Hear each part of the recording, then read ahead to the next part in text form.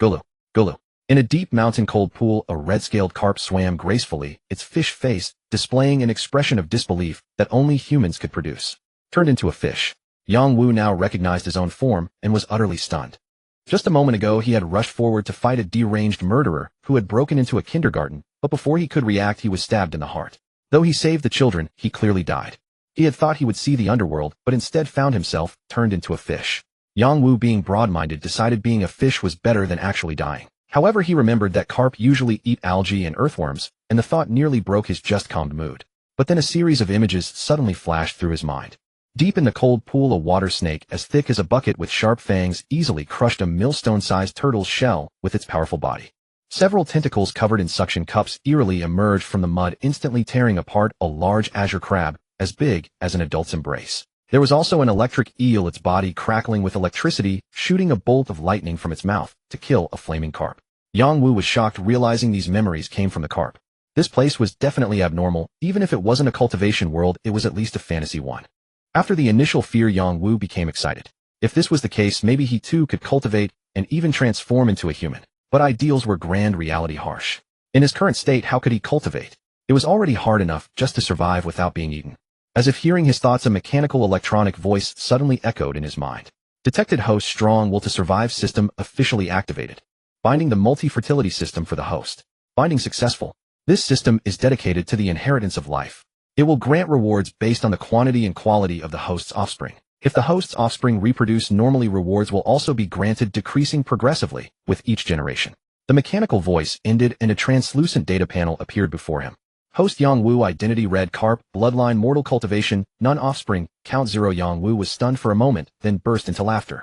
He knew it. A righteous youth like him who had performed a heroic act wouldn't be transported without a golden finger. Here it was. But this golden finger seemed a bit improper. Rewards for reproduction. The rewards included cultivation techniques, magical artifacts, and many other unimaginable resources. This was a huge shortcut. After all, cultivation required resources, companions, and techniques. All headaches for cultivators. He didn't have to worry, he just needed to reproduce. He recalled that carp are externally fertilized, which made him much more accepting. Regardless, let's first see how the rewards work. Having seen the carp's memories, Yang Wu felt a sense of crisis and eagerly began to try.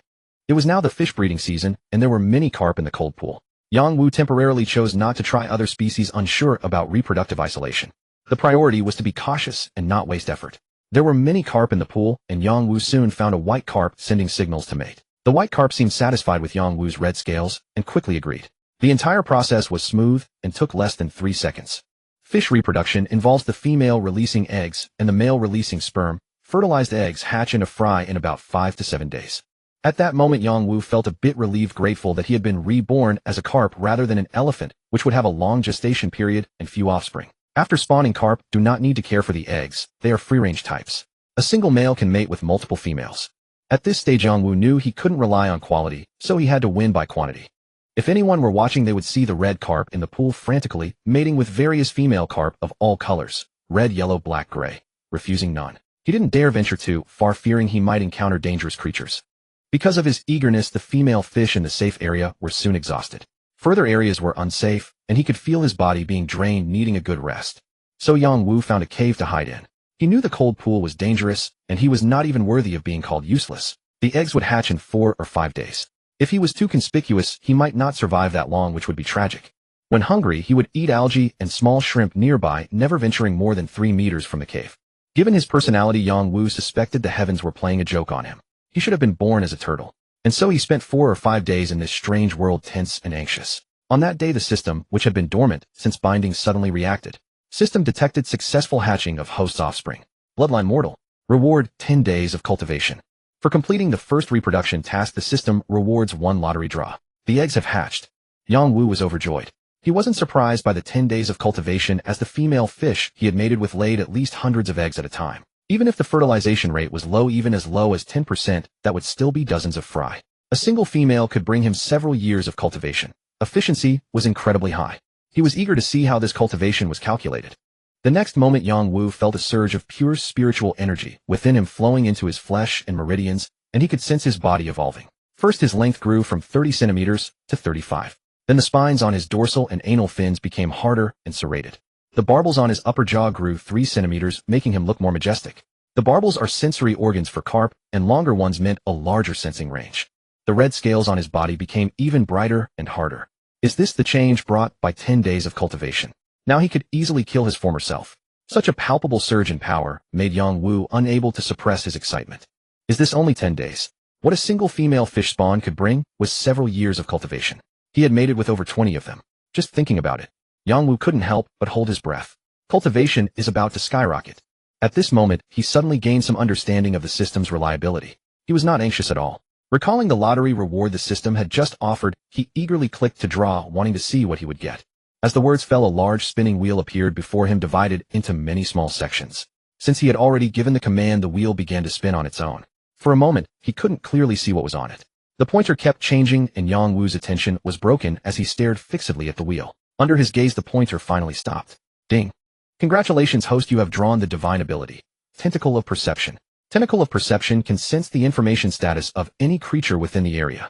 If the target's cultivation is more than 3 minor realms above or below, the host's specific information cannot be perceived. Note the perception range is consistent with the host's divine sense range. The system panel provided the corresponding explanation for the Tentacle of Perception. Yang Wu's eyes lit up. This divine ability was very practical. Although the perception range was affected by divine sense, with this system the tactic of playing pig to eat the tiger was useless for him. If he couldn't win, couldn't he just run? After all, to achieve immortality, one must first learn not to provoke enemies one cannot defeat. Being submissive before the strong and aggressive before the weak.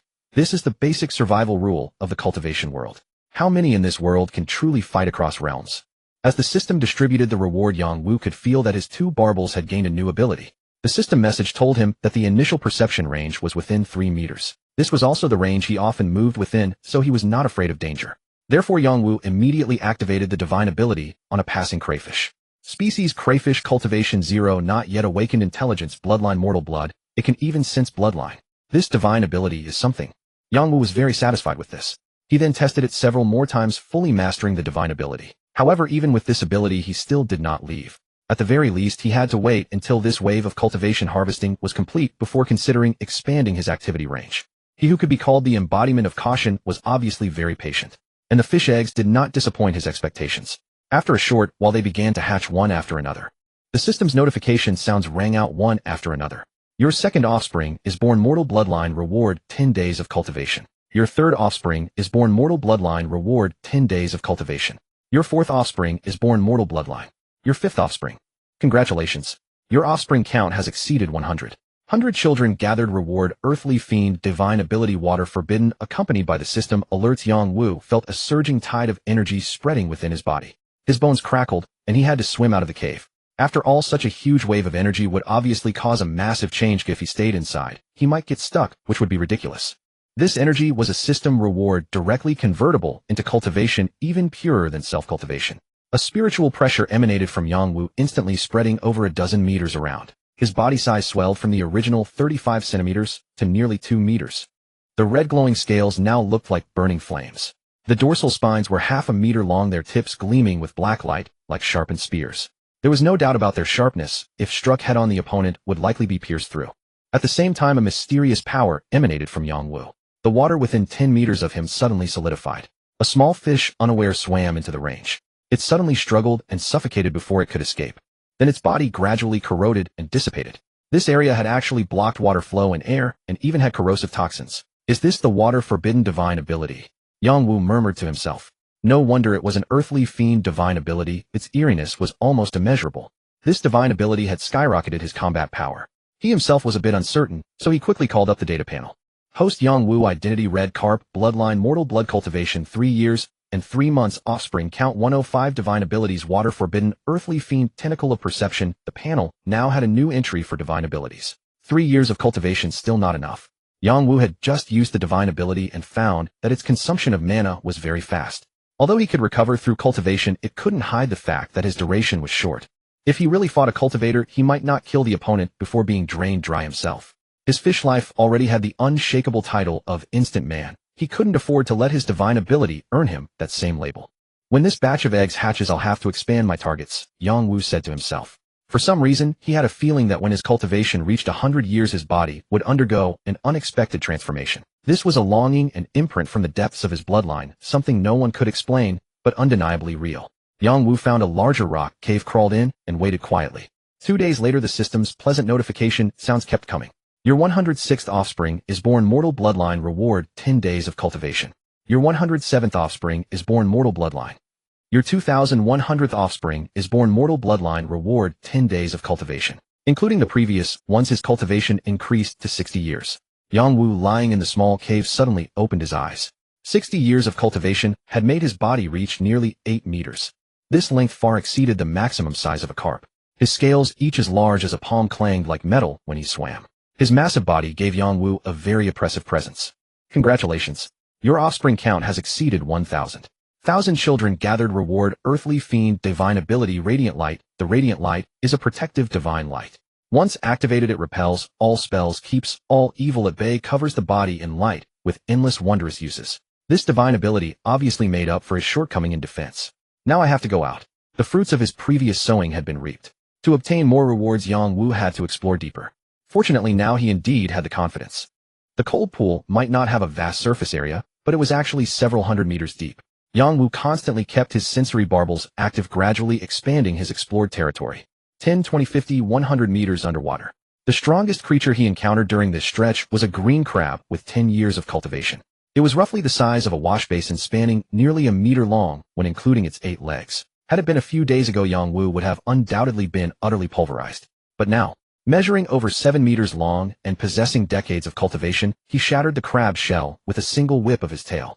Afterward, he feasted on a magnificent crab banquet. The meat and roe of a crab that had awakened its spiritual intelligence possessed an exquisite sweetness. For Yang Wu, who had been cooped up in his cave eating nothing but algae and tiny shrimp for days, this was a magnificent feast. With his massive increase in size, his appetite had grown voracious.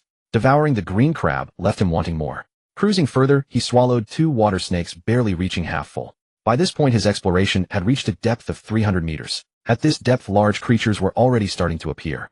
He was hesitating over whether to dive down and probe the very bottom. Suddenly, a low, muffled whimpering sound echoed through the water as a massive dark shadow rapidly ascended. Yang Wu tensed, instantly sensing that the entity had locked onto him. His eyelids twitched, his entire musculature tightening, as he secretly readied his divine ability. The shadow moved with incredible speed. In the blink of an eye, it breached the range of Yang Wu's sensory divine ability. Species: softshell turtle. Cultivation: 38 years. Bloodline: mortal blood. Talent: venom. This turtle survived after accidentally consuming a toxic elixir, thereby awakening its spiritual intelligence and gaining the ability to spit highly corrosive venom that can easily dissolve iron. It actually possesses a talent. It seems this turtle is already one of the formidable overlords of this cold pool. With only 38 years of cultivation, I can take it. Seeing these stats, Yang Wu instantly felt at ease. Nevertheless, adhering to the principle of caution above all else, he immediately activated his divine ability, Divine Light. A blinding golden light erupted from his body. Then he lunged forward, his entire form hurtling like a falling star straight toward the turtle. Although the latter had awakened its spiritual intelligence, it had not yet transformed into a demon and remained rather dim-witted. Seeing the massive glowing orb rushing toward it, it instinctively pulled its head back into its shell. Immediately after, a horrific shriek echoed through the depths. Yang Wu's dorsal spines, infused with dermic power, had pierced straight into the gaps of the shell. The razor-sharp spines skewered the large turtle huddled inside its shell right through. Before it could even unleash its talent, it was already on the brink of death. After a few violent thrashing movements, it went completely still. Fool. Yang Wu could not help but curse. He had originally anticipated a fierce battle, considering the creature possessed nearly 40 years of cultivation, which should not have been easy to kill. Yet who would have thought that upon seeing his divine ability, its immediate instinct was to withdraw into its shell for self-preservation.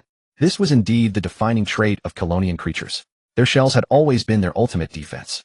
Unable to dodge the sudden onslaught of the glowing orb, hiding was its natural response. Against other predators, this defense would be virtually impenetrable, as they could never reach the body hidden inside. Unfortunately for the turtle, it encountered Yang Wu, whose dorsal spines, nearly a meter long, could exploit any gap perfectly. Thus the giant turtle met its bitter end. I cannot explore any deeper for the time being, Yang Wu thought. Gripping a corner of the shell in his jaws, he dragged the turtle's carcass back toward his cave.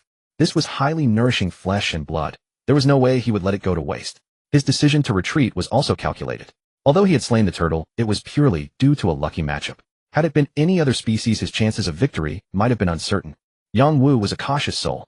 Without the certainty of absolute dominance, he would never engage in a head-on clash. An expanded area of 300 meters was more than sufficient. There were plenty of large carp here. If he harvested them all, he would very likely break through the 100-year threshold. By then this cold pool would hold virtually no danger for him, making it the perfect time to venture deeper. And so Yang Wu set off once again to find female fish to mate with. Because of his massive size compared to the other carp, the process was rather awkward. However, where there was a challenge, he was determined to overcome it. He waited for the female fish to lay their eggs, secured them with his dermic power, and then fertilized them, sparing himself the trouble of dealing with the females directly. After finishing his tasks, he recalled the turtle carcass in his lair. The creature possessed cultivation. If he used its flesh and blood to nurture the fish eggs, would it enhance their bloodline? Perhaps he could take an elite breeding approach. There's no harm in trying, he thought. At worst, he would lose a bit of meat, which mattered little. If it succeeded, he would reap massive rewards. Decisive as always, Yang Wu gathered a portion of the eggs, returned to his cave, and wrapped them in the turtle's blood, using his dermic power to begin the experiment. Some eggs could not withstand the energy, their life signs fading instantly. However, some succeeded, turning a vibrant blood red. Yang Wu calculated the success rate to be roughly 1 in 10, which was actually quite decent. I just don't know what kind of benefits these blood red eggs will bring me. Unsure of how much cultivation these experimental subjects would yield, Yang Wu did not dare risk all his eggs, producing only 10 blood red eggs in his first attempt. The remainder were left as ordinary eggs. However, perhaps due to his increased power, the total number of successfully developing eggs was half compared to his first batch, which filled Yang Wu with worry. Would his success rate continue to decline in the future? If so, how was he supposed to raise his cultivation? Fortunately, 5 days later, as the ordinary eggs began to hatch, his frown turned into a beaming smile. Your 2111th offspring has been born. Mortal bloodline. Reward 1 month of cultivation. Although it was still a mortal bloodline, the cultivation rewarded was 3 times what it used to be. Calculated this way, his rate of harvesting dermic power would not decrease, but would actually increase. I knew it. How could the system have such a bug? Yang Wu comforted himself with a chuckle. After all, if things had gone the way he previously feared, this system would have become completely useless in the later stages. Fortunately, the system still delivered. As the notification chimes rang out one after another, Yang Wu's cultivation steadily approached the monumental 100-year mark. And just as he was on the verge of breaking through, the system's notification suddenly changed from before. Your 2401st offspring has been born. Bloodline mutated, possessing a slight chance of demon transformation. Reward 1 year of cultivation. Your 24020 offspring has been born. Bloodline mutated, possessing a slight chance of demon transformation. Reward 1 year of cultivation. Following that, those 10 blood red eggs without exception hatched into offspring with a chance of transforming into demons. He gasped in shock. After doing the math, those 10 eggs alone had brought him a full 10 years of cultivation. This was vastly more efficient than relying on sheer numbers, making his heart race with excitement. He began to wonder if he could secure enough flesh and blood along with enough eggs, he could launch a breeding program to rapidly elevate the quality of his offspring. Who would have thought I'd end up in scientific research? Yang Wu joked to himself. Then it suddenly dawned on him that his cultivation seemed to have broken the 100-year mark, and he was instantly filled with excitement. 100 years. Is it finally happening? Just as Yang Wu was imagining the outcome, the system's final reward notification arrived. In that instant, Yang Wu's aura surged explosively. The scales on his body began to blaze with crimson flames, his fish form elongated in the blink of an eye, and within a mere moment, he had grown to a length of 3 zhang. His long whiskers danced, and a heavy oppressive pressure emanated from his form. He felt that now, even without relying on his hard spikes, he could shatter the defense of that giant turtle with a single strike. All life near the cold pool trembled in terror at this moment. For this was a transformation of life's essence, 100 years of cultivation leading to demon birth, and from then on Yang Wu had set foot upon the path of demonic cultivation. At the same time, Yang Wu noticed that his own body seemed to have changed. His head was flattening, somewhat resembling a snake, and his fish mouth was densely lined with sharp teeth. This was not at all what a carp should look like. Could it be evolution? Yang Wu froze entirely, then without hesitation, he summoned the system panel. Host Yang Wu identity: red carp dragon bloodline, carp dragon cultivation 109 years equivalent to chi refining layer 5, number of offspring 2011, divine abilities water restriction earth fiend divine ability, sensing whiskers radiance earth fiend divine ability. So he had become a carp dragon. Yang Wu was somewhat stunned. Although it contained the word dragon, it was clearly still a fish. Yet the defense and biting power of a carp dragon far surpassed that of a common carp. To put it bluntly, his species had changed. If he could become a carp dragon in 100 years, what about 1,000 or 10,000 years? Would there be a chance to evolve into a flood dragon, or even a true dragon? At this thought, Yang Wu became utterly exhilarated. After all, the love for dragons is deeply ingrained in the blood of every Chinese person. The annotation in the cultivation column, equivalent to chi refining, also made Yang Wu realize that the world he now inhabited was one of immortal cultivation civilization. In the realm of immortal cultivation, becoming a dragon was no issue at all. With this goal in mind, Yang Wu, now a demon, was filled with boundless motivation. Now that his bloodline had transformed, it meant he could improve the quality of his offspring. But a child's starting point cannot rely solely on the father, it also depends on the mother. Yang Wu muttered to himself. He had observed before that the eggs of older female fish had higher hatch rates. If the female also possessed cultivation, the success rate would surely skyrocket and the rewards would be extraordinary. Thus, finding a female fish with cultivation suddenly became the most urgent task. Before his demon transformation, he had been a bit timid. But now, his strength was not inferior to the monsters in his memory. Even if he couldn't win, he could retreat unscathed. Just as he was about to set off, the system suddenly chimed with a notification. Congratulations. The number of your demon-born offspring has exceeded 10. 10 offspring have achieved demonic transformation. Reward Earth Fiend Divine Ability Body Freeze. Immediately, information about the Body Freeze divine ability flooded into Yang Wu's mind, and his eyes widened. He couldn't help but exclaim inwardly. It was a powerful control skill.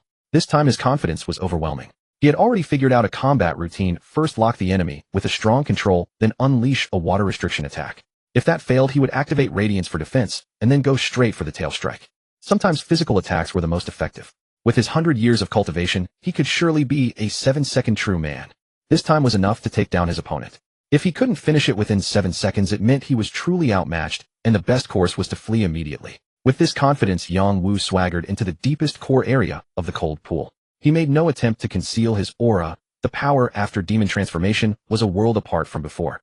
To creatures of the same level, they were like enormous searchlights in each other's eyes. Therefore, the moment Yang Wu stepped in, several auras of comparable strength in the depths of the core area began to stir. After a series of strange mental collisions, a pair of blood-red eyes lit up in the darkness. Then a massive body cast a shadow as it swam toward Yang Wu's position. This was a test to see if the intruding demon had the strength to remain in the core area. For in the eyes of the few demonic beasts, only those who had undergone demon transformation were considered peers. If one had the strength, they could stay. If not, being devoured was their own fault. Such was the law of survival among demons, survival of the fittest. Yang Wu sensed the disturbance in the core area as soon as it happened. This was because his sensing whiskers had greatly expanded in range after his demon transformation. He did not flee. Instead, he watched the approaching creature's panel data with interest.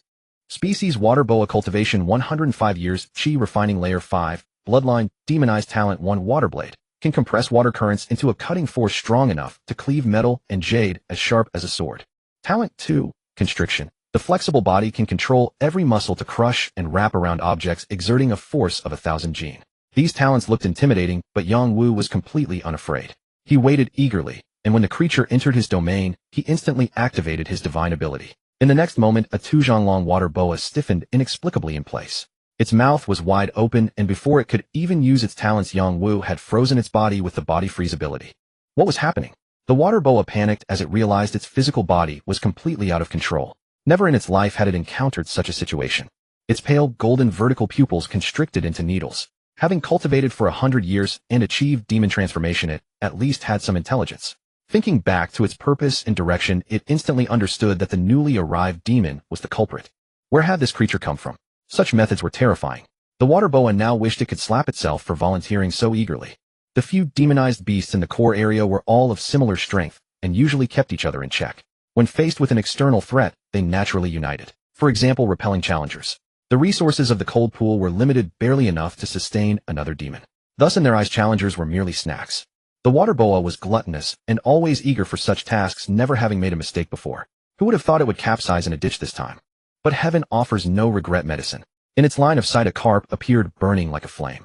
The creature's 3-zhang body proclaimed its demonic strength and its identity as an intruder. The creature merely glanced at it, then a tremendous force crashed down upon its head. That single blow felt as if its brains had been shattered. Before it could react, the fish tail came down like a storm of blows. Spare my life. Although its body was completely immobilized, its ability to speak remained unimpeded. With blood gushing from its 7 orifices, the water anaconda cried out desperately for mercy. If the fight continued, it feared it would perish at the hands of this newly emerged demon. When that time came, those old fogies in the core region would not only refuse to avenge it, but might even seize the opportunity to swallow up its territory. Given their despicable nature, they would absolutely do such a thing. Furthermore, after a century of cultivation, to transform into a demon, members of the demon race could successfully refine the transverse bone in their throats, thereby gaining the ability to speak the human tongue. Yang Wu had naturally refined his as well, but with no humans or demons to communicate with on a regular basis, he had almost forgotten about it. You asked for mercy, and I should just spare you. What a pipe dream. If my senses serve me right, you came here just now with the intent to kill me, didn't you? Since your skills are inferior, you deserve to die. Yang Wu spoke with utter disdain. It was evident that he was entirely unmoved by pleas. His divine ability lasted 7 seconds, and only 2 had passed. In the remaining 5 seconds, he was fully capable of sending this water anaconda to the afterlife. This was after all the flesh and blood of a transformed demon. Even if he did not consume it himself, using it to nurture the fish eggs would be highly beneficial. The water anaconda was utterly dazed, never expecting the other party to be so ruthless and uncompromising. Did he not fear that it would fight to the bitter end in a desperate, mutually destructive struggle? As this thought crossed its mind, the water anaconda fell silent. The reason was simple: with the opponent's ability to immobilize it, the only outcome would be its own demise while the opponent remained unscathed. Realizing this, the water anaconda grew even more terrified. Having struggled so hard to achieve demon transformation, how could it perish so easily? It could not help but shout desperately, "Please, great king, spare my humble life. I am willing to serve you and offer all my treasures." This carp spirit was clearly an outsider. For him to invade with such fanfare, he was undoubtedly plotting to seize the treasures of the core region. If it could offer them up, the other party might just grant it a lease on life. Sure enough, after it finished speaking, it noticed that the heavy blow had delayed indefinitely, and it could even move its body again. It was instantly filled with a mixture of shock and joy. However, before its jubilation could settle, the other party's cold voice drifted over. "You had better prove useful. Otherwise, killing you would be no different from crushing an ant." Yang Wu also realized that he was entirely ignorant of the core region's environment. Having this snake demon at his service would save him a great deal of trouble. For instance, he could have it locate female fish with cultivation in the vicinity. What the great king says is absolutely true. Your Majesty's magical power is boundless. Seeing that the other party had withdrawn his divine ability, the water anaconda was overjoyed. Its golden pupils darted about as it quickly began to fawn over him. "You have never been to the core region before, have you? There are many treasures here, but they have been hidden away by those old fogies. Without a guide, you will surely be deceived by them. I will take you there right away." The water anaconda absolutely refused to be the only demon suffering a loss. It knew the strength of those other old fogies like the back of its hand.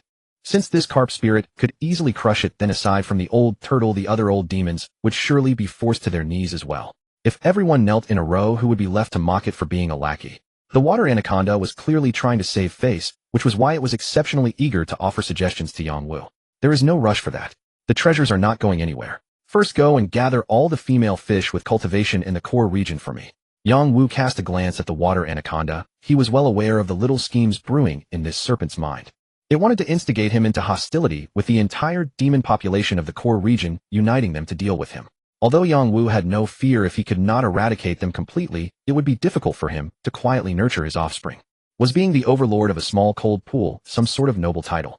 His ultimate pursuit was to transform into a dragon. The water anaconda had not expected that the other party would not fall for the bait. He was clearly not an impetuous novice who had just gained power. Now escaping would be far more difficult. "I advise you to put away your petty schemes. Although I might not kill every single demon in the core region, if you dare to plot against me, I guarantee that not a single demon will be able to protect you. Now move. If you fail, I will devour you myself, you useless trash." Yang Wu's aura surged intensely, resembling a blazing fire, causing the water anaconda's pupils to shrink abruptly. "This servant will attend to it immediately." From the display of power, the water anaconda could sense that the opponent had not even exerted his full strength when dealing with it. This realization terrified it even further. Possessing both intellect and overwhelming power, the water anaconda instantly discarded all its petty schemes. Although it did not comprehend why the other party sought female fish, this was clearly not the time to ask questions. Its priority was to obediently complete the task and preserve its own life. Having subdued the water anaconda, Yang Wu naturally laid claim to its territory in the core region. True to the lair of a century-old transformed demon, the cave was exceptionally spacious, adorned with numerous glowing night pearls and a massive shell bed. Compared to this, his previous cave was practically garbage. As for those night pearls and the shell bed, they originally belonged to a transformed clam spirit. After she was slain, her remains were left behind, allowing the water anaconda to reap the benefits. But now this fortune naturally belonged to Yang Wu. He made a trip back to bring over the 10 fish fry with the potential to undergo demon transformation, along with dozens of female fish. As for the thousands of tiny fish, it was not that he had forgotten them, but rather because their constitutions were too weak to withstand the pressure of the core region. Bringing them along would only result in their death. If only I had a pocket dimension, it would be so much more convenient. Hampered by these limitations, Yang Wu could not help but fantasize. He then shook his head. While storage rings might be common in the cultivation world, a pocket dimension that could harbor living creatures was exceedingly rare. Let alone now, when he was in a remote mountain ravine. Even if he were to occupy a major sect, they most likely would not possess one. For now he would focus on steadily gathering experience. Perhaps the system would show some favor and reward him with a pocket dimension one could never tell. Meanwhile, after the water anaconda's failed ambush and the loss of its cave, the other demons in the core region merely cursed it as useless trash. Just as Yang Wu had anticipated, these old loaches possessed mediocre cultivation, yet their survival instincts were stronger than anyone else's. Their strengths were all on par. If one went and perished, why should another follow suit? Who would commit such a brainless act? If they possessed such foolish minds, they would never have survived long enough to achieve demon transformation. Consequently, they adopted a surprisingly unanimous wait-and-see attitude, behaving as though they believed that since the newcomer had struck the water anaconda, they would be spared. As long as they united, could the newcomer possibly deal with them all at once? So long as they kept a low profile, everything would be fine. However, they remained completely unaware that the newcomer this time was a cheat-like existence. The equilibrium they envisioned would not last for long. Fearing Yang Wu might devour her in earnest, the water python devoted herself wholeheartedly to the task. Within merely half a day, she had gathered all the female fish within the core zone, their numbers surpassing 50. The gathered females ranged in cultivation from merely 3 or 4 decades at the low end to 5 or 6 decades at the highest. Yang Wu was quite satisfied. Had he sought them himself, efficiency would certainly have been far inferior. For this reason, he softened his attitude toward the water python slightly, though he remained ever vigilant against the treacherous creature. Its scheming mind left no room for complacency. Gazing upon the female fish, a question arose in Yang Wu's mind. He asked the water python, "Are there any female fish in the core zone that have already undergone transformation?" Fish constituted the predominant sentient beings within the pond, which meant the probability of demonization should be considerably higher than among other species. If he could mate with a female that had achieved transformation, the rewards would surely be extraordinarily abundant. Great King, there are such creatures, yet this humble one is unable to bring it here. I cannot defeat it. The water python's expression darkened with a sickly hue, clearly recalling some unpleasant memory. So one truly exists. A smile crept across Yang Wu's face, and he promptly urged the python to describe that female in detail. After all, the fact that his subordinate regarded it with such profound dread suggested its abilities were formidable, possibly even surpassing Yang Wu's own at present. Observing Yang Wu's earnest demeanor, the python immediately grasped that this determined fish demon genuinely harbored ambitions toward the Forbidden One. Her own calculations grew ever more restless. In her eyes, both the Forbidden One and that other fish deserved death. Moreover, given the forbidden female's disposition, she would never accept mating with an ordinary fish. This was an inherent contradiction. As long as she carefully navigated the situation and allowed the two to destroy each other in a fierce battle, she could reap the ultimate benefit without lifting a fin. Thus she withheld nothing and revealed all she knew. Not merely an ordinary transformed fish. This is splendid beyond measure. Yang Wu learned that the female possessed a trace of flood dragon bloodline, and his delight deepened accordingly. Unlike the spirit beasts among them who achieved transformation through later cultivation, that female had been sealed here since long ago. Unable to leave her restricted territory, it was precisely this constraint that afforded the other pond creatures the opportunity to undergo demonization. The python knew these details so clearly because after achieving transformation herself, she had arrogantly roamed the core zone, challenging anyone who crossed her path, only to provoke the forbidden entity and nearly lose a century of cultivation in an instant. Only her swift escape from its territory had spared her life. Then this complicates matters considerably. By the python's estimation, that female possessed at least several centuries of cultivation, possibly already reaching the rank of a great demon. Otherwise, there would have been no need for sealing. In terms of cultivation equivalence, a 1,000-year great demon corresponded roughly to a foundation establishment expert among cultivators. The chasm between foundation establishment and chi refining was immense. The former could annihilate the latter with effortless ease. Even a so-called chi refining master at the peak remained utterly defenseless before a foundation establishment cultivator. Though these were merely his conjectures, Yang Wu would not entertain thoughts of confronting that transformed female anytime soon. He resolved to wait until his cultivation advanced by another 100 years, then cautiously probe from afar, using his sensory tendrils. If he proved capable of overcoming her, he would seize her immediately. The system would surely bestow upon him a magnificent surprise. You may withdraw for now. I shall summon you should anything arise. The python understood that patience was essential. Their confrontation was inevitable in due course. She departed in high spirits. Once she was gone, Yang Wu eagerly set about completing the task involving the 50 female fish. He had long stockpiled his reserves and had merely lacked suitable targets. These females in his eyes represented pure cultivation rewards, as swift as ever. Due to the substantial increase in both his body size and cultivation, each storage cycle now held dozens of times more than at the beginning. Accounting for the controlled volume expelled each time, all 50 females were finished within a day and a half. What remained was merely waiting, yet a fresh concern weighed upon his mind. In his previous world, female fish typically spawned only once per year. However, this was a cultivation realm. Judging by the recovery of the females after the first batch, that limitation would likely be broken. He had experimented with feeding them spirit-infused flesh, which accelerated recovery. Yet, even so, 2 months would pass before the next mating cycle. His cultivation would suffer significant setbacks. The fundamental problem remained insufficient numbers. Clearly, the urgent priority for rapid growth was to relocate to a larger lake, or perhaps even the sea. This pond was ultimately too small, and since he had been reborn as a fish rather than an amphibian, he could not venture onto land. Relocation was exceedingly difficult. I should ask that water python whether any exit exists that I am unaware of. Yang Wu thought as much.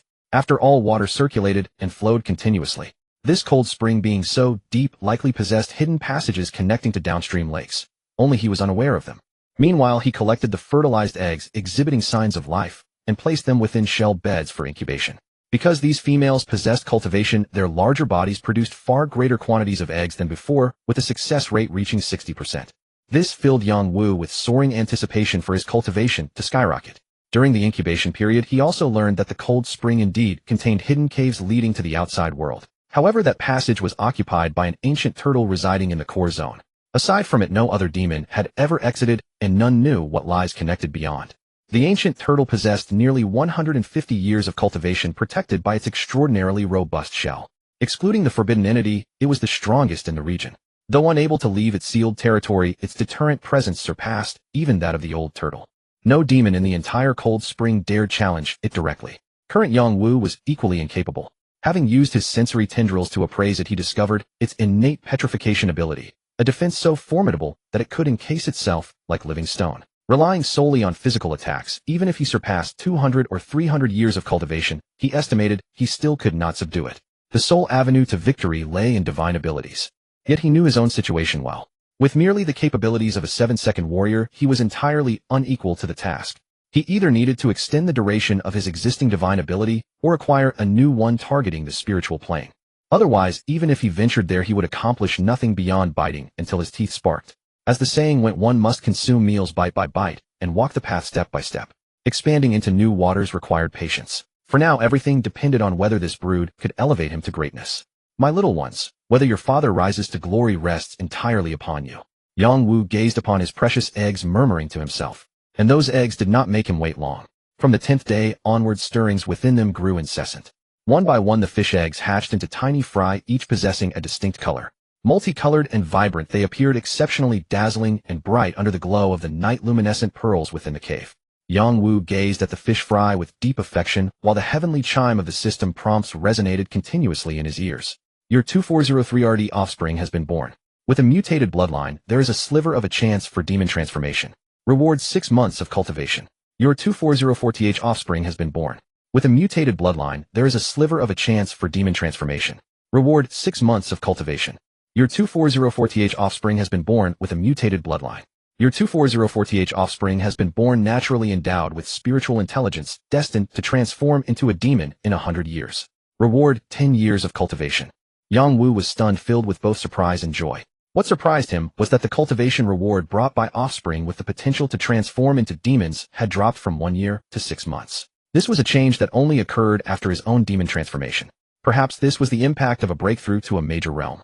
If so, the cultivation increase provided by ordinary mortal fish offspring could be considered virtually non-existent. Only those offspring with mutated bloodlines and the potential to become demons were of any help to him. Yang Wu's plan to boost his cultivation through a massive number of mortal fish was now completely unviable. On the other hand, his joy stemmed from the fact that when an offspring destined to transform into a demon appeared among his descendants, the system reward was a staggering 10 years. This validated his previous conjecture: the more extraordinary the female fish, the higher the probability of their offspring transforming into demons, and the more bountiful the rewards would be. Congratulations, the number of your demon-transformed offspring has exceeded 100. For 100 offspring transforming into demons, you are rewarded with the earthly fiend divine ability Hutian. Delight welled up in Yang Wu's heart. He had actually received another divine ability reward. According to the system's description, the Hutian divine ability made him ecstatic. Simply put, this divine ability allowed him to open up a grotto heaven within his body, the size of which depended on the cultivator's cultivation level. However, no matter how small the grotto heaven was, it could accommodate living creatures, perfectly meeting the requirements Yang Wu had previously desired. The minimum requirement to open a grotto heaven was for the host to possess 100 years of cultivation, and once opened the smallest scale would be 10 cubic meters in size.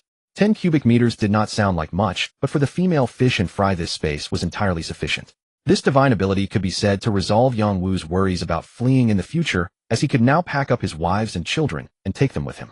However, he was in no hurry to open it, as the system specified a minimum of 100 years of cultivation, and minimum often implied a low success rate.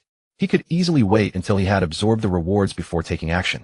Meanwhile, almost the entire batch of fish eggs had hatched, followed immediately by a massive wave of cultivation rewards as pure spiritual energy exploded within his body.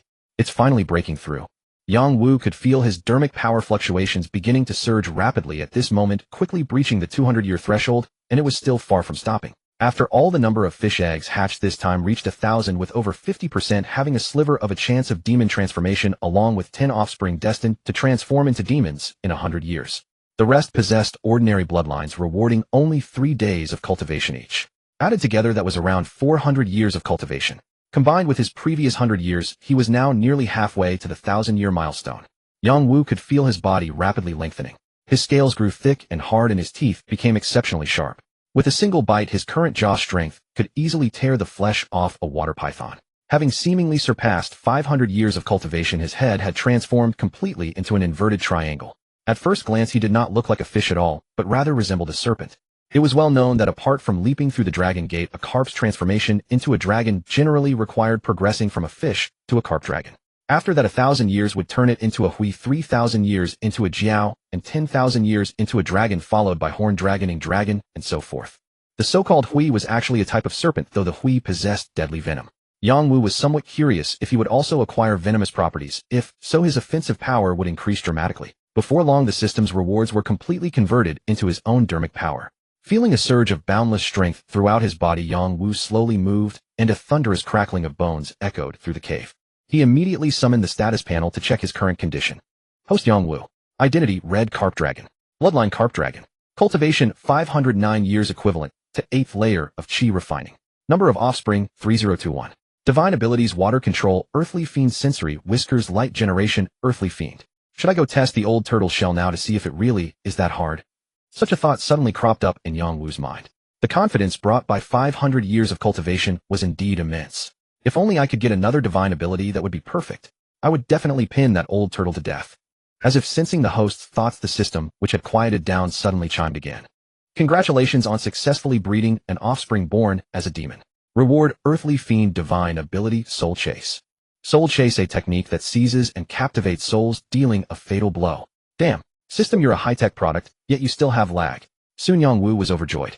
One had to know that this was a technique targeting the soul, and the souls of the demon race were inferior to those of the human race. Even among the human race who excelled in the Tao of the soul, they would only delve into soul cultivation after reaching the foundation establishment stage. Using this technique to deal with a turtle demon with barely over 100 years of cultivation, wouldn't that be child's play? Yongwu's confidence soared. He had been overly cautious for too long due to his insufficient cultivation. In this cold pool, apart from that female fish suspected of being a grand demon, did he have any reason to fear the other demons? Even if they all came at once, they would only meet their doom. Now was the time to strike hard. Yongwu sent a voice transmission to the water python instructing him to spread the word to all the demons in the core area. In half a day, he would pay them a visit one by one. If they chose not to submit, death would be their only option.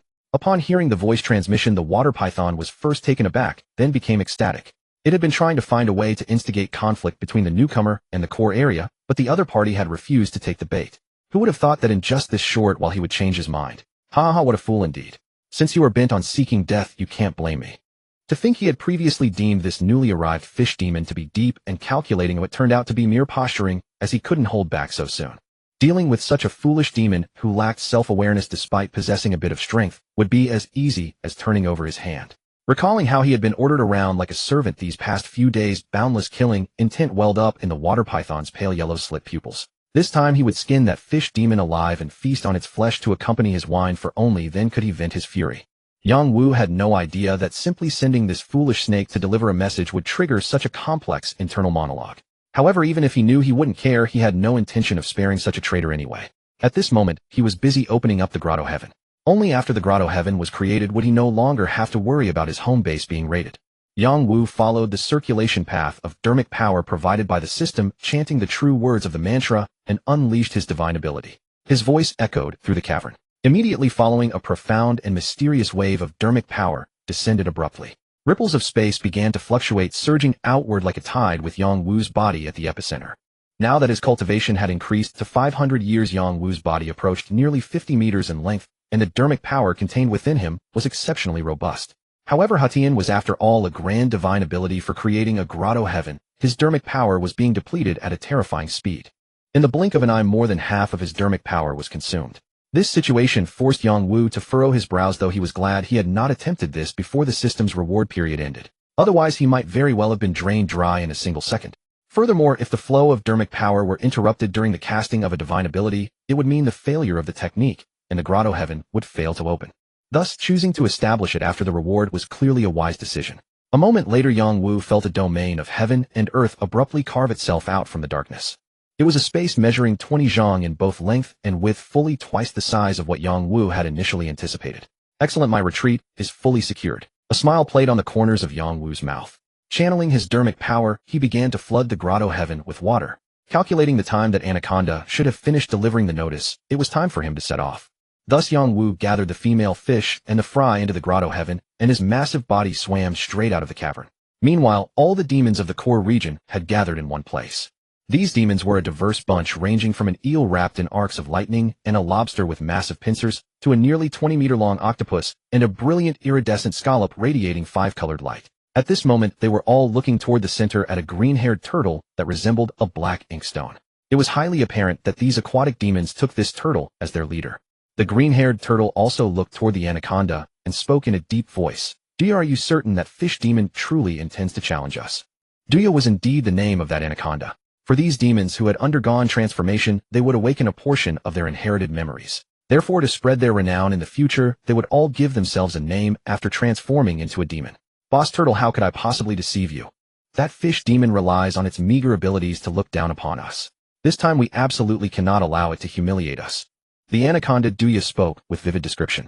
Although the other demons had been skeptical upon first hearing the news, on second thought, there was absolutely no reason for Duya to lie to them. After all, the truth of this matter would be revealed shortly. If it were true, with so many of them gathered together, what was there to fear? And if it were false, they would simply tear Duya, this troublemaking fool, to pieces. I thought that if it kept to itself, we could just let it occupy a piece of territory. Since it is so restless, then it can go to hell. Only in death will ambition truly vanish. The one speaking was the scallop, its iridescent multicolored shell lending it a twisted, eerie appearance. This was also the consensus of the other demons. They had gathered here precisely to slay that arrogant fish demon who knew not the heights of the heavens. However, they were not foolish. Before this, they had already learned of the fish demon's combat methods from Duya's mouth. Regarding its bizarre freezing ability, the demon's devised strategy was to disperse and attack.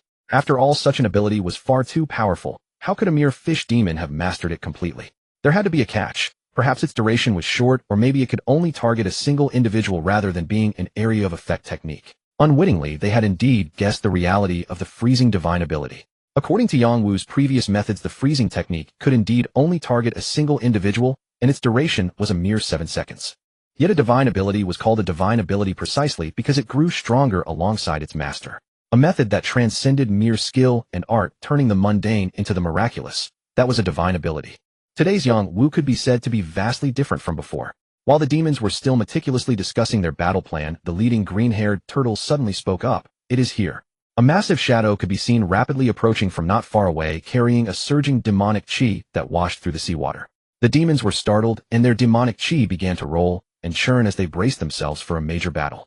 Over a century of cultivation had taught them the habit of facing enemies with their full strength. For those who underestimated their foes, never survived long enough to transform into demons. You are here.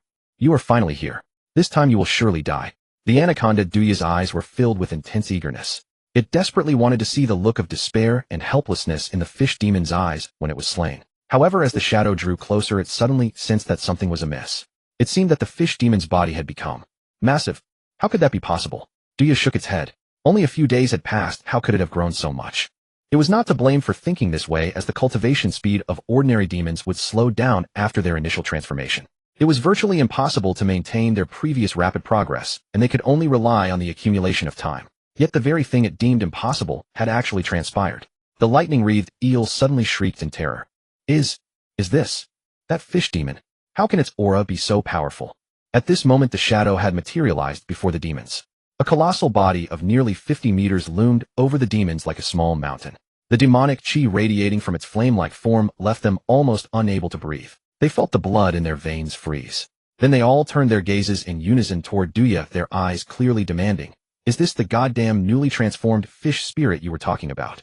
To hell with newly transformed. This dense demonic chi and massive physique indicated a cultivation of at least 400 years, nearly several times their own. One had to know that even the green-haired turtle who had always suppressed them possessed only 150 years of cultivation.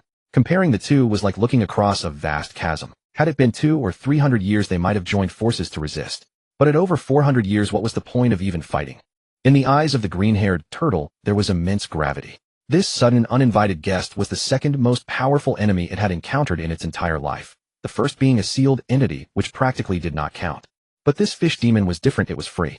With such dense demonic chi, if they fought the turtle was not even sure if its petrification ability could withstand the onslaught. While they were all shocked beyond measure, Duya, who had seen Yongwu's previous form, was on the verge of madness. No. Impossible. You were clearly not like this before. It could not fathom how in just a few days, even with a dragon lineage, one could make such terrifying progress. Had this fish demon hidden its true strength before? Was the purpose to play the pig to eat the tiger, tricking it into lowering its guard? But with this level of strength, was there any need for such a redundant move? Had it shown this strength earlier, how could Duya have dared to harbor any treacherous thoughts? Recalling the fish demon's warning that it would be killed if it played any more tricks, a shiver ran down Duya's spine. Its slitted pupils darted around, and its instinct for survival made it instantly cast aside all dignity. My king, your humble servant has lured all the demons of the core region here, as you commanded. These demons actually conspired to harm you, my king. Their intentions are treacherous, and they deserve to die. Seeing it shift its sails so shamelessly, the other demons were instantly enraged. Duya, you traitor! Leading the wolf into the house. You deserve 10,000 deaths. I knew this venomous snake was untrustworthy. Kill it. Kill. Although these demons were enveloped in soaring demonic chi and freezing intent to kill, none of them made the first move. Because this small mountain, looming over their heads, was simply too terrifying. If they made a move, they might immediately face utter annihilation. Oh, you are actually so sincere. I thought you had betrayed me to deal with me alongside these external demons. A playful glint flashed in Yongwu's eyes as he watched this double-crosser perform with amusement. Hearing this, Duya shook its head like a rattle. Your humble servant is utterly loyal to you, my king. Heaven and earth can bear witness. It did not feel humiliated at this critical juncture. Saving its life was paramount. Given the fish demon's power, the other demons would definitely not dare to strike. If it did not sell them out now, was it supposed to wait until it was dead? Since you are so loyal, I must reward you properly. In that case, you can go to hell. What? When Duya heard about the reward, he hadn't even had time to rejoice before the following words froze his entire serpent body. It raised its head in terror, but before the words of supplication could leave its mouth, it simply fell straight down, stiff as a board. Its vital energy withered rapidly. This bizarre scene terrified the gathered demons, their faces draining of color, as they had no idea what manner of technique this was. Duya's cultivation base was roughly on par with theirs. This fish demon had killed him so effortlessly, which meant it possessed the capability to do the same to them. I, Jianlong, am willing to submit. I beg your majesty to spare this lowly demon's life. The eel demon, crackling with electrical energy, broke first under the pressure and began begging for mercy. Following close behind, all the other demons spoke up in unison, save for the green-shelled turtle. They feared death, yes, but more so the absurdity of dying without understanding why. Why are you the only one not speaking? Yongwu didn't answer directly. Instead, he turned his gaze toward the silent green-shelled turtle, studying it with clear curiosity. The green-shelled turtle remained composed. Because in my view, you would never spare us. Whether we struggle or not, death is certain. What purpose serves wasting breath on empty pleas? Those demons who had just begged for mercy fell silent, for they could feel the killing intent still radiating from their captor despite their supplications. The turtle's words struck Yongwu as amusing. He had indeed come with no intention of letting them live. With Duyo's betrayal serving as precedent, eliminating them all would have been the simplest approach. But now, his thoughts had shifted. If you can provide a reason, I might consider sparing your life. The same applies to you all. Yongwu glanced at the remaining demons. With overwhelming strength behind him, his confidence had grown. The demons fell silent, recognizing this as their chance to buy their lives. They frantically searched their possessions for anything valuable enough to offer. Having lived for a century, each demon possessed considerable treasures, and now they produced them all under the desperate pressure to survive.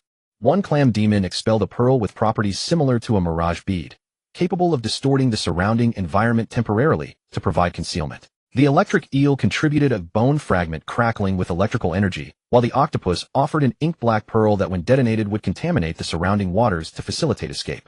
To everyone's surprise, the lobster presented a bronze spearhead covered in mottled verdigris and dried blood. The moment this spearhead appeared, a chilling sensation ran through Yongwu's body. He suddenly realized that when complete, this weapon must have been an extraordinary killing tool of tremendous power. He had actually stumbled upon a treasure. A smile crossed Yongwu's face, and considering these offerings, he decided to spare their lives, for now, since he hadn't truly exerted himself. His gaze then settled on the green-shelled turtle, the one he had been most eager to see. Sensing this, the turtle calmly withdrew a jade scroll from its shell. This intelligence I've gathered regarding the passage connecting to the external waters should prove useful to you. Moreover, I am willing to surrender my cave for your majesty's use. Green-shelled turtle's words struck directly at what Yongwu most wanted to know. According to the water python, the hidden passage to the outside world lay within this very cave. Its offer was an unmistakable gesture. Very good. I am satisfied with your gifts, especially yours.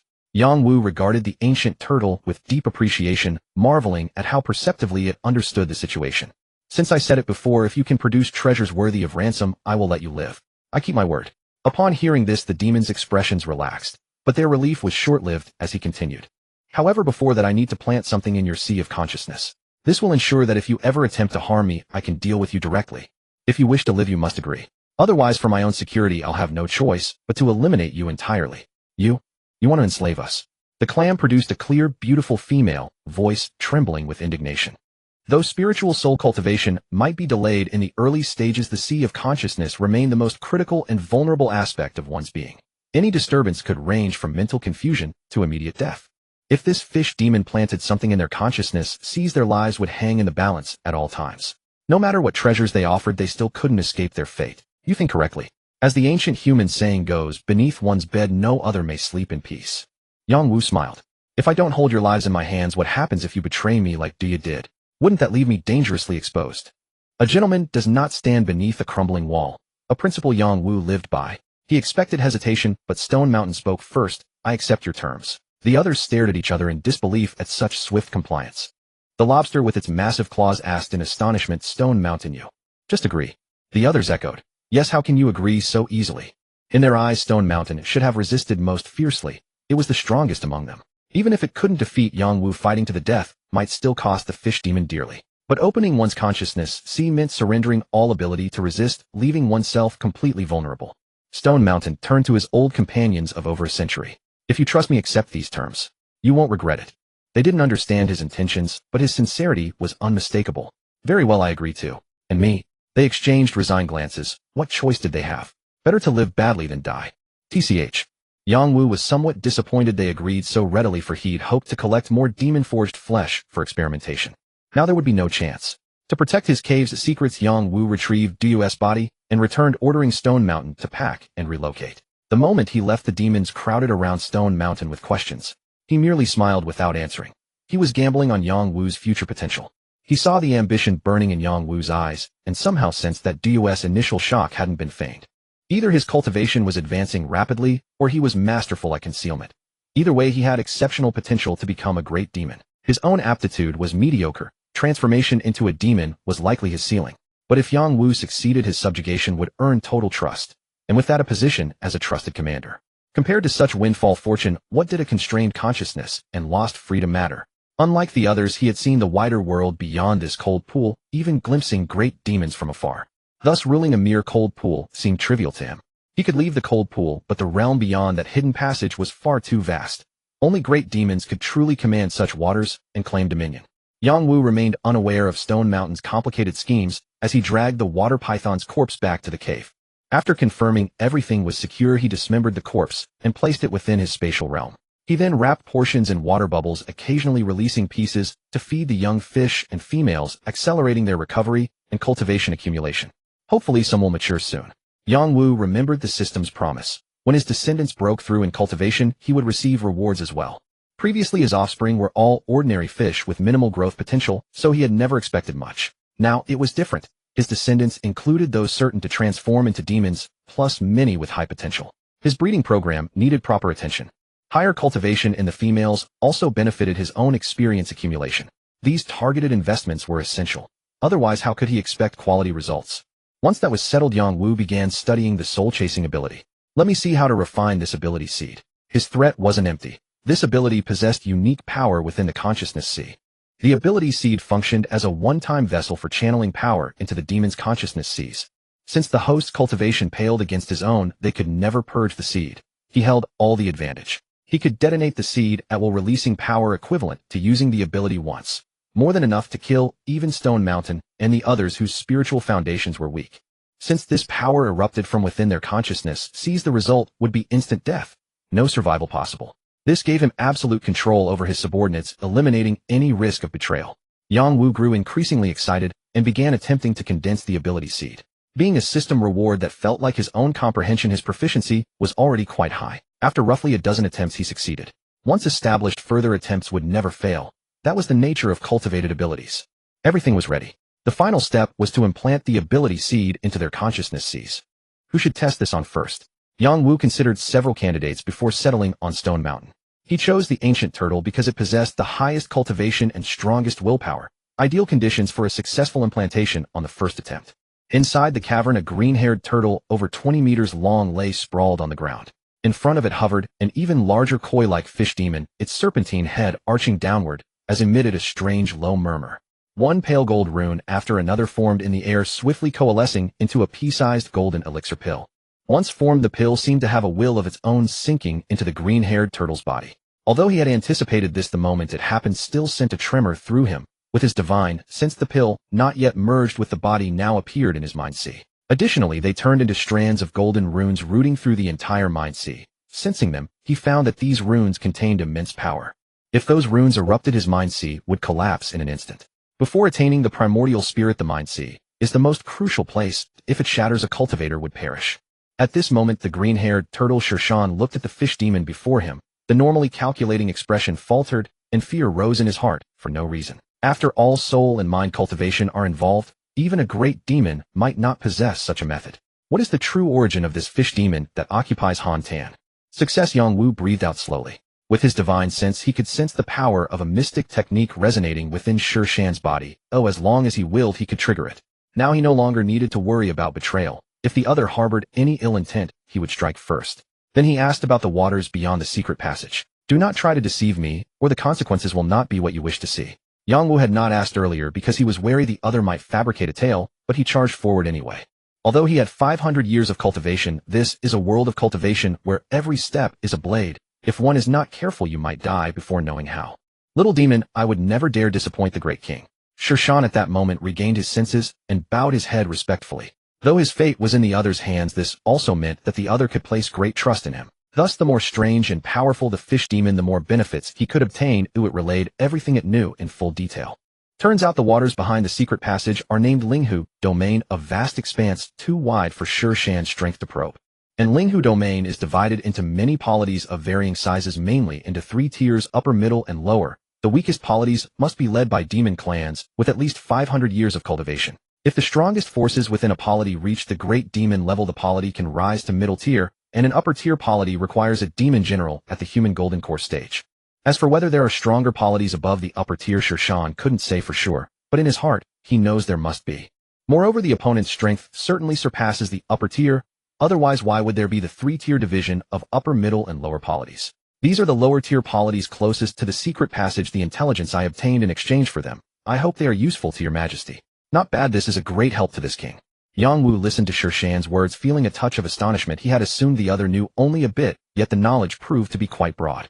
This gave him a rough grasp of Linghu Domain, so he would not wander blindfolded as before. At the same time, he was surprised that the demon race governed like humans large, middle, and small realms. From Shershan's meaning, interpolity annexations would not occur easily. Perhaps this is an upper-level pact to safeguard the demon race's roots. After all, not every demon is born with noble blood. More often, it's gained through later cultivation. Thus, legends of strong ones emerging from weak nations are not uncommon among the demon race, and stability of weak nations is crucial until they grow. Otherwise, a single foundation establishment great demon could slaughter all the lower-tier polities. Those not yet grown would have no power to resist. This is probably just to fool the lower demons. If truly powerful demons were secretly acting, would the demon upper echelon stand up for a group of background-less little demons? Yang Wu mused that such a thing was impossible. Thus, when power is insufficient, one should endure rather than act rashly. Little one, I think with your majesty's strength, there is a strong possibility to seize a lower-tier polity. If your majesty has need of us, the Hantan demons will unconditionally heed your majesty's commands. Sher Shan's bead-like eyes rolled as he advised. When they first went out, his cultivation was too weak, so he could only join the lower-tier polities. Yang Wu's situation was the opposite. Sher Shan couldn't gauge his cultivation, but the aura on him did not seem much different from the previous lord of a lower-tier polity he had seen. Demons are not shy about fighting among themselves. Beast-like minds often predominate, following the creed of survival of the fittest. The strong prevail. If one can win, one can replace the former master and become the new lord. If Yang Wu can seize a lower-tier polity, that would mean they could stand firm in Linghu domain and utterly escape this barren Hantan. Sher Shan had long wanted to leave. Now he was the most eager. Good, if I have use for you, I will surely summon you. Yang Wu did not immediately agree. Even with many divine abilities at the same cultivation level, he did not fear anyone. Yes, your majesty. Sher Shan replied with respectful courtesy. After this exchange, he could see that the fish demon was cautious. He did not underestimate the other, and he grew more grateful for his own choice. If the commander acts rashly, his subordinates would be easily thrust into peril. 1 or 2 mistakes might be excusable, but repeated errors would invite disaster. And if a misstep occurs, one must pay with life. You cannot rush. Victories are earned bite by bite. Yang Wu was more eager than anyone to strike out and obtain more resources, for only in that way could his cultivation rise swiftly. Yet the bigger the decision, the more careful one must be. So next he would plant the seeds of divine power in the remaining demons, uniting the power of the Hantan region. Yang Wu was more eager than anyone to strike out and obtain more resources, for only in that way could his cultivation rise swiftly. Of course, before departure, he also asked Sher Shan in particular. Sher Shan, as one of Hantan's oldest demon clans, naturally knew the situation well. Your Majesty, are you going to move against that white carp? Sher Shan asked, then shook his head, and added that his blunt words might offend, for that white carp is not someone you can handle. Because indeed it is a 1,000-year-old great demon. Yang Wu exclaimed, startled. He had not expected the legend to be true. A 1,000-year demon would be at the foundation establishment stage, and he was nowhere near capable of a head-on clash. Moreover, he felt a touch of surprise. The other was also a carp. A carp indeed. The two races were matched. Just speak of what you know, this king shall handle the rest. Upon hearing that the other party was a carp, Yang Wu's desire to investigate intensified. Seeing that he could not deter him, Sher Shan had no choice but to inform Yang Wu of the rules regarding the restricted area. Under the perception of the entire restricted area, it spanned roughly several hundred meters. That great demon belonged to a diminutive species. Though deemed a great demon, its body did not exceed 30 meters. The region of its activity extended only 20 meters beyond its body. We do not know if the magic power of that fish demon has been completely sealed. In short, after numerous trials, we found that approaching within 50 meters of that fish demon is generally safe. If the king truly wishes to behold the great demon's full appearance, it is best not to cross this boundary. This information was of great use to Yang Wu, since even Sher Shan, a lesser demon with a century of cultivation, could remain unscathed by adhering to this rule. He would certainly have no issue. Thus fully prepared, he swam toward the direction of the restricted area. Upon arriving, he discovered that the restricted area was an entirely different realm from the other waters. The water within the restricted area seemed completely static and isolated, like a dark-hued sphere suspended in the depths of the cold pool. Inexplicably, it filled him with a sense of creeping dread. This was his divine sense warning him. Whether human or demon, any being that had awakened its spiritual intelligence possessed this instinct. This meant that within the restricted area lay an existence capable of threatening his very life. Taking such a great risk, I hope it does not disappoint me. Yang Wu took a deep breath and plunged straight in, whereupon an inexplicable water pressure descended upon him. This minor pressure could easily be withstood by any lesser demon with a modicum of cultivation, so Yang Wu naturally felt no strain.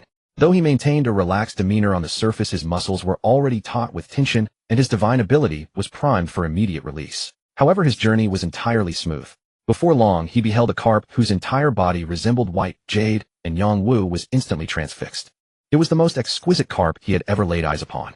Its caudal fin unfurled slowly in the water like a delicate silk flower, and upon its forehead grew 3 reversed scales. Together they resembled a flower imprinted upon its brow. Though its body was encircled by countless black chains, they did nothing to diminish its ethereal beauty. If only he could touch it, he wondered if those scales would feel as warm and smooth as jade. Unwittingly, without even realizing it, he drifted closer and closer to the creature. Just as he was about to succumb completely, a sliver of consciousness suddenly struggled to life in his mind. Touching its scales. What a suicidal notion. This was completely contrary to his philosophy of keeping a low profile and growing in secret. Yang Wu instantly realized that his thoughts were being manipulated, and he began to struggle frantically to break free. His will was resolute. Having received numerous rewards from the system, and being a reincarnated soul from another world, his soul force was naturally far stronger than that of ordinary demons. With this fierce struggle, he actually succeeded in breaking the trance. Upon regaining his senses, he was met with a sight that filled him with absolute horror. He saw that his distance from the white carp was already less than 60 meters. According to Shirshan, within 50 meters lay an absolute forbidden zone. Had he not almost stepped right into it? Even more terrifying was that he had been completely oblivious. This meant that had he been a moment later, he would have ended up right before the white carp, dead, without even knowing how. At this moment, boundless dread welled up from the depths of Yang Wu's heart. He realized that this white carp was definitely not as simple as a 1,000-year great demon. For he knew that even against a 1,000-year great demon, even if he could not defeat it, he would never be so utterly defenseless. 2,000 years, 3,000 years, or perhaps even higher. If that were the case, how terrifying must the strength of the master who sealed it here be? This was a sleeping tiger that must not be provoked. Yang Wu swiftly came to a conclusion. Go, I must return immediately. He did not dare linger in this restricted area for even a single second, for he could sense that Shirshan and the others had not even scratched the surface of the creature's true nature. Their so-called 50-meter rule was merely the blind feeling an elephant, sheer self-delusion.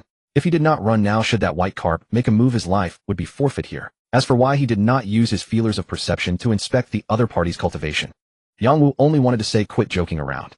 The feelers of perception could not inspect anyone a whole major realm above him. He could not even read a 1,000-year great demon, let alone this presumably far stronger entity. Was he supposed to risk his life just to look at a string of question marks? So he fled swiftly and decisively, without a moment's hesitation. Just as he was fleeing in sheer panic, the 3 reversed jade scales atop the white carp's head slowly radiated a soft glow, and an exquisite human-like silhouette emerged.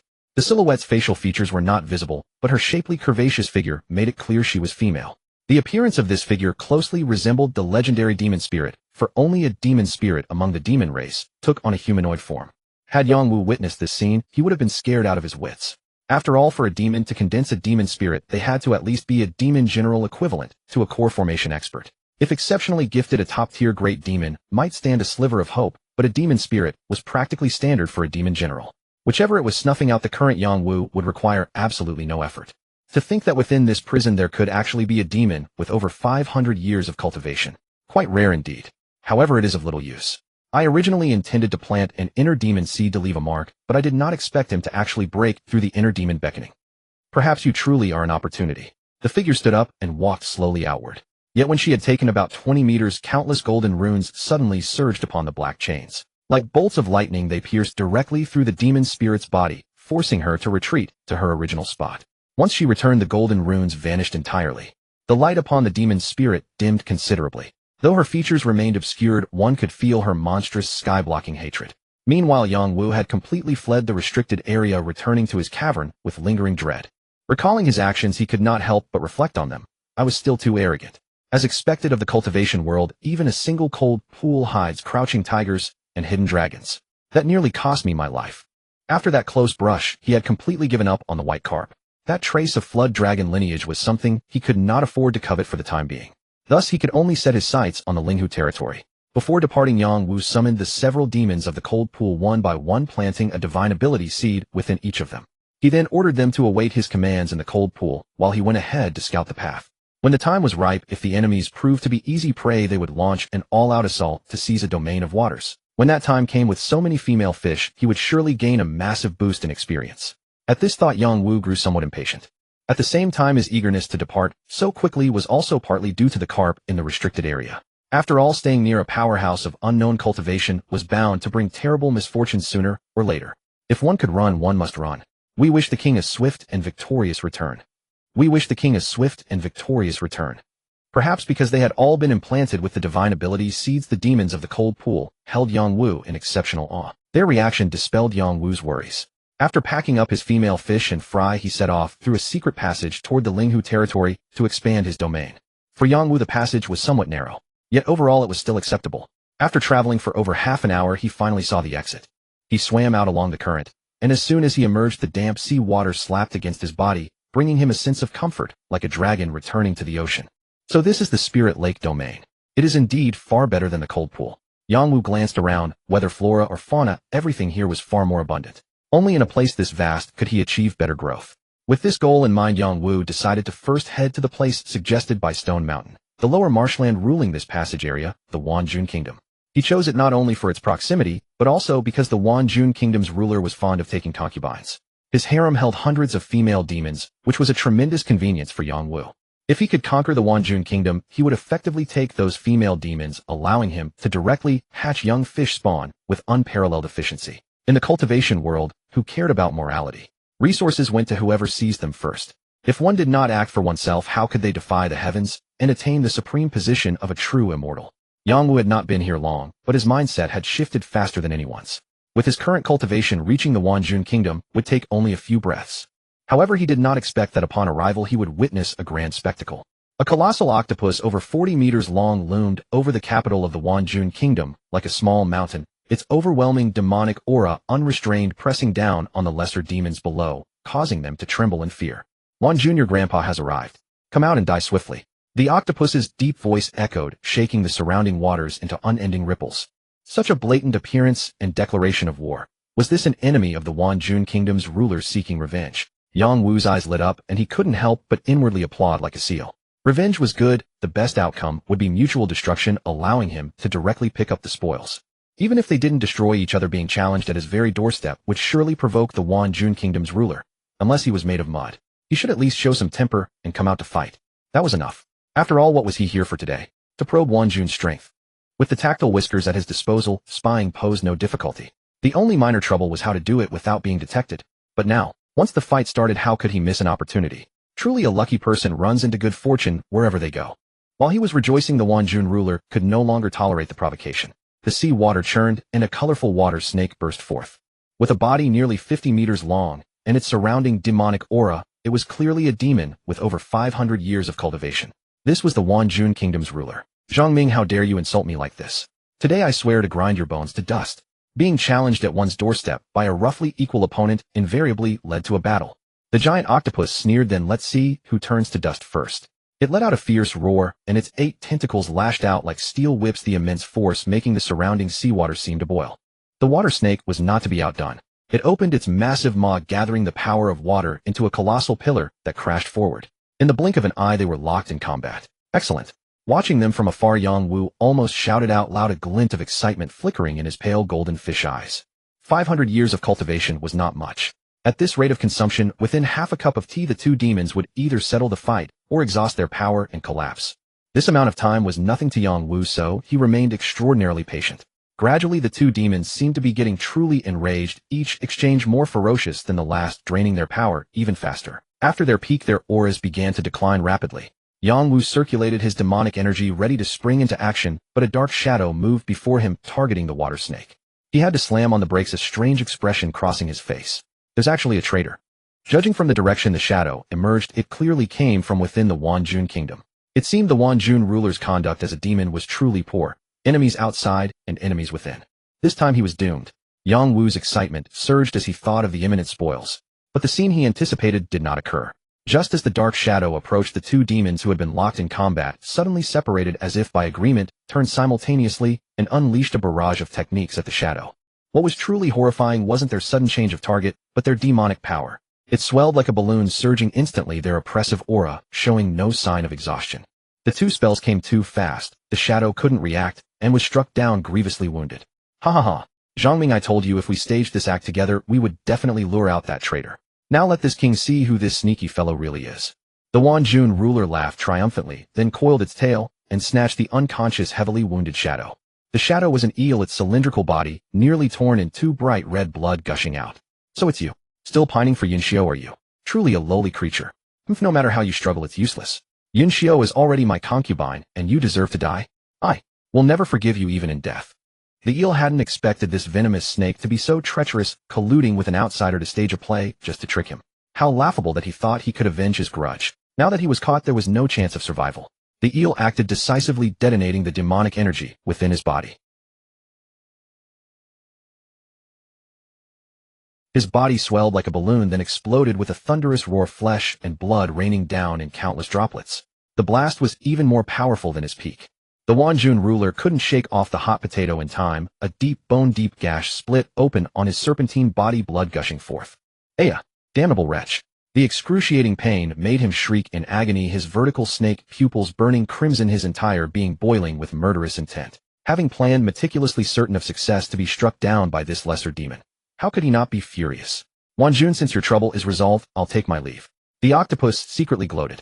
In his eyes, Wanjun was nothing but an arrogant fool. If not for the irresistible benefits promised, he wouldn't have deigned to cooperate. Now that the goal was achieved, why stay? Besides, with Wanjun injured, he would surely be wary of him. As he expected, the Wanjun ruler was indeed cautious. Seeing the octopus take the initiative to leave, he suppressed his raging fury and said, "Thank you for your help, Brother Zhang. I must now search the domain for any accomplices of this wretch, so I won't detain you. Next time you come, Brother Zhang, I'll be sure to entertain you properly." The Wanjun ruler wore a smile, but inwardly he wished he could kill the octopus. Knowing that the octopus had exploited his desperation to extort many treasures, he felt his heart bleed at the thought of those possessions that were once his. Good. If such occasions arise again, remember to come find me, Brother Wanjun. Ha. Zhang Ming gave him a deep glance, then departed with a hearty laugh, leaving the Wanjun ruler, who had nearly ground his back teeth to dust, standing there. Damn it all. Wanjun couldn't help but growl. Even though he had killed the spy lurking within, he had gained nothing. For someone as greedy as him, gaining nothing was a massive loss. All of this is that slut Yunxio's fault. I'll make her pay. She was his newly taken concubine, exceptionally beautiful, but her heart belonged entirely to that eel. Even after entering his household, she still refused to let him touch her. This time, he would have her no matter what, or else his loss would be too great. Just then a mocking voice suddenly sounded in his ear. "What are you going to do? Would you mind if I took a look too?" The Wanjun ruler was so startled that every hair on his body stood on end. He had never imagined that a demon could approach him silently, without his notice at all. He turned around, and saw a serpent-like carp staring at him with pale yellow eyes. At the same time, he realized with horror that his body could not move. The one who made the move was of course none other than Yangwu. Originally, he had not intended to strike directly, fearing he might be drawn into a siege. After all, Lord Wanjuan's ability to coordinate with external enemies just to root out internal traitors spoke volumes of his deep and scheming nature. Yet seeing how Wanjun constantly remained on guard against that octopus, Yangwu instantly understood. A character as profoundly calculating as Wanjun would never place unconditional trust in an outsider, especially after having just eliminated his greatest internal threat. Rather than guarding against the remaining remnants, Wanjun feared his own ally far more, as the latter possessed a much greater capacity to threaten him. Therefore, there was absolutely no way he would conspire with the octopus to set another trap. At this moment, Lord Wanjuan, wounded with his spiritual power mostly depleted and left entirely alone, was practically prey delivered right to his doorstep. If Yangwu did not strike now, he would be squandering a golden opportunity bestowed by the heavens. Thus, he unleashed his divine ability, body fixing, to lock his opponent in place, immediately followed by soul chase. At the same level of cultivation, a demon who had not tempered their divine soul stood no chance of resisting.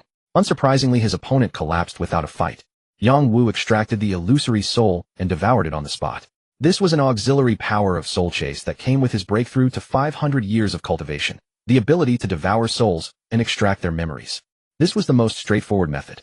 When dealing with a cunning and insidious species like snakes, Yangwu preferred a clean and decisive resolution. This guy is absolutely ridiculous. He has way too many wives. Yangwu quickly finished browsing through the creature's memories. When Shirshan mentioned it had many wives, Yangwu had assumed there were only dozens. To his astonishment, there were over 300. 10 of them possessed a century of cultivation, while the rest had over 50 years. Most of them were snakes, making up 6 out of every 10 transformed demons. Fish diminuses followed closely behind, accounting for 4, and counting those who had not yet transformed, there were dozens more. A massive grin split Yangwu's face. This unexpected windfall was a massive jackpot. However, this stroke of fortune was not without its hidden perils. The snake demon actually possessed a notable background. He was of the bloodline of a lord of a medium-tier marsh kingdom. Lacking top-tier talent, and having no hope of inheriting the throne, he had traveled to this lower-tier marsh kingdom to establish his own local hegemony. Because he regularly sent tributes to the upper kingdom, he reigned as an absolute overlord in these lower waters, befriending several other lords of marsh kingdoms. Had he not crossed paths with Yangwu, who unleashed a relentless chain of divine abilities, he wouldn't have perished so swiftly without even having the chance to declare his prestigious background. I was still a bit too hasty, Yangwu murmured to himself. However, he did not feel too much pressure. With so many wives left behind by this snake demon, it would not take long for him to break through and become a great demon. When the time came, even if the snake demon's father came looking for trouble, he would simply crush both the old and the young together. With his mind cleared of doubt, Yangwu no longer hid his presence. His massive body descended directly upon the Wanjun kingdom, his dense demon energy sweeping across the land.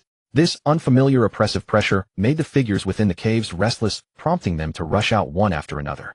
This is. The king is dead. The moment they emerged, they were greeted by the sight of a massive snake corpse.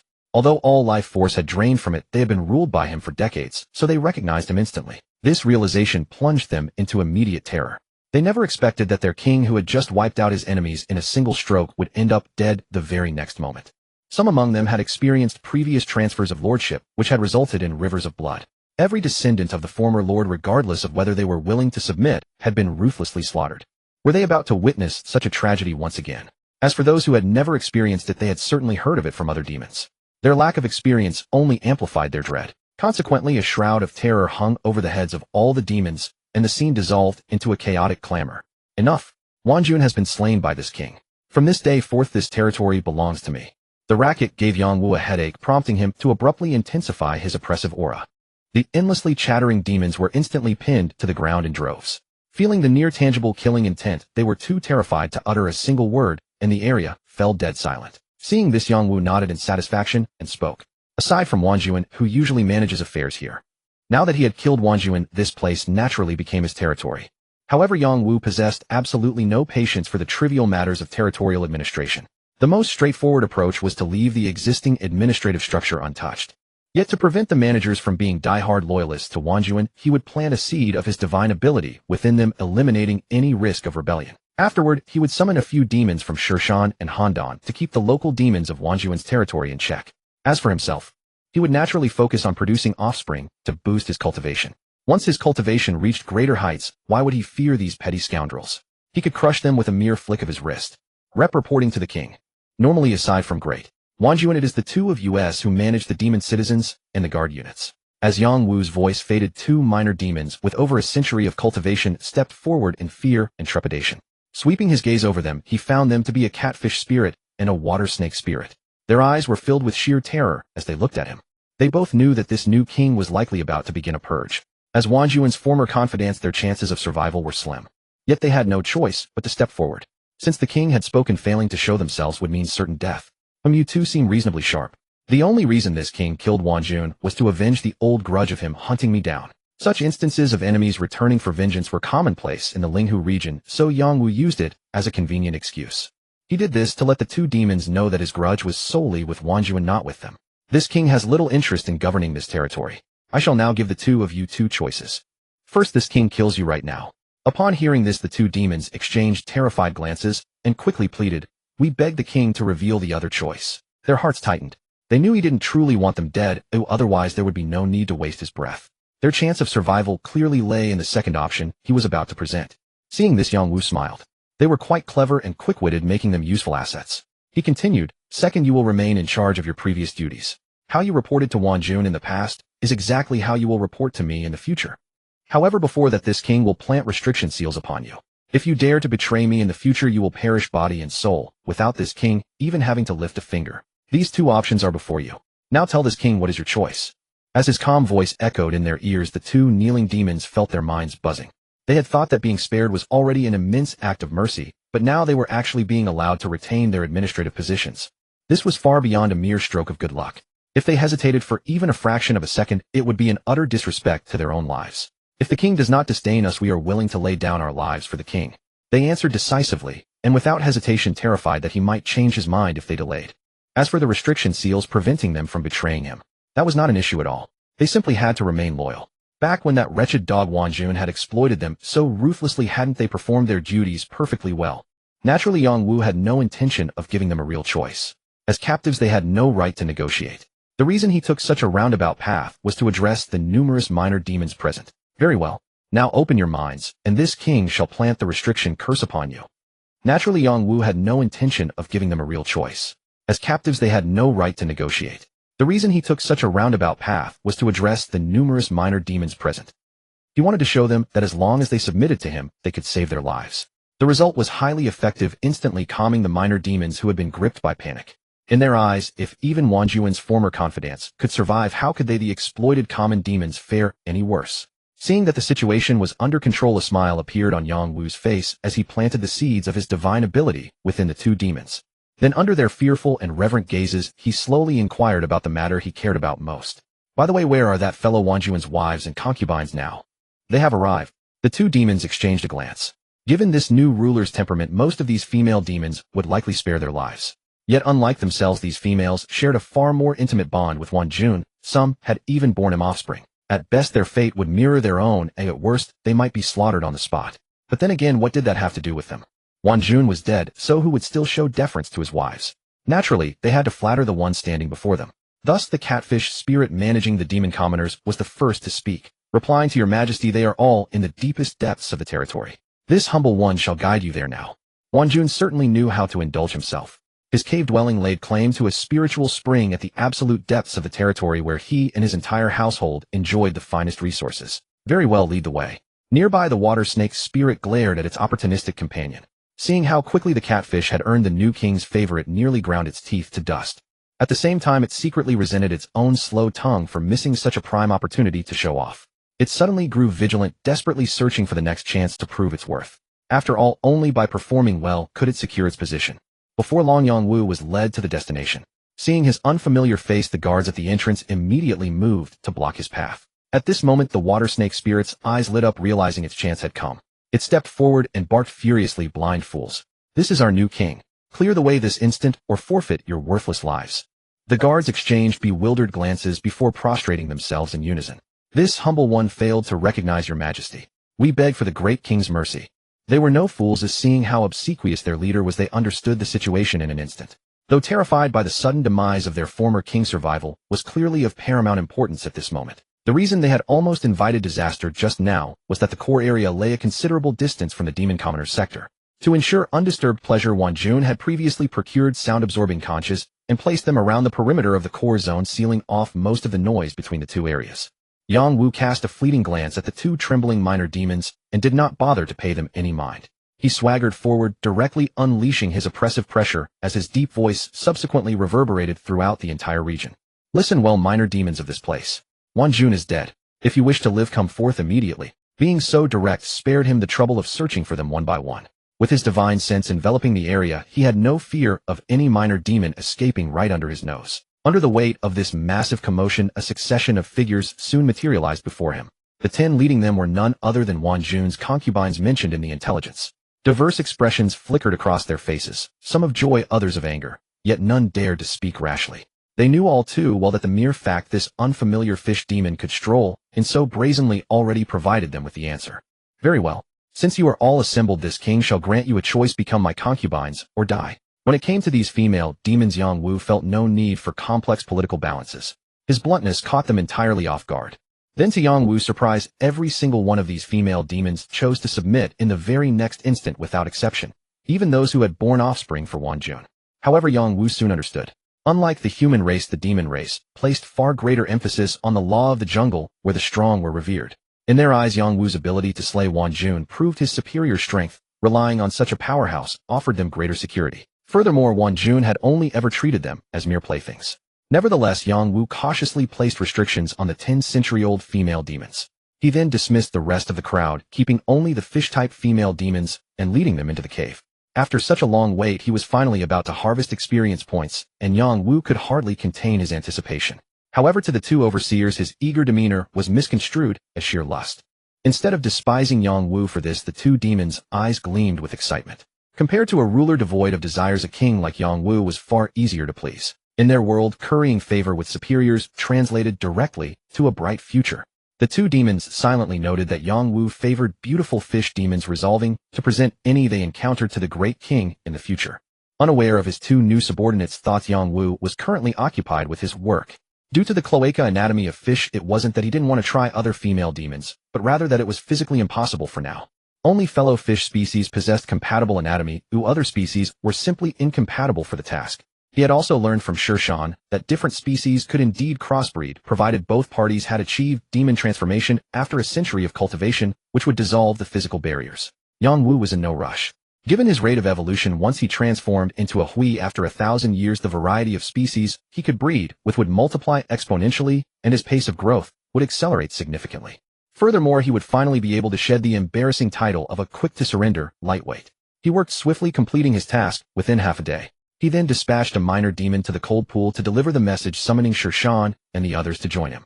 Since the round trip would take considerable time, Yongwu seized the moment to extract Wanjun's essence blood, carefully nourishing this batch of fish eggs with it. Among them, the offspring from the 4 transformed female fish received the most nourishment owing to their stronger resilience. To his surprise, several of the eggs bore intricate, complex patterns appearing extraordinarily remarkable. This harvest should bring me close to the 1,000-year threshold. When that time comes, it will be time to demand that the surrounding lower-tier marsh kingdoms offer up their female demons. Yang Wu cared nothing for how peacefully these lower-tier marsh kingdoms had coexisted in the past. Now that he had arrived, everything would be conducted according to his rules. As for why he had to wait until breaking through to the great demon realm, it was because these lower-tier marsh kingdoms, to varying degrees, paid tribute to mid-tier or high-tier marsh kingdoms. Once he possessed the strength to withstand the retribution of those mid-tier marsh kingdoms, he would naturally have that qualification. This was Yang Wu's master plan: first seize a single kingdom, rapidly accumulate power, and then leverage the resources of all surrounding nations to fuel his meteoric rise in strength. Since he only demanded female demons and had no interest in cultivation resources, once he stepped into the great demon realm, they would all be peers. Unless there was a blood feud, those mid-tier marsh kingdoms would not easily interfere over someone like Wanjun. Furthermore, for those lower-tier marsh kingdoms, such demands were merely a minor nuisance, far from enough to warrant invoking their ties with the suzerain states. Of course, another crucial factor was the vast distance separating the high, mid, and lower-tier marsh kingdoms. It would take over a month for an army to march here. By the time relations truly soured and he had slaughtered his way to their doorsteps, their reinforcements wouldn't have even set out. As for the reinforcements later trying their utmost to avenge them, what bloody use was that? Once a demon was dead, what good was someone weeping at their grave? The hope of widening the gap between himself and the lower-tier marsh kingdoms lay entirely within this batch of fish fry he was hatching. During the period of Yang Wu's low profile, the news of Wanjun's demise spread like wildfire through the surrounding marsh kingdoms. In response to this sudden turn of events, the various marsh kingdoms adopted a cautious, probing stance. Dispatch a demon envoy to deliver greetings and gifts. This king must know the exact depth of his cultivation. If his power is comparable to ours, it is manageable. But if he far surpasses us, I fear another reign of blood and terror awaits. The rulers of these marsh kingdoms were all ancient, cunning demons. They knew all too well that the so-called balance of power was nothing more than a superficial facade. When core interests were at stake, any powerful adversary would strike without hesitation. Submit and prosper, resist and perish. Such was the rawest, most brutal law of survival within the demon race. After absorbing Wanjun's power, Yang Wu established a new dynasty named Tianwu. Apart from Wanjun's descendants and some stubborn followers, there was hardly any unrest within the nation. The country continued to operate smoothly. Many envoys from Zhe nations observing the situation grew even more impressed by Yang Wu's tactics, for he had swallowed an entire kingdom. In the past, when other demon tribes won a challenge, rivers of blood would flow and turmoil would persist for a long time before subsiding. This made them even more eager to meet the sovereign of Tianwu. However, when they expressed their desire for an audience, they were only told, "Our king is in cultivation and has no time to see you." Then when might the sovereign of Tianwu emerge from seclusion? "We can wait," the envoys persisted. Yet the reply they received only inflamed their anger. "The king hasn't said. If you wish to wait, go ahead. Tianwu is vast enough to accommodate you." This was of course Yang Wu's instruction. He had no time to deal with them, trusting that Nianda and Sun Air could handle it. Nianda was the catfish spirit and Sun Air was the water snake. Clearly they understood that these demons were sent to test the new king's strength. Since it was a test before their objective was achieved, they were to be handled with patience. Moreover, the attitude could not be too friendly, lest it make these demons think Tianwu lacked power. The more disdainful they appeared, the more cautious the envoys became, for in the demon realm, only strength could justify arrogance. The strategy proved effective. The envoys were furious, but dared not return without completing their mission. They had no choice but to settle temporarily in Tianwu, and staying behind served another purpose. They did not believe that a newly crowned king who had just conquered a nation would have the patience to remain a turtle hiding in its shell. Once he emerged, they would surely see him.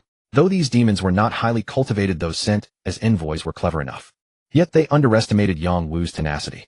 For over a month they failed to catch even a glimpse of the new sovereign. Just as they began to wonder if he was a turtle spirit, a terrifying pressure suddenly enveloped the entire Tianwu, its ripples spreading outward. The aura extended for 100 li in all directions. This is... The envoys from various Zhe nations felt as if mountains were pressing down on them, making it hard to breathe. Such power far surpassed that of their own sovereigns. It was the crushing oppression of a higher life form. The mere diffusion of demonic chi left them unable to muster resistance. 1,000-year demon. That was the thought that flashed through every envoy's mind. Their gazes turned toward the source of the rising aura. And that place, as they had heard, was the seclusion chamber of the Tianwu sovereign. In the demon realm, no outsider may enter another seclusion chamber. Doing so would be considered an act of war punishable by death. Thus only the Tianwu sovereign could be there. That aura could only belong to him. So the Tianwu sovereign was actually a great demon. No wonder he looked down on envoys from lowly Zhe nations. because a 1,000-year demon could easily crush all lower Zay nations without exception, marking the threshold to become a mid-tier Zay nation. It's over. The waters of these 3,000 li are about to change. Realizing this, the envoys saw disbelief and terror in each other's eyes. They couldn't understand how this one had suddenly become a great demon. In lower waters, all were roughly equal in power.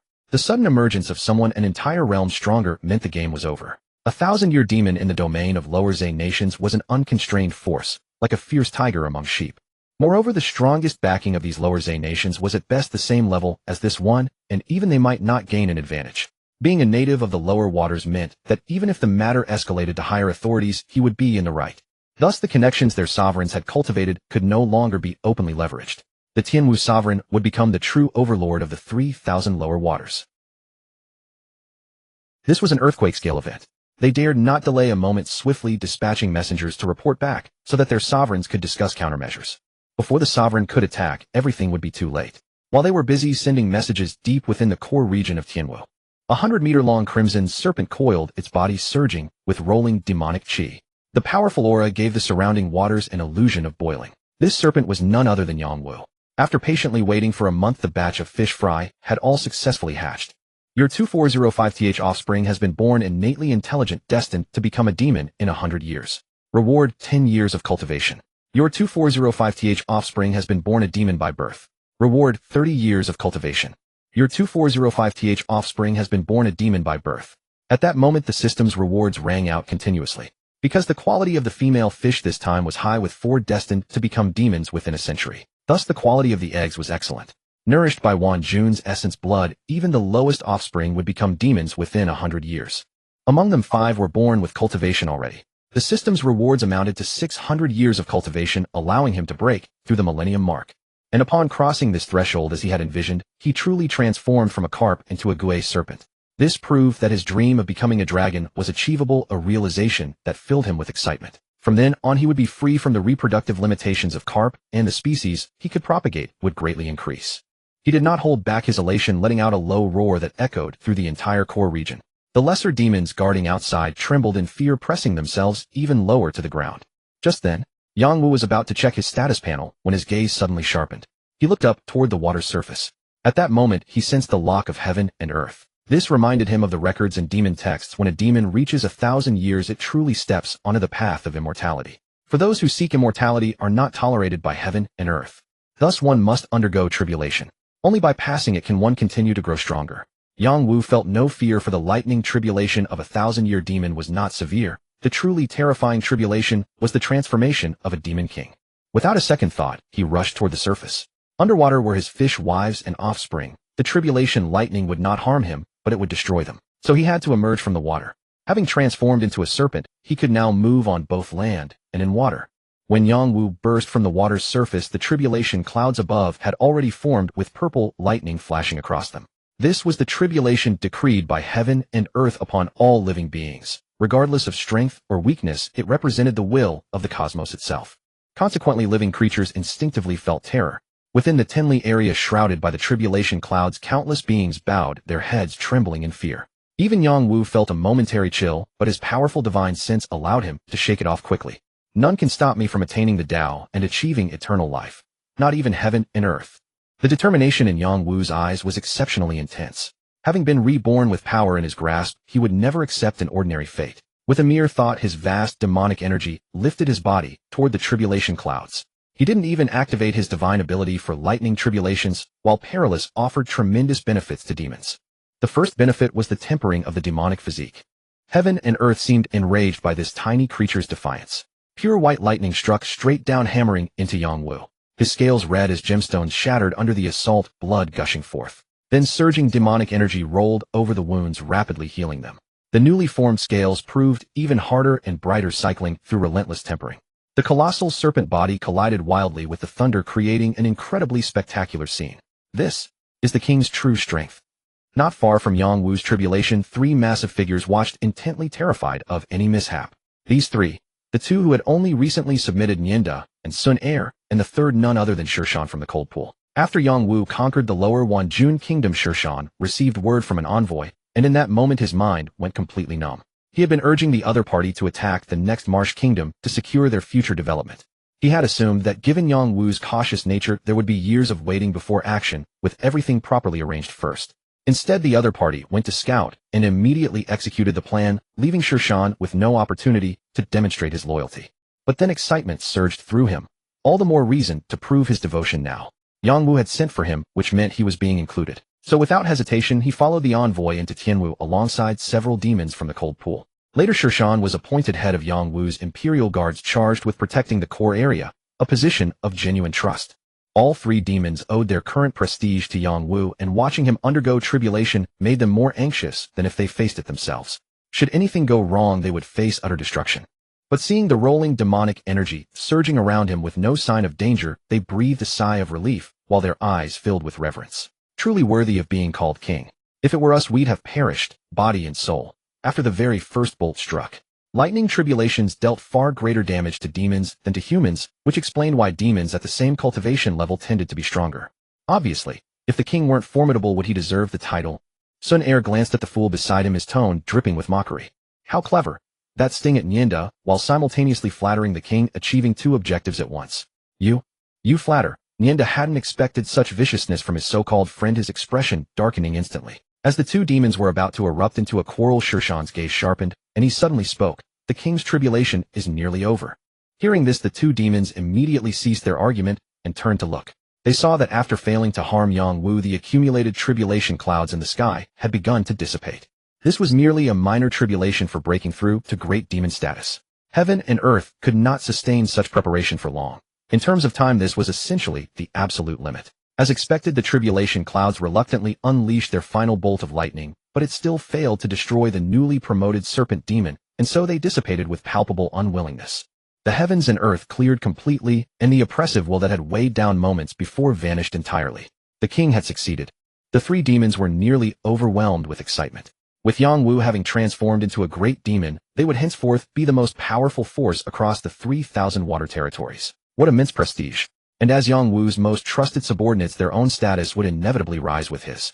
In the future, even the rulers of other marsh kingdoms would need to treat them with great courtesy, a thought they would never have dared entertain before. Just as they were lost in dreams of future glory, Yang Wu's deep voice suddenly reached their ears. Go and deliver my message to those marsh kingdom envoys. Tell each nation to present 20 female demons who have cultivated for 100 years within 10 days. If they refuse, I shall visit them in person, and the demand will be far greater. His voice rolled like thunder among clouds. Though he had restrained his 1,000-year cultivation, it still sent tremors through the three demons' very bloodlines. They replied in grave tones, "We shall obey your majesty's decree." But when they looked up again, Yang Wu was nowhere to be seen. The three demons exchanged bewildered glances, puzzled as to why the king would not meet with the envoys after his breakthrough. Yet upon deeper reflection, they suddenly realized this was an excellent outcome. The less Yang Wu cared to manage affairs directly, the more opportunities they had to leverage his authority. From then on, the Marsh Kingdom rulers would inevitably treat them as his representatives. Wouldn't their power be even greater? At this realization, the three demons' blood boiled with excitement. Not daring to delay the king's orders, they set out immediately to find the envoys of each nation. As for why Yang Wu chose not to meet them, the first reason lay in the gap between their statuses. Having crossed the millennium threshold, these lower-tier Marsh Kingdom demons no longer possessed the means to negotiate with him. All they could do was submit and obey. Before his tribulation, he had deliberately let those envoys feel his overwhelming aura, making it clear he had broken through. He trusted that any sensible envoy would obediently follow Sher Shan's instructions. Otherwise, if he truly descended upon their Marsh Kingdoms, the rulers would simply scapegoat them afterward, killing them to placate his wrath. And they would still have to pay tribute regardless. Since Yang Wu's breakthrough made these demands inevitable, why should they risk their lives for it? Moreover, Yang Wu wanted nothing of value for cultivation, only female demons. For the Marsh Kingdom rulers, this was the lightest possible exploitation. From their perspective, only treasures tied to their cultivation held true value. Even a small contribution felt like tearing out flesh. As for female demons, if not for their own entertainment needs, they wouldn't hesitate to surrender them entirely. What they held worthless was precisely what Yang Wu craved most. And in such a clear exchange of wants, there was every reason the arrangement could succeed, making his personal involvement unnecessary. And the second point was even more straightforward. Now that he had shed his fish-like body naturally, he would want to test the capabilities of his new form. After all, snakes possessed extraordinary gifts in this regard. Having bred without pause for so long, it was surely time for new pleasures. The female demons left behind in Wanjun, the snake maidens, shell maidens, and others, were ready to be enjoyed. Furthermore, this served as an important path to enhance his cultivation power.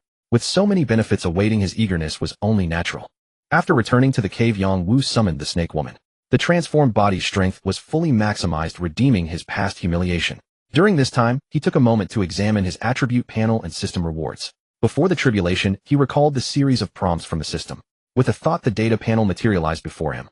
Host Yang Wu, identity sovereign of Tianwu, millennia-old great demon bloodline spirit, serpent mortal shedding cultivation, 103 years equivalent to foundation establishment, third level number of offspring 4320, cultivation method, dragon transformation, scripture, divine abilities, water seal, sensing tendrils, radiance, heaven containing body binding, soul chasing, flame spitting, sensing tendrils. On this panel, Yang Wu first focused on the bloodline.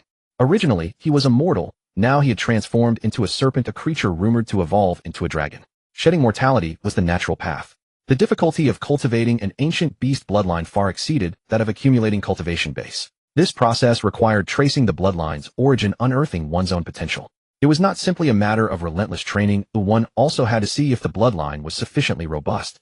Many ancient beasts could go their entire lives without any progress precisely because their bloodline was too diluted. Yang Wu, however, had no such problem. As long as he diligently sired offspring, the system would directly grant him rewards. He had no need to trace any ancestors. After the bloodline transformation, the children born later will also have increasingly higher aptitudes. Yang Wu suddenly smiled.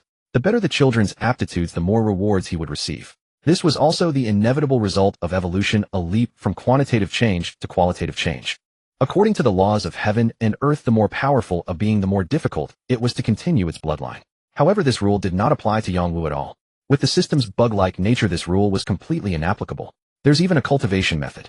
Yang Wu's gaze was drawn to the dragon transformation scripture. Just hearing its name was extraordinary. He swiftly accepted it, and the vast inheritance exploded in his mind. If not for his breakthrough to great demon status and his already strong soul, Yang Wu might not have withstood it. Still, his head felt a bit dizzy. Yet it lasted only a moment, and then Yang Wu was overjoyed. He knew that the dragon transformation scripture directly pointed to the path of dragon transformation, starting from the spirit serpent chapter. After that came the flood dragon chapter, horn dragon chapter, ing dragon chapter, and even the ancestral dragon chapter. It directly pointed Yang Wu toward the ultimate evolution. Ha ha ha, this is the power a golden finger should have. Yang Wu couldn't help but laugh loudly. He knew that his previous accumulation of cultivation base was inefficient, a wild cultivator's path. Now with the cultivation method, if he layered his cultivation experience on top, the speed of breakthrough would be like riding a rocket, far surpassing even when his cultivation was low. Moreover, the dragon transformation scripture pointed directly to the origin of heaven and earth. Cultivating it, Yang Wu would constantly draw closer to the ancestral dragon. As the most ancient being of heaven and earth, the ancestral dragon possessed unparalleled creative power. As Yang Wu approached it, his body would subtly gain abilities. The creative power had endless uses. For instance, it would greatly nourish the female demons who were with him. Not only would their bloodline improve, but their cultivation would also advance significantly. This solved the problem of those female demons falling behind. The faster he progressed, the more they would progress along with him. Although their speed was far from matching his, they wouldn't fall too far behind. This was his way of repaying them for helping his cultivation. Yang Wu couldn't wait to experiment. Because it was the first inheritance, the system directly let him master the spirit serpent chapter. He couldn't help but exclaim again that the system was incredible. How is it happening again? The first to be notified were undoubtedly the 10 with centuries of cultivation. Although they had strong bodies and good recovery abilities, they couldn't withstand such intensity. After all, the king's innate talent was extraordinary, a snake species. What else can we do? We can't not go. Let's sisters unite, and maybe we can survive it. The leader was a female snake, the highest in cultivation among the 10 female demons who had transformed into humans. She was also the first to be taken into the harem by Wanjuan with the deepest seniority, even considered Wanjuan's former queen. Thus the other female demons followed her lead. Hearing her words, they swallowed hard, thinking that this was the only way. This made them regretful. At the beginning, when Yang Wu didn't touch them, they were terrified, fearing that he might be an ascetic master. If so, their days would be difficult. Whether they lived or died, he probably wouldn't care. But now that Yang Wu favored them, the result was a mess, and they couldn't help but regret the intensity. If Yang Wu knew their thoughts, he would definitely complain that a female demon's heart is like a needle in the sea. They trembled as they went to the cave where Yang Wu had already prepared the bed to welcome them. Yang Wu wanted to see the effect, so he was somewhat impatiently entangled with them. His target was the highest cultivation snake, Demon Ziyu. Because of the overwhelming assault, Ziyu couldn't defend herself and fell instantly. She had been worried that her body would be in pain, but as Yang Wu activated the dragon transformation scripture, strands of creative power emerged and surged into Ziyu's body. The latter was stunned. Creative power was the most inconceivable force in heaven and earth, and for ancient beasts, it was like an addictive drug. Ziyu only felt a blazing fire inside her body, burning her thoughts into a blur. It was the bliss of embracing the essence of the sun and moon. She could even sense her cultivation increasing. The increase was far greater than what she could achieve through her own cultivation. The process was so blissful that she lost herself. Only after Yangwu finished did she dazedly come back to her senses. King, what is this? How has my cultivation increased so much? She wasn't foolish, she could sense the sudden change. Clearly it couldn't be her own doing, so it had to be Yangwu's contribution. This is nothing. From now on serve me well, and bear me offspring, and you will have plenty of benefits. Hearing Ziyu's question, Yangwu admitted it directly. After all, giving benefits would make these female demons more eager. In the end, ancient beasts cultivated for longevity. Even when submitting to a stronger being, they still had the desire to become stronger. So upon Yangwu's confirmation, Ziyu couldn't help but feel excited. She knew that after 100 years of transforming into a demon, progress in cultivation had become very difficult. Her bloodline was ordinary, it was already a stroke of luck to have become a demon. As for going further, that was something she had never dared to imagine before. The long stagnation in cultivation made her desperately crave progress. Now that Yangwu had given her this opportunity, how could she not be excited? So disregarding all shame, she directly entangled Yangwu again, experiencing the bliss of progress once more. Yangwu also set his mind on mastering transmutation and the on for a long time. This left the waiting demonesses outside fretful with anxiety, yes, wishing to grow longer, so they could peek into the cave rather than have no news at all, and simply stand waiting. They seemed to count each moment as if seconds stretched into years. After an unknown, while a sharp-eyed demoness suddenly spotted a familiar figure and cried out, "Ziyu has emerged." The area was so quiet that even a pin drop could be heard, and the demons keenly awaited the news. "She is out."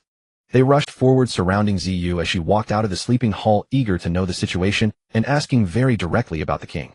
"Please calm yourselves, this time the situation is different from last time."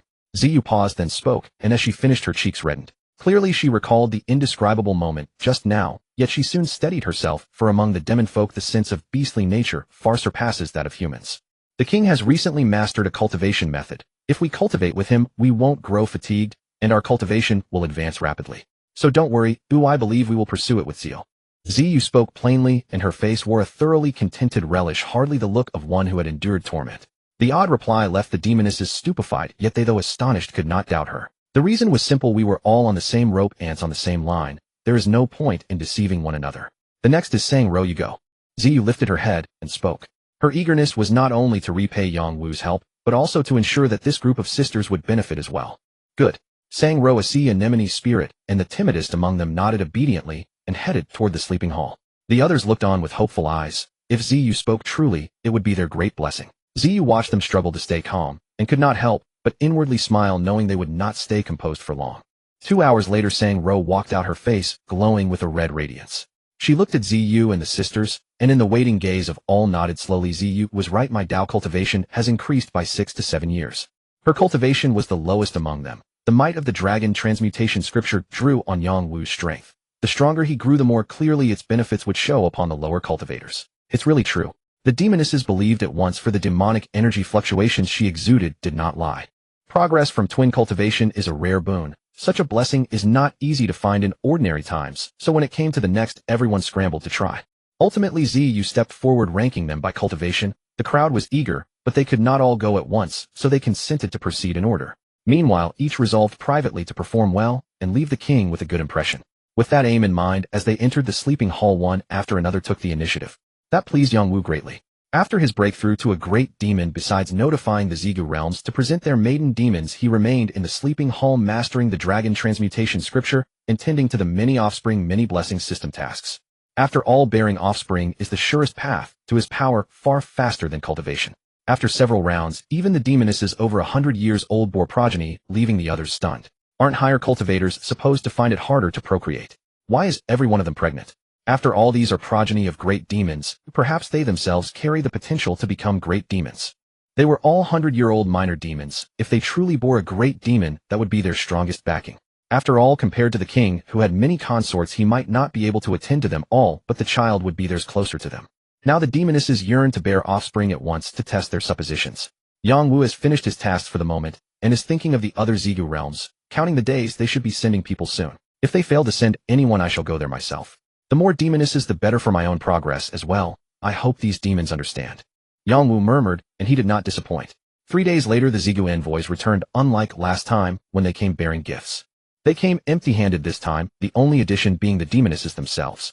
Water snake spirit, fish spirit, clam spirit, eel spirit, and the like. The garish display looked as though all underwater clans were holding a sports meet, revealing that they could not sate this new great demon's palate. So they sent a variety of offerings to test the waters. Naturally, all their cultivation levels met Yang Wu's requirements, so they did not dare to neglect the great demon. Remember this, you represent all of us in the Xigu realms. That one is a true great demon. For yourselves, and for your people, I expect you to tend to him well. Leading the way was a Yin Jing, a catfish spirit with over 300 years of Dao cultivation. As they drew near his lord's domain, he could not help but speak up and issue instructions. He dreaded that among these chosen demonesses there might be stubborn sorts who would bring him trouble. My lord, rest assured, we know what to do. The Xigu realms are grateful for this opportunity. We will not cause you trouble and would never betray you. Those demonesses spoke up in turn. They were not coerced. They truly came with sincere intentions.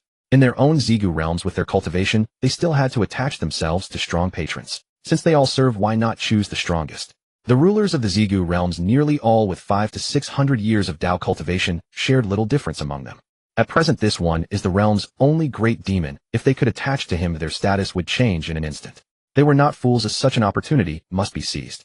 And the only real trouble so far was that so many demonesses had arrived, giving the head demons a headache. As they watched one another warily, 2 mottled great serpents appeared before them, the larger one stepping forward first. Its golden snake eyes swept the demons, and in a deep, resonant voice it declared that the king had commanded the demonesses be admitted into Tianwu continent. As for you envoys, depart now. With those words, the Xigu envoys breathed sighs of relief, for the great demon seemed satisfied. Since the mission is complete, we shall take our leave now. The leading catfish spirit spoke with great deference, even though it could easily crush the snake demon before it with a single gesture. This was the advantage of having a powerful backer. Before making a move, an enemy must first consider whether they can withstand the retaliation of the other's master. If not, they would naturally choose to step back, unless it was a mortal enemy, in which case they would not easily tear apart the relationship. In the cultivation world, this greatly increased one's chances of survival. Thus, many demon clans were keen on latching onto powerful figures. Unfortunately, the catfish spirit thought to itself it had no opportunity to do so. Alright, follow me. The great king has prepared quarters for all of you. The leading snake spirit spoke slowly, its body slithering as it led the way. Since we're here, let's follow. Among the delegations of female demons from various nations, the clam girl with the highest cultivation was the first to move. The others behind her, seeing this, no longer hesitated and followed suit. Soon they arrived at their destination, and they were stunned. The architecture here was extraordinarily lavish, even more grand than the residence of their own nation's ruler. This is for us to live in. Does the great king value us so highly? This was the thought running through every female demon's mind. They knew their identity. They had been sent here to be the king's concubines. They had expected to be casually tossed aside, only summoned to serve when needed. But they had never imagined the lodging would be so fine. It was enough to show that the great demon valued them. This alone elevated their goodwill toward him by several levels. This place will be your territory from now on. Prepare yourselves, the great king will likely summon you tonight. The snake spirit glanced at the female demons, its expression softening. The great king had only this one hobby. With so many arriving at once, he would surely be overjoyed, and perhaps even bestow rewards. It had surrendered after the fall of the Wanqiu kingdom, and naturally wanted to prove itself. The new great king was a mighty demon, one who had crushed the lower Zhe kingdoms. Serving him well was the right choice. In the heart of the Zhe kingdom, the coral forest. After reaching foundation establishment, Yang Wu had redeveloped the place. Layers of red coral formed a luxurious palace. Beneath beaded curtains and drapes, a giant clamshell served as a bed lying horizontally, while countless luminous pearls were used as lamps, illuminating the entire hall. Yang Wu coiled around the central stone pillar in the hall. This posture had become his favorite habit since transforming into a serpent, for coiling on the ground was terribly uncomfortable. As the ruler of Tianwu, he naturally received news of the female demons offered by various nations. He was humane enough to allow them 2 days to rest.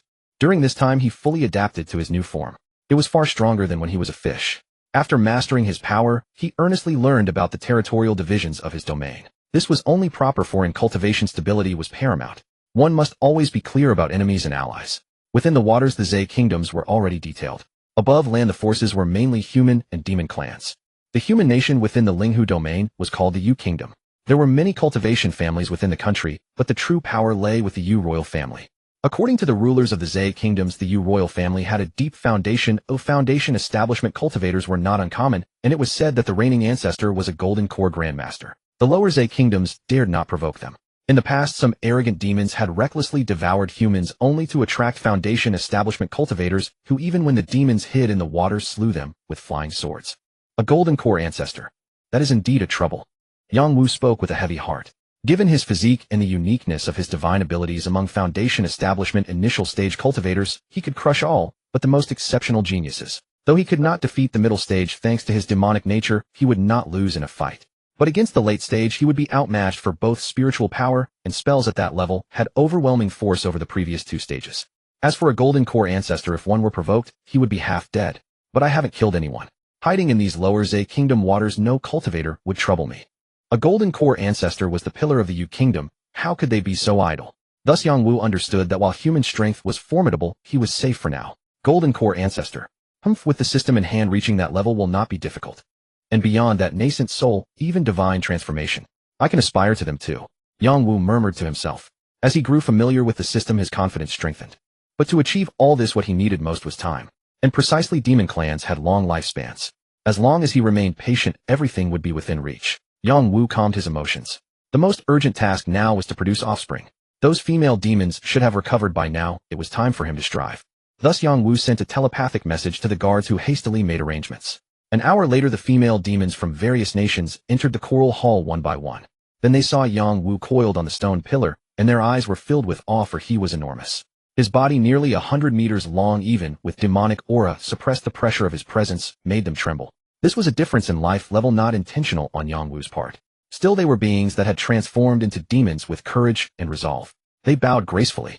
We greet the great king. May you live as long as the ages and command the four seas. Since they were sent as tribute, they had learned flattering words well. Though these human phrases were tongue-twisting, they were pleasant to hear. You all are not bad, haha. Yang Wu had not expected such cleverness from these female demons, and he burst into laughter. Then, without any flattery, he went straight to the point, using his serpent tail to coil around one of the water snake spirits. The latter was startled by the move, but did not resist, for they had been sent to be his pleasure. If they showed reluctance and angered him, the consequences would be dire. However, the water snake spirit worried that his body was too large, and she might not be able to bear it. But this concern soon vanished, for Yang Wu activated the dragon transformation scripture. This method had a very high origin, and was perfectly suited for the dual cultivation of yin and yang. The water snake spirit felt a numbing sensation throughout her body, followed by boundless pleasure with no trace of pain. After it ended, she found her cultivation had mysteriously increased, and her eyes sparkled. Even her gaze toward Yang Wu turned into one of adoration and submission. After all, he was powerful and could bring her such great benefits. How could she not be moved? At that moment, she was extremely satisfied with her decision to come as tribute. Since his transmigration, Yang Wu had always adhered to one principle above all else: caution. With a great demon inside whose son had perished and who waited for an opportunity for revenge, and with a powerful domineering human cultivation nation beyond his borders, he naturally redoubled his efforts in cultivation to prevent his lair from being plundered. 10 days later, without exception, every female demon, whether offered as tribute from Zay Kingdom or originally residing in Tianwu, all found themselves with Yang. You truly are a remarkable system. Unreasonably overwhelming, ha ha ha, I love it. Yang Wu couldn't help but burst into loud laughter. The difficulty of conceiving offspring, which grew more pronounced the higher one's cultivation, had been conquered by the system. His own progress was now unimpeded. All he had to do was wait. Having transformed into a great demon and become a spiritual python, the gestation period for his offspring also extended, taking a full month before his consorts began to go into labor. The first to labor was Ziyu. Her cultivation was the highest among them, and she had conceived earliest, so her gestation naturally progressed more swiftly. The magnificent purple python coiled where she lay. Due to her enormous size, her body showed no sign of swelling even as labor approached. She opened her jaws wide, emitting a terrifying hiss. Because she carried great demon offspring despite consuming numerous treasure supplements throughout her pregnancy, the strain proved unavoidable. As time passed, her demonic energy began to visibly wane. It was clear the situation was not optimistic.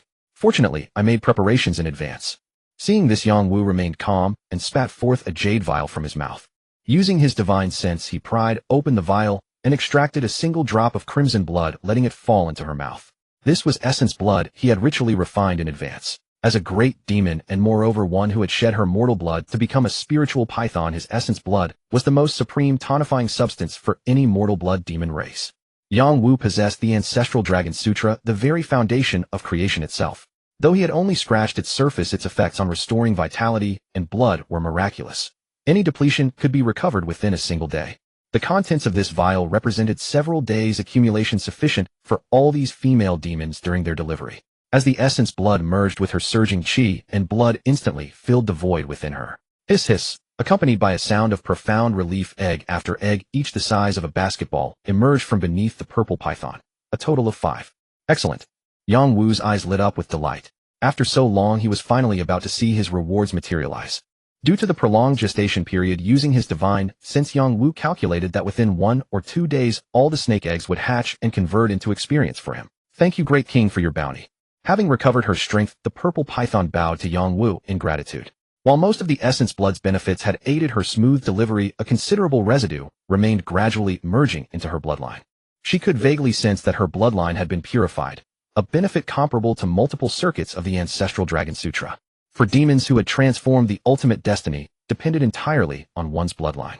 With an elevated bloodline, given sufficient longevity, a breakthrough was only a matter of time. How could she not be overjoyed? If her body permitted, she would have instantly produced another litter, far surpassing the efficiency of grinding away at solitary cultivation. Yang Wu dismissed it casually. No need for such formalities. You have borne offspring for this lord. This meager reward is but what you deserve. Since he was borrowing wombs to produce heirs, of course, he would provide ample benefits. A mere drop of essence blood was nothing of particular value to him. And so the remaining female demons followed in due succession. Yang Wu employed the same method, bestowing a drop of essence blood upon each demon, and collected 100 snake eggs in total. Such a quantity brought Yang Wu immense joy. These snake eggs were his treasures, and fearing anything might go wrong, he gathered them all within his palace and tended to them personally. That day, as usual, he transformed a single drop of essence blood into thousands of gossamer threads and poured them into the eggs. Suddenly a crisp crack echoed near his ear, and his gaze darted over immediately. Almost instantly, a look of delight spread across Yang Wu's face. On the largest egg, cracks began to appear on the surface. In the blink of an eye, those cracks spread like a spider's web, and a tiny, all-purple snake wriggled free. Her wet serpentine pupils swam with innocent bewilderment. Spotting Yang Wu's enormous form, she suddenly emitted a tone of human-like affection, as if recognizing this as her father. Yang Wu's delight deepened further, for in the demon race, greater spiritual awareness signified a purer bloodline, and thus richer rewards for him. As expected, the next moment, the system's crisp prompt sounded in his ears. Congratulations, host. Your 4321SD offspring has been born. Born a demon, her bloodline has evolved into spirit. Reward, 50 units of cultivation. Bloodline evolving into spirit meant she was no longer mortal blood. As long as she did not die, she would inevitably become a great demon in the future. For his very first offspring since transforming into a python, to deliver such an exceptional result made Yang Wu practically overwhelmed with excitement. And good news kept coming in succession. The phrase "somewhat justified" carried real weight this time, as the main batch of offspring continued reporting joyful news one after another. The system's prompts kept Yang Wu's mouth curled upward without cease. Congratulations, host. Your 43220 offspring has been born. Born a demon. Reward, 15 years of cultivation. Congratulations, host. Your 4323RD offspring has been born. Born a demon. Reward, 15 years of cultivation. Congratulations, host. Your 4410TH offspring has been born. Born a demon, her bloodline has evolved into spirit. Reward, 50 years of cultivation. As the final snake egg shattered, the system's settlement chime rang out. An indescribably vast surge of spiritual power exploded from his body like a detonation. His figure began to stretch rapidly. In the space of a blink, he grew over 10 meters taller. Then came his scales. They thickened and hardened, no longer shining with blazing brilliance, but rather taking on the deep, restrained luster of red rubies. This was not a decline in cultivation power, but rather Yang Wu's mastery over his own body growing stronger, his vast power drawn inward and contained. Once unleashed, it would undoubtedly be several times more terrifying than before. The process of breakthrough was at once agonizing and exquisite, like experiencing both ice and fire simultaneously. Enduring to the very end, Yang Wu suddenly felt a strange itch atop his head. Through his divine sense, he perceived a hard lump swelling above his crown, as though something were about to emerge. Realization struck him. That was his dragon horn. Reaching this stage meant he was drawing close to transforming into a Jiao serpent. Thus, as soon as the spiritual energy fully settled, Yang Wu eagerly turned his attention to examining his status on the system panel. On a dim blue screen, lines of text flickered into view. Host Yang Xiao. Identity, Tianwu Kingdom Ruler Year Demon. Bloodline Spirit Viper, Transcendence Pinnacle. Cultivation 3,600 years equivalent to Foundation Establishment, complete 9th level. Gongfa Hua Long Jing. Divine Powers Waterband Touch Sense Tendrils Light Emission, Hu Tian Immobilization, Soul Pursuit Spit, Flame Touch Sense Tendrils. Seeing the cultivation line, Yang Xiao could not help but smile, for with Foundation Establishment complete, he hid in the waters and the human golden core would hardly be able to kill him. Within U state borders, he was among the top tier under that golden core elder. At this moment, he suddenly longed for Wan Jun to come and seek revenge. Hell, once it comes I will deal with it directly, then seize its mid-tier Zegua for resources would be in short supply. Now that he has broken through to the great demon pinnacle, the experience of siring Offspring would surely suffer a sharp decline. The Tianwu female demons nurtured by Hua Longjing would undoubtedly progress. Yet the time required would be lengthy. Yang Xiu cannot wait forever. Expanding to new maps would harvest the most experience. However, finishing them off would be troublesome, for the upper and middle Zegua lie beside each other. Their relationship is not like the lower ones, letting them live or die at random. The great demon had already stepped onto the path of longevity. Such subordinates were precious to a demon general. To resist human extinction, all middle Zegua would cluster around a single upper nation. Because only a demon general can withstand a human golden core gaining the qualification to become a regional hegemon within U borders. If I kill the latter, I would almost certainly provoke a golden core demon general backing them, which is not to be taken lightly. It is not that their relationship is good. Most demons are selfish and will not trouble themselves for a dead demon. The real problem is that I, a demon of a lower Zegua, have suddenly risen silently to the great demon apex. That demon general would surely deduce I carry great fortune if he is not a fool. On the path of cultivation, whether human or demon, it is all about self-interest. The foe stands a full realm above me. Yang Xiu knows he will certainly test me. Terrain favors me in blocking the human golden core, but for water-dwelling demons this edge cannot be preserved and may become a weakness. It is a bit dangerous. Perhaps we should capture and imprison it first. Yang Xiu muttered to himself while thinking of a plan when the system suddenly sounded again as if revived. Congratulations, host, your number of demon offspring has reached the 100 mark. The system awards a third-rank formation, the cold water nether array. The offspring count has been verified. The system may upgrade. Do you want to upgrade? While the mystery gift box is arriving now. 2 prompts in a row filled Yang Xiu with joy. Even the first reward is excellent. Among the 100 arts of cultivation, formations hold the top rank. Next are the 3 arts refining alchemy and talisman crafting. An alchemist's pills can help a cultivator advance, while craftsman's treasures bear the cultivator's spiritual power. Even ordinary cultivators wielding high-grade treasures, when driven relentlessly, can sometimes surpass their rank. But compared to formations, weapons have limitations, for in the end weapons still rely on the wielder's own power. Of course, treasures with spirit and higher rely on a core. Their power cannot be judged by ordinary rules. Human effort is finite. If one goes all out, they will burn through their potential, and the path of cultivation may truly end. Formations draw on the power of heaven and earth. As long as the banners are unbroken, power flows endlessly, and they are truly hard to contend with. Therefore, many cultivators and elder demons lay layered formations in their lairs. Even if an enemy 1 rank higher arrives, it may not guarantee they can kill you in the lair. Of course, formations have weaknesses. They are difficult to move, and the most dreaded is meeting a break formation spirit treasure. But this is not what Yang Xiu needs to consider now, for break formation treasures are extremely scarce, not to mention a 3rd rank break formation treasure. A 3rd rank formation corresponds to golden core power. The strongest in the upper Zegua is only golden core. Thus Yang Xiu no longer fears the upper nation so much. He looked at the 16 formation flags before him. They glowed a deep blue, and their material could not be distinguished. Yet upon the flags a chill lingered. The power was hidden, yet one could sense its formidable might. It is a 3rd rank mid-grade formation, and Yang Xiu laughed. This makes it even more secure. After all, a lower grade formation can withstand the golden core threshold. The mid-grade embodies the true golden core early stage power. Because it was a system reward, the method of arranging the banners was utterly familiar to Yang Xiu. He knew it like the back of his hand. Now let us see what this upgrade entails. Yang Xiu did not forget that the system is his root. Its upgrade is of utmost importance. Thus he did not hesitate and chose yes. Then a flat mechanical voice sounded, ding, system upgrading. 10, 20, 80, 100. Upgrade successful, host may view. Yang Xiu eagerly opened the data panel again and saw changes in the header information. Host Yang Xiu. Identity, Tianwu Kingdom's ruler, a 1000-year demon. Bloodline, Spirit Viper, Transcendence Pinnacle. Cultivation Foundation establishment complete, 360060000. Gongfa Hua Longjing Spirit Viper Chapter 1 55000. To break through Golden Core Spirit Viper Chapter complete. Earthly demonic powers, Waterband Light Emission, Hu Tian Immobilization, Soul Pursuit Spit, Flame Touch Sense Tendrils. Experience points 0. Offspring Reward, Major Realm Breakthroughs reset to 0. Yang Xiu swept his gaze from top to bottom and quickly noticed the trailing plus signs after the Gongfa. Experience column replaces the former Dao progress. Does this mean my Dao cultivation will become experience points that can be added to Gongfa? He stroked his chin, gaining some mastery of the upgraded system, and noticed that there are conditions for condensing the Golden Core. It seems that in the Golden Core realm, I should become a Jiao. Such a threshold is normal. Yang Xiu recalled the sluggish pace of his comprehension and groaned softly. but the offspring experience remains crucial. Now all of Tianwu's female demons have just given birth. Their vitality has not yet recovered. Yang Xiu would not allow them to reproduce immediately. Experience cannot pause, so his gaze fell on the lower Zegua. His gaze swept over the offspring before him, sensing their demonic power and bloodlines. His eyes brightened. Perhaps there is a way to avoid direct action and yet have them offer up a large number of female demons.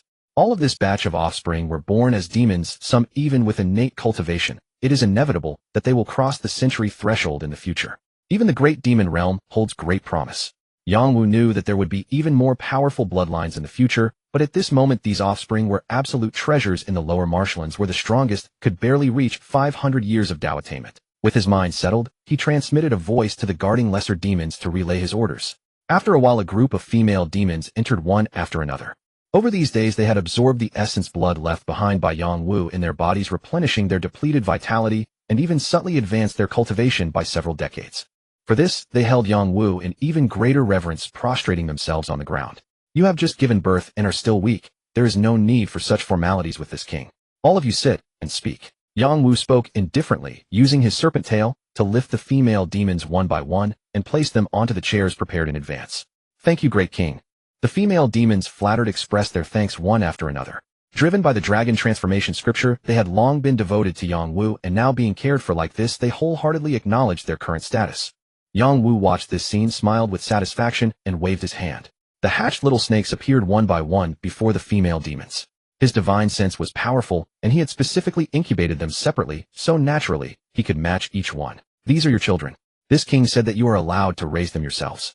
Now take them back. Indeed, these little snake demons were the solution Yang Wu had devised. Those lower marshland lords who despaired of ever breaking through to the great demon realm were more concerned with obtaining offspring of exceptional talent. For the power of the demon race largely resides in their blood and qi. As their lifespan draws near, their blood and qi weaken, and when their enemies come calling, everything will be lost. Thus they needed talented offspring to grow up and provide them with a safeguard, yet they could not produce such offspring themselves. At this moment Yang Wu told them that he could help. As long as they confirmed his words were true, they would surely be willing to serve him and gather more female demons on his behalf. This would also solve the problem of insufficient female demons in the Tianwu territory. As for him having the power to annihilate all lower marshlands, yet going through such a roundabout way, was it not worthwhile? Yang Wu indicated that it was not. After all, if he truly did, that it would surely provoke golden core demon generals, possibly more than one. Although the demon race values self-interest. If he went too far in bullying the weak, some high-ranking figure might come under the pretext of cleansing the sect. Although with the third-tier formation, he was not afraid of golden core. What about a higher level?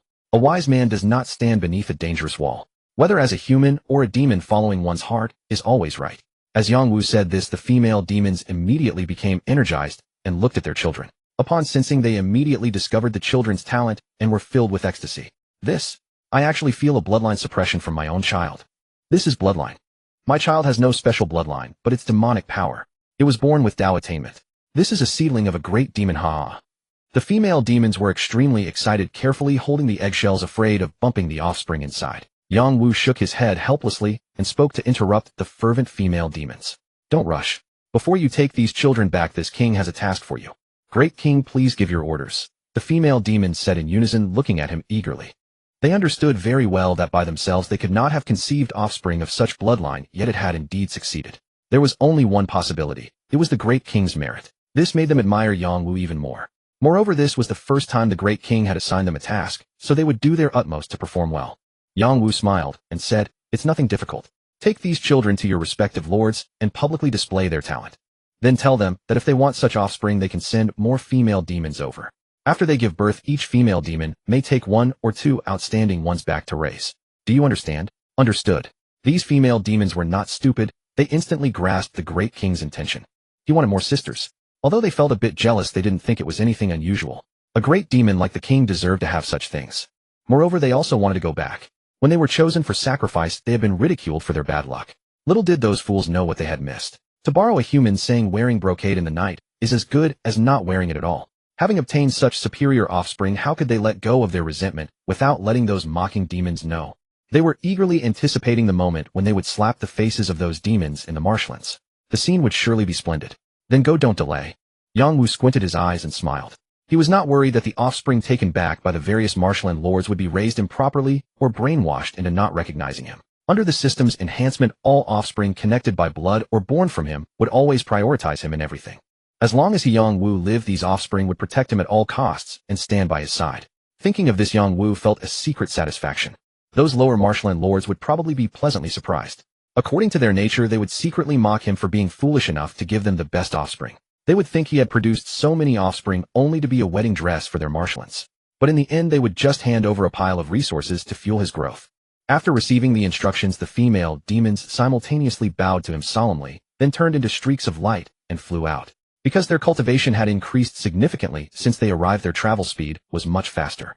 The water marsh was the nearest lower marshland to Tianwu, so the female demons from that nation were the first to return. Yang-Wu feared that these rulers might believe these female demons held low status in Tianwu and would be easily manipulated, so he specially had Tianwu's demon kin accompany them. Therefore, the procession back was quite grand, instantly alerting the ruler of Shui Kingdom, whose true form was a giant green crab. "Oh, they've actually returned. Then please come in."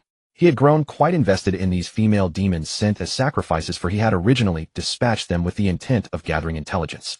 But before he could order his subordinates to receive them, he saw a group of graceful, yet brazenly confident female demons appearing before him. The ruler of Shui Kingdom felt a trace of displeasure, but having matters to inquire about, he suppressed it for now and spoke in a deep voice. "You've worked hard this time. You've contributed greatly to maintaining Shui Kingdom's stability, and I shall not fail to reward those who have merit. Someone, go to my treasury and retrieve 10 servings of blood plasma fruit to bestow upon these meritorious servants." The so-called blood plasma fruit is actually a fruit born from the special blood coral found at the lake's bottom. While this coral does not qualify as a spiritual plant, it possesses the remarkable ability to devour flesh and blood and condense blood chi. Blood chi is absolutely a precious treasure for demonic cultivation, and Shui Kingdom once seized a blood coral, which is now cultivated deep within the palace, fed with flesh and blood every day. Even so, the blood coral requires several years to form blood plasma fruit, and the ruler of Shui Kingdom normally reserves it for his own cultivation purposes. His willingness to offer it this time was to make these female demons grateful and obediently reveal the secrets they had discovered in Tianwu. However, the expected gratitude never materialized. Instead, he saw disdain on their faces, which caught the ruler of Shui Kingdom off guard. "How dare you show such insolence toward the great king?" The guards nearby immediately shouted in anger at their arrogance. The lead female demon, an anemone spirit, simply ignored the guard's harsh tone and spoke with composed dignity. "Your Majesty of Shui Kingdom jests. We are now the demon kin of Tianwu. How could we serve as merits to Shui Kingdom? We implore your Majesty not to place us in such a difficult position. Today we return merely to obey our great king's decree and inform your Majesty to once again offer female demons to our Tianwu."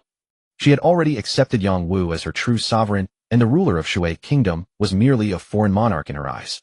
The great king was a 1,000-year ancient demon, and as her concubine, she had no need to humble herself before the ruler of an inferior marsh kingdom. How audacious! The ruler of Tianwu truly asks for far too much. Last time he took so many female demons, and now he comes again. Does he truly believe I lack the will to act? Hearing this, the ruler of Shui Kingdom could contain his fury no longer, his protruding eyes sweeping across them.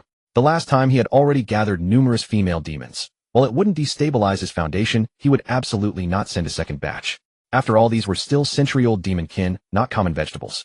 They couldn't be given away entirely like cultivation resources, for he needed them to reproduce offspring. As he barked his orders, his attendants moved into position, and the Tianwu demons quickly readied themselves, the tension reaching a breaking point. Yet the anemone demoness laughed, breaking the deadlock. "Your Majesty need not refuse so hastily. My great king always acts with reason and would never let you sacrifice without proper compensation." The ruler of Shui Kingdom responded with a cold snort. "What use are any benefits? I refuse to find myself without female companions when it comes to breeding." His caution was well-founded, for these female demons before him served as living proof. One could only wonder what methods the Tianwu ruler employed to turn them so completely. Sending more female demons their way would be like casting meat buns at dogs, gone forever with no return. No matter how cleverly the other side spoke, he would never agree again. As for them forcibly taking what they wanted, he feared nothing. He knew all about the ancient demons. If truly cornered, he would rally every ally he had and beg even the great demons for aid. "Your Majesty should not be so certain. Consider what my sisters and I carry before you dismiss us." The anemone demoness laughter rang like silver bells as her tentacles swayed, and the female demons behind her slowly advanced. The ruler of Shui Kingdom narrowed his gaze and noticed each female demon cradling one or two cracked eggshells, wondering what lay within them. Suddenly a rustling sound filled his ears, and he watched as tiny delicate little snakes emerged from the eggshells one by one. "My!" The ruler of Shui Kingdom froze in shock. How long had these female demons been gone? And yet they had all given birth to offspring. What manner of creature was this Tianwu ruler? Was his combat power truly this formidable? He had always believed that greater cultivation made breeding more difficult. Yet this limitation seemed to have failed completely in the face of this one. But his astonishment was far from over, for he sensed something utterly wrong with these little snakes' aura, born into demonhood. Ancient demon bloodline. These descendants. Where did you acquire them? Do not tell me you bore them yourselves. As a green crab, the ruler of Shui Kingdom's eyes were exposed, and now, filled with shock, they widened even further. His heart churned with tremendous emotion. Such bloodline descendants were something he had dreamed of possessing, yet he had never once succeeded. Now the bloodline descendants he had sought in vain were in these female demons' hands as commonplace as worthless cabbages. How could he not be utterly stunned? Of course we gave birth to them. But the credit lies not with us. It belongs to our great king. Our great king has declared that should you consent to offer more female demons once those sisters conceive, she will permit them to return with one offspring of exceptional talent.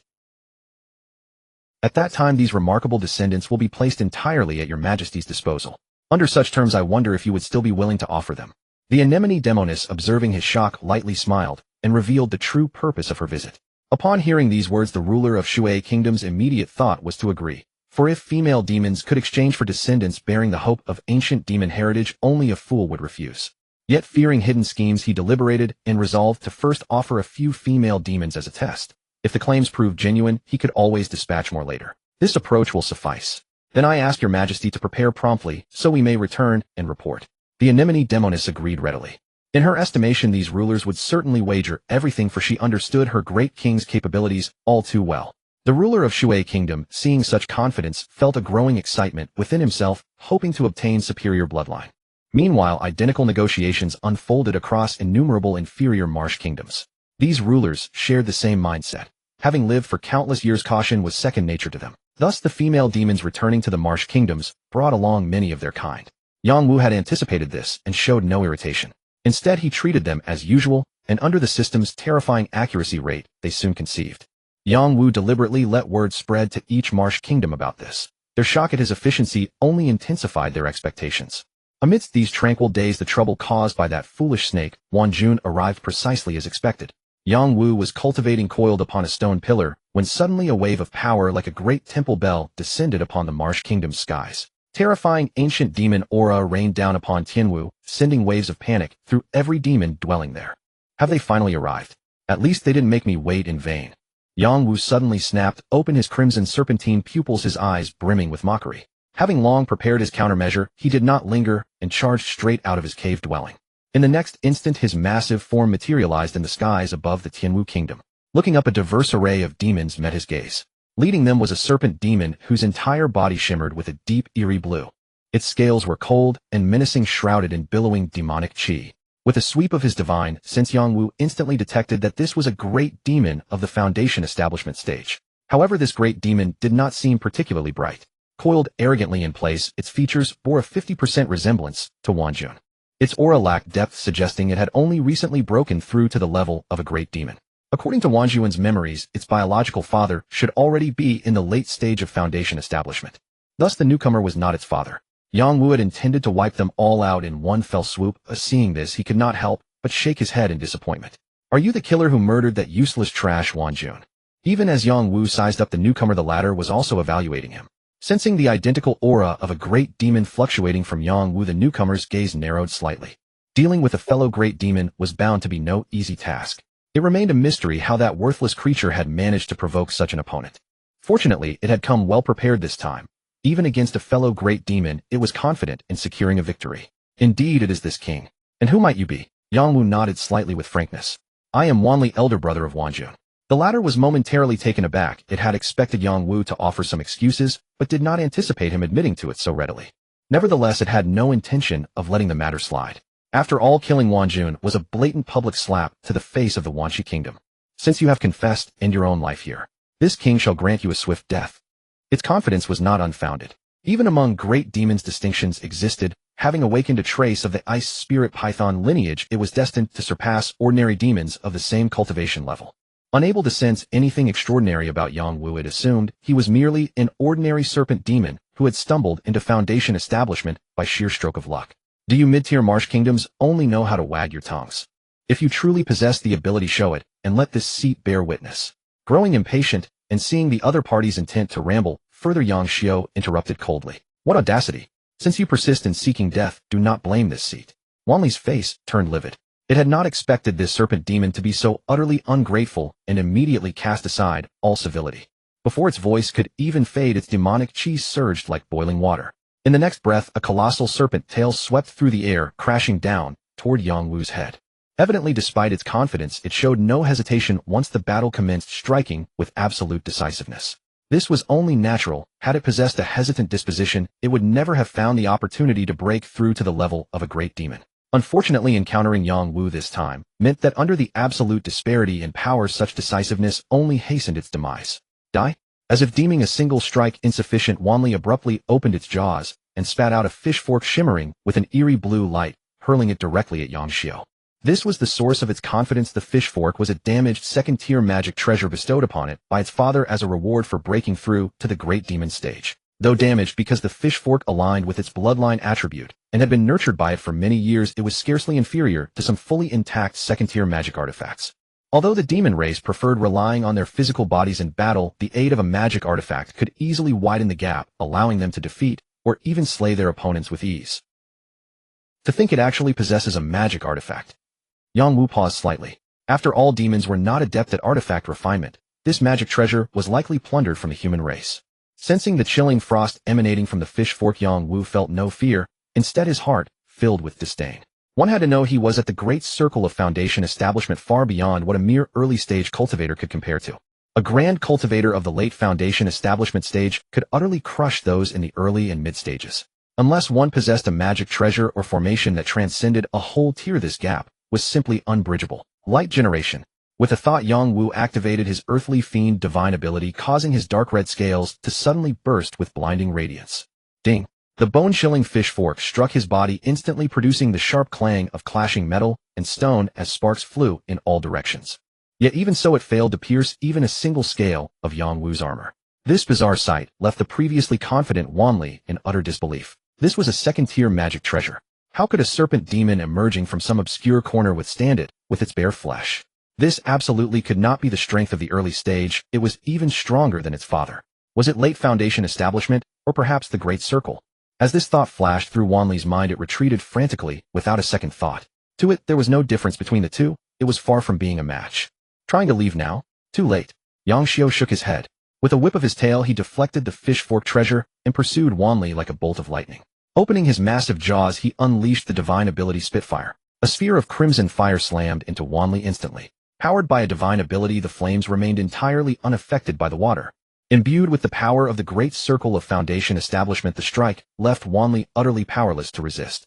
Its entire demonic energy was incinerated, and even its deep blue body was scorched raw and split open. Yang Wu cast an immobilization divine ability upon the latter, completely subduing his struggling opponent. Oh no! The king has been captured by this serpent demon. He is a ruthless character. Run. Damn it. How is he so strong? Only the sovereign can deal with him. Quickly find the sovereign. This scene unfolded right before the eyes of the demons Wanli had brought along, sending them fleeing in terror. Seeing this, Yang Wu did not stop them, allowing them to deliver the news. After all, his goal was to draw that late-stage foundation establishment great demon to his doorstep. Subsequently, he ordered the attendants of Tianwu to take Wanli away and imprison him. Yes, Your Majesty. The attendants gazed at Yang Wu with starstruck eyes, their gazes filled with absolute adoration. One had to understand that this was a great demon of foundation establishment. The mere demonic chi it had released earlier was enough to pin these ordinary demons to the ground, unable to rise. Yet what was the outcome? Before their king, it still remained completely powerless to fight back, which spoke volumes of their king's profound cultivation. Following such a sovereign, their status would surely rise in the future. Consequently, each worked harder than the last. Meanwhile, news of Wanli's capture quickly spread to the various lower-tier marsh kingdoms. Of course, this was done under Yang Wu's tacit consent. After all, the female demon spies they relied on had long been subdued by his dragon transformation scripture and had completely turned coat. These sovereigns gathered together, convening a meeting with solemn expressions. You have all heard right. That one from Tianwu has detained the great demon of the Wanxi kingdom. This time it is a true struggle to the death. The old sovereign of the Wanxi kingdom is in existence at the peak of the great demon stage, comparable to a human cultivator of late foundation establishment. Formidable as the sovereign of Tianwu may be, he might not necessarily be his match. Furthermore, when great demons clash, it is we the innocent bystanders who will ultimately suffer. We must devise some ways to protect ourselves. As soon as these words were spoken, the demons fell into silence. One had to know that the division of marsh kingdoms into upper, middle, and lower tiers was determined not just by their peak combat power, but also by their underlying foundations. Between each tier lay a chasm of difference in overall strength. Even if a lower-tier marsh kingdom possessed the combat power to match a great demon, it did not mean they could successfully challenge them. As for these sovereigns of the lower-tier marsh kingdoms, they were merely minor rulers at the very bottom of the food chain. Regardless of how that one fares in the end, the most fundamental thing is to ensure it does not interfere with retrieving our descendants. Sovereign of the Shui Kingdom, your territory is closest to Tianwu. If there is any movement, you must inform us immediately. Rest assured I will pay extra attention to this matter. The sovereign of the Shui Kingdom responded. They would not participate in the clash between great demons, yet they absolutely could not let go of the bloodlines Yang Wu had promised them. Thus they could only take it one step at a time.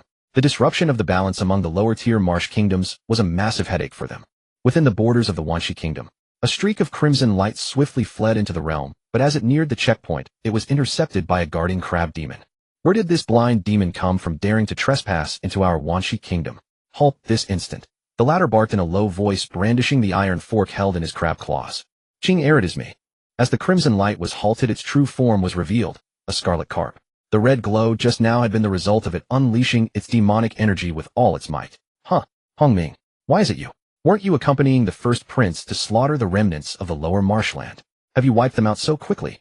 Seeing the newcomer's appearance clearly and recognizing him as an acquaintance, the crab demon immediately withdrew his iron fork and began to inquire.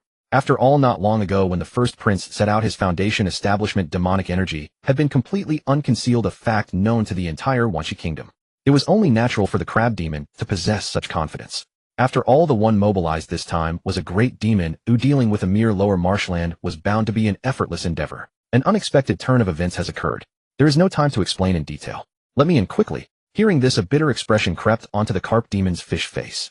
This was far from being wiped out. Rather, they had been the ones completely slaughtered. At the memory of the first prince being effortlessly defeated by the adversary, it could not help but tremble. Had it not fled swiftly, it would likely have lost its life as well. Now that even the first prince was defeated, the only one with any hope of countering that monstrous fiend was the sovereign. Seeing this, the crab demon ceased to obstruct, quickly opening the checkpoint and allowing the other to pass. The carp demon dared not stop for even a single breath, rushing toward the imperial palace. It was in such a desperate hurry for fear that the lower demon would put the first prince to death. He was, after all, the sovereign's most gifted offspring. If he truly perished out there, a subordinate like itself would certainly not survive. Soon it arrived deep within the imperial palace. Although the demon race was divided into upper, middle, and lower marshlands, they did not possess magnificent palaces like human kingdoms. The so-called imperial palace was merely a cave dwelling excavated in accordance with the habits of the demon race. The cave of the Wanshi sovereign was situated in the deepest part of the territory. Piles of white bones lay scattered all around, both human and demon jumbled together, exuding a towering, malevolent aura. Within the orifices of these skulls, colorful, thumb-sized venomous snakes slithered in and out from time to time, while a dense demonic aura emanated from within the cave. This humble demon Hong Ming begs an audience with the sovereign on a matter of grave importance. The carp demon felt an uncontrollable dread in its heart, yet it braced itself and spoke in human tongue. Unlike other places, this cave dwelling had no guards. The environment was as silent as a pool of stagnant water, serving as a forbidden zone of the marshland under normal circumstances. Had the situation not been so dire, the carp demon would never have come here, even if its life depended on it. Its voice echoed all around. What is the matter? In the next instant, demonic chi surged within the cave, and a grim, eerie voice drifted out, carrying a clear tone of irritation at being disturbed. Reporting to your majesty, it is the first prince. Something has happened to him. The carp demon could not help but shudder. Well aware of the sovereign's temperament, it hastily recounted the truth of how Wanli had been captured. It reported every single detail, allowing the sovereign to assess the strength of that lower-grade demon. Once its voice faded, a long silence ensued before any sound came from within the cave. Are you saying that a mere lower-grade demon actually captured and toyed with my son? My son is a great demon of foundation establishment. How could a petty lower-grade demon possess such power? Do you dare to deceive me? The carp demon felt a terrifying demonic aura bear down upon it, like a colossal mountain, making it feel as though its heart was about to stop. This servant would not dare. What I have just said is indeed the absolute truth. If you do not believe me, I can lead the way for you, sovereign.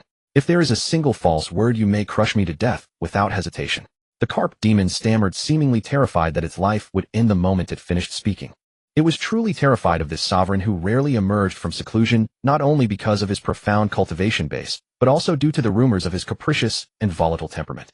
The pressure around it intensified bit by bit, pinning the carp demon flat against the mud, unable to crawl. Just when it thought it was going to die, the pressure suddenly receded like an ebbing tide.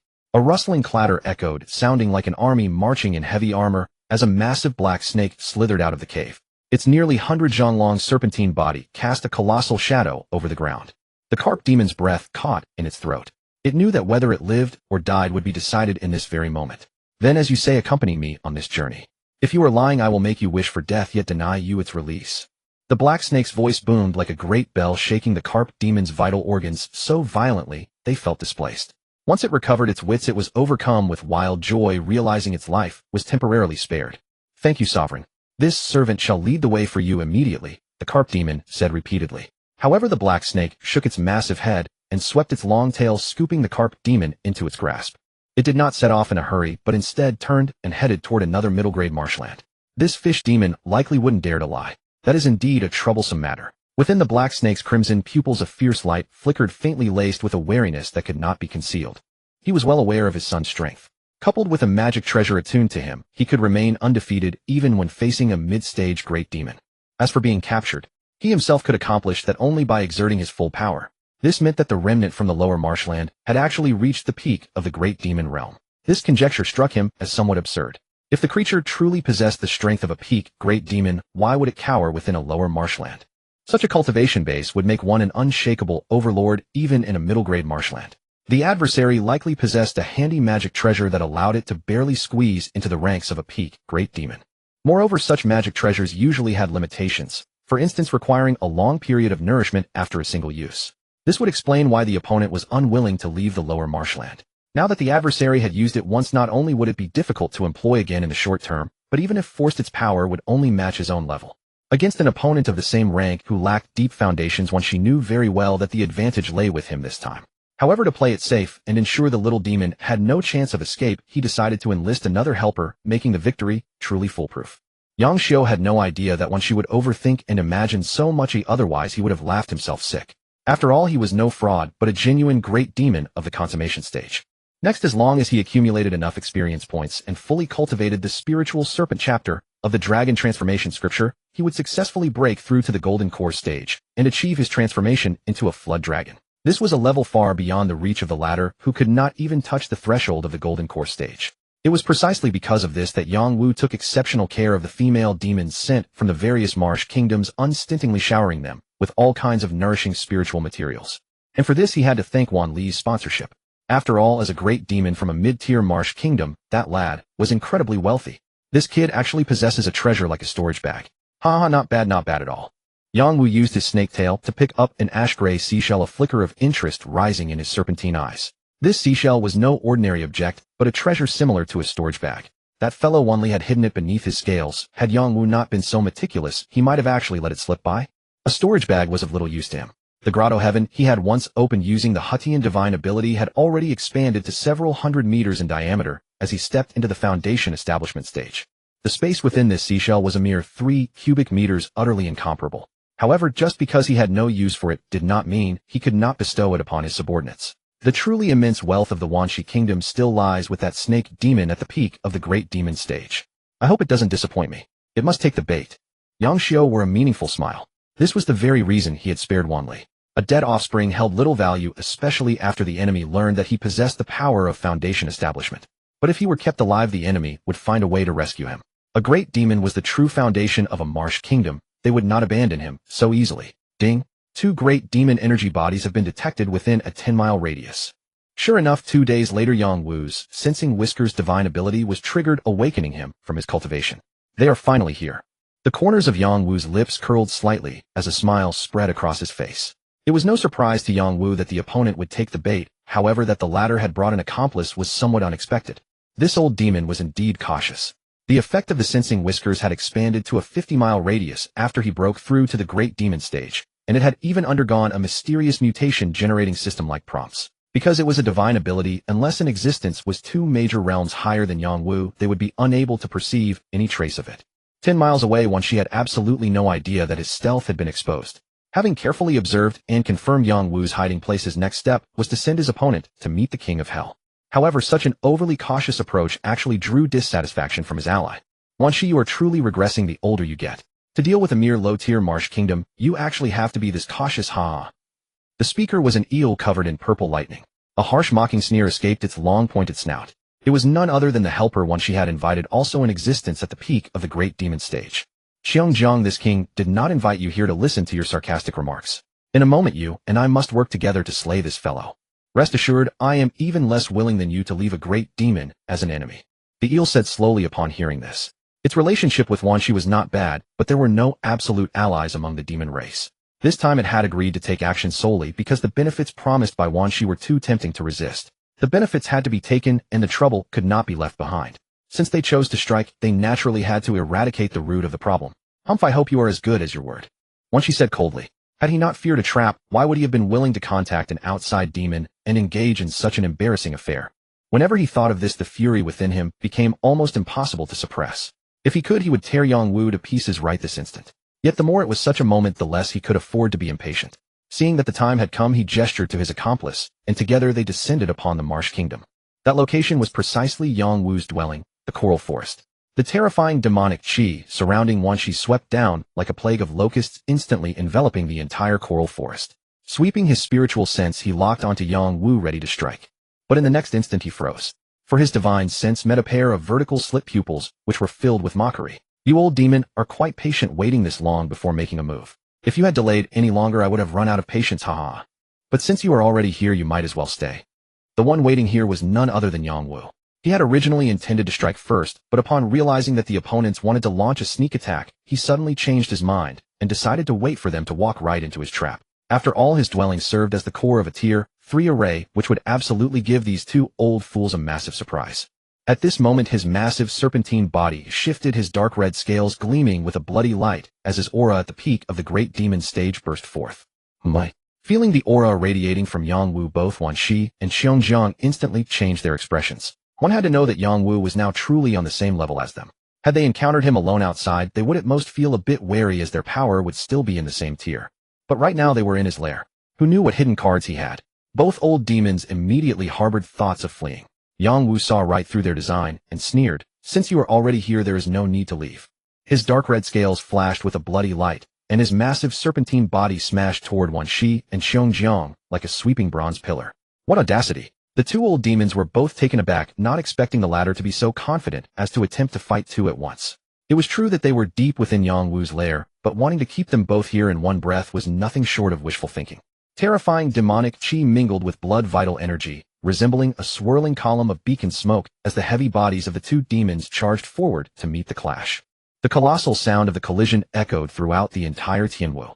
Not only that, but the surrounding low-tier neighboring kingdoms also sensed it, and gazes began to turn toward them one after another. Unlike the human race, which cultivated various spells, the demon race's abilities lay entirely within their physical bodies. Unless they were heaven demons with superior bloodlines, ordinary demons had no differences in major cultivation realms. If they truly fought, no winner could be decided in a short time, and they could easily find an opportunity to escape. Indeed, as old demons who had lived for thousands of years, they certainly had no intention of fighting to the death. But while Yang Wu might not be able to keep both, what about keeping just one? That was highly possible, and neither of them wanted to be the one left behind. The two demons were truly harboring their own hidden agendas.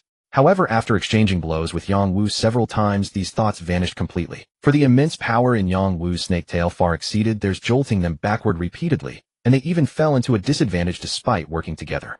How is this possible? Our cultivation bases are identical, so why is there such a massive disparity? Could this low-tier demon possess some special bloodline? Wan Shi, you dare scheme against me? Xiongjiang seemed to realize something, and its protruding fish eyes instantly filled with shock. In its view, how could a demon with such a bloodline originate from a low-tier marsh kingdom? He must have a formidable background. This was also the reason for its shock and anger. It had been invited by Wan Shi. If the other party fled at this moment, it would surely face certain death. No matter how it looked, this seemed like a trap set specifically against it. Furthermore, its own marsh kingdom did not have a second demon of the foundation establishment stage. Once it perished, everything would belong to Wan Shi. The more Xiongjiang thought about it, the more it felt it had uncovered the truth. At this point, it no longer cared about any benefits, feeling only that saving its life was of paramount importance. Without a second thought, it turned to flee. This turn of events left even Yang Wu somewhat bewildered. He had not expected the alliance between the two demons to be so fragile. Nearby, Wan Shi cursed Xiongjiang as a fool, his face exceptionally grim. He knew that under the current circumstances, only by joining forces could they have any hope of holding out against Yang Wu. Now that he was left alone, the outcome was predictable. Wan Shi wished he could kill Xiongjiang the traitor right then and there. Yet trapped in such a predicament, he could not afford to dwell on it, as escaping with his life was also his top priority. Thanks to Xiongjiang's foolish move, Yang Wu, the low-tier snake demon, was distracted. This was Wan Shi's final chance to survive. Thus, like arrows shot from a bow, the two demons fled swiftly in different directions. Seeing this, the corners of Yang Wu's mouth slowly curled into a smile. I said you all must stay? How could you possibly escape? He naturally would not let these two fools escape, especially since he still needed to lay low and grow in secret. With a mere thought, the 18 prearranged array flags immediately activated. A tier 3 array enveloped the area, spanning a size 3 times that of Tianwu. No matter how fast the two demons ran, they had not even managed to escape Tianwu yet. In the next instant, 2 streaks of deep blue divine light emerged out of thin air from within the array, sweeping toward the two demons like thunderbolts. This was the interior of a tier 3 array where even golden core cultivators would not dare to trespass lightly. The two demons, merely at the peak of the great demon stage, naturally had no way to defend themselves and were struck squarely by the blow. A third-rank formation. With such capabilities, why conceal your true strength? Wan Shi's crimson serpent pupils fixed firmly on Yang Wu, his body struck by the divine light, as a terrifying cold spread outward. He desperately channeled his demonic energy to resist, but it was futile, for this was the power of the cold water nether formation. A formation that condensed power into the nether cold mystic light. Once struck, the cold would spread, and without golden core level mana, it was impossible to dispel, hence its classification as a third-rank formation. Wan Shi and Xiongjiang, both at the peak of Great Demon, stood no chance. Their demonic energy began to freeze. In mere moments, their cultivation would be sealed. Of course I want to capture you alive. If I had deployed the formation outright, you'd have lived for years. Surely you'd have some life-saving treasures. Revealing it too early would let you sense danger and flee. That wouldn't do. Yang Wu grinned and spoke slowly. That was only one reason. He also wanted to test his own combat prowess, for since his breakthrough, Yang Wu was still uncertain of his own strength. Now, from these two great demons who had broken through years ago, he confirmed that his power far surpassed the peak of Great Demon, yet still fell short of the golden core threshold. In a one-on-one battle, he could easily slay a peak Great Demon. Wan Shi, hearing the latter's deep calculations, his serpent eyes filled with despair. He knew that falling into the hands of such a scheming enemy meant he would never turn the tables. Yang Wu ordered the guards to take Wan Shi away, then turned to Xiongjiang, who was also afflicted by the cold. I have no mortal enmity with you. I came today only because I accepted Wan Shi's bribe. If you are willing to spare me, I will give you whatever you desire. Before Yang Wu could speak, Xiongjiang already pleaded with a tearful face. Now he was filled with regret, cursing himself for being lured by the paltry benefits promised by that worthless Wan Shi, and for coming to provoke an existence he could not afford to offend. This Yang Wu not only possessed an excellent bloodline, but also wielded a third-rank formation. Now not only had those benefits evaporated, but he was about to be dragged into this mess. Xiongjiang had no thought of revenge left. With the latter's resources, even if the demon general of the upper marshland came, he might not be able to subdue him, let alone himself. Yang Wu found it amusing. Oh, and why should I let you go? He hadn't anticipated that Wan Shi would offer a buy one get one free deal. He looked at Xiongjiang, mockingly curious to see what excuse the fellow could conjure. I am the ruler of the Thunder Kingdom.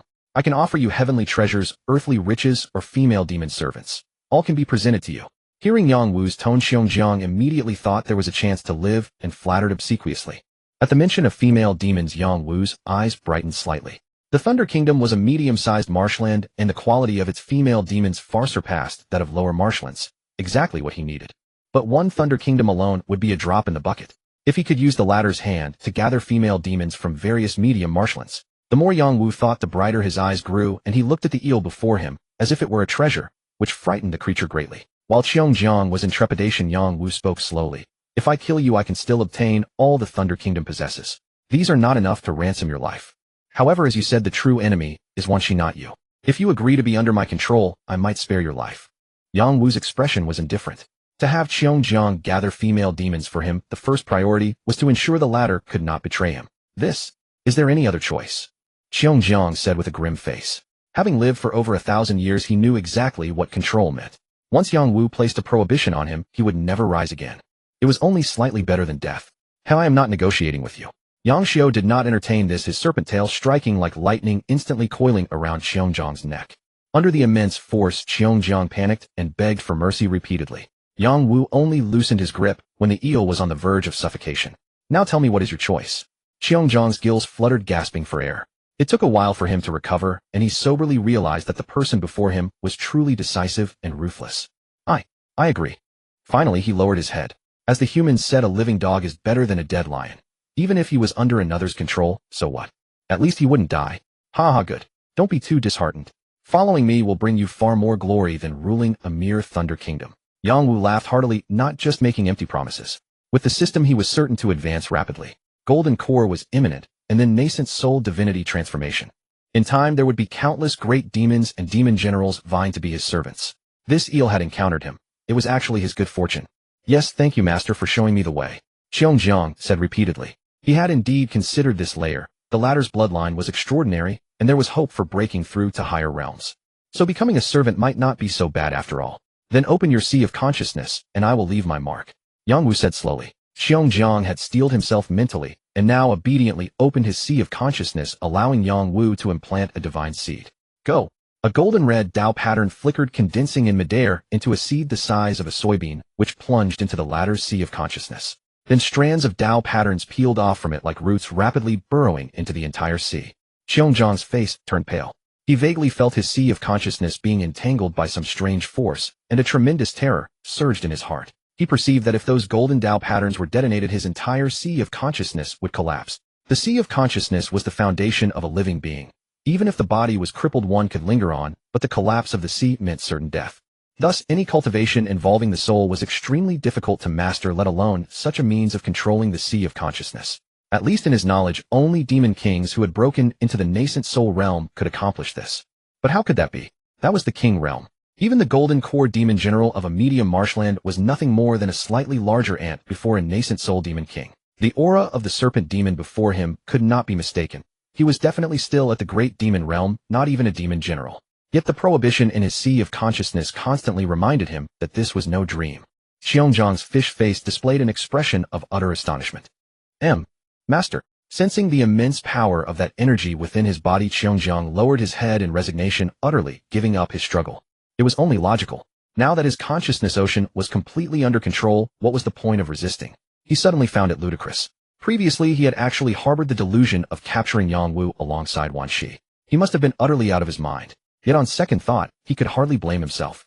After all, with his strength, as long as he did not cause trouble in the high marsh kingdoms, he could roam freely across the 3,000 miles of sea territory. Who could have foreseen that a tiny low marsh kingdom like Tianwu would suddenly produce a figure at the peak of the great demon realm, and one who possessed such a method to control the consciousness ocean? This was even more absurd than him being the direct lineage of a demon emperor, yet by some bizarre stroke of misfortune, it was the absolute truth, and he had run straight into it. At this thought, Xiongjiang cast a cautious glance at Yang Wu, who stood not far away. At such close range, that massive body enveloped in dense demonic qi delivered an even more powerful visual shock to him. Although he did not understand the other's motive for playing the wolf in sheep's clothing this time, he was sensible enough to suppress the doubts in his heart. After all, his life and death were now entirely in Yang Wu's hands.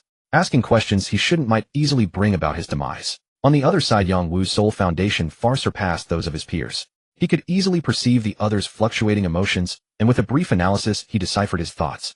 However, he did not care. Since the divine ability seed had been successfully planted, even if the other harbored treacherous intentions, he could easily suppress and execute him with a flick of his hand. Since he was merely an ant in his palm whose life was at his mercy, having some clever schemes might actually make him more efficient in executing tasks. Speak. Since you and Wan Shi came here together, your relationship must be quite close, I presume. Yang Wu cast a fleeting glance at Xiongjiang and spoke slowly. Such a direct inquiry sent a sudden jolt of terror through Xiongjiang's heart. Once he recovered his composure, he shook his head repeatedly in denial. Master, you misunderstand. This servant and Wan Shi can only be considered allies at best. Our journey to your territory was solely to rescue Wan Li, whom you detained. We had no other intentions. Hearing this, Yang Wu did not respond, but merely stared at Xiongjiang with a cold sneer.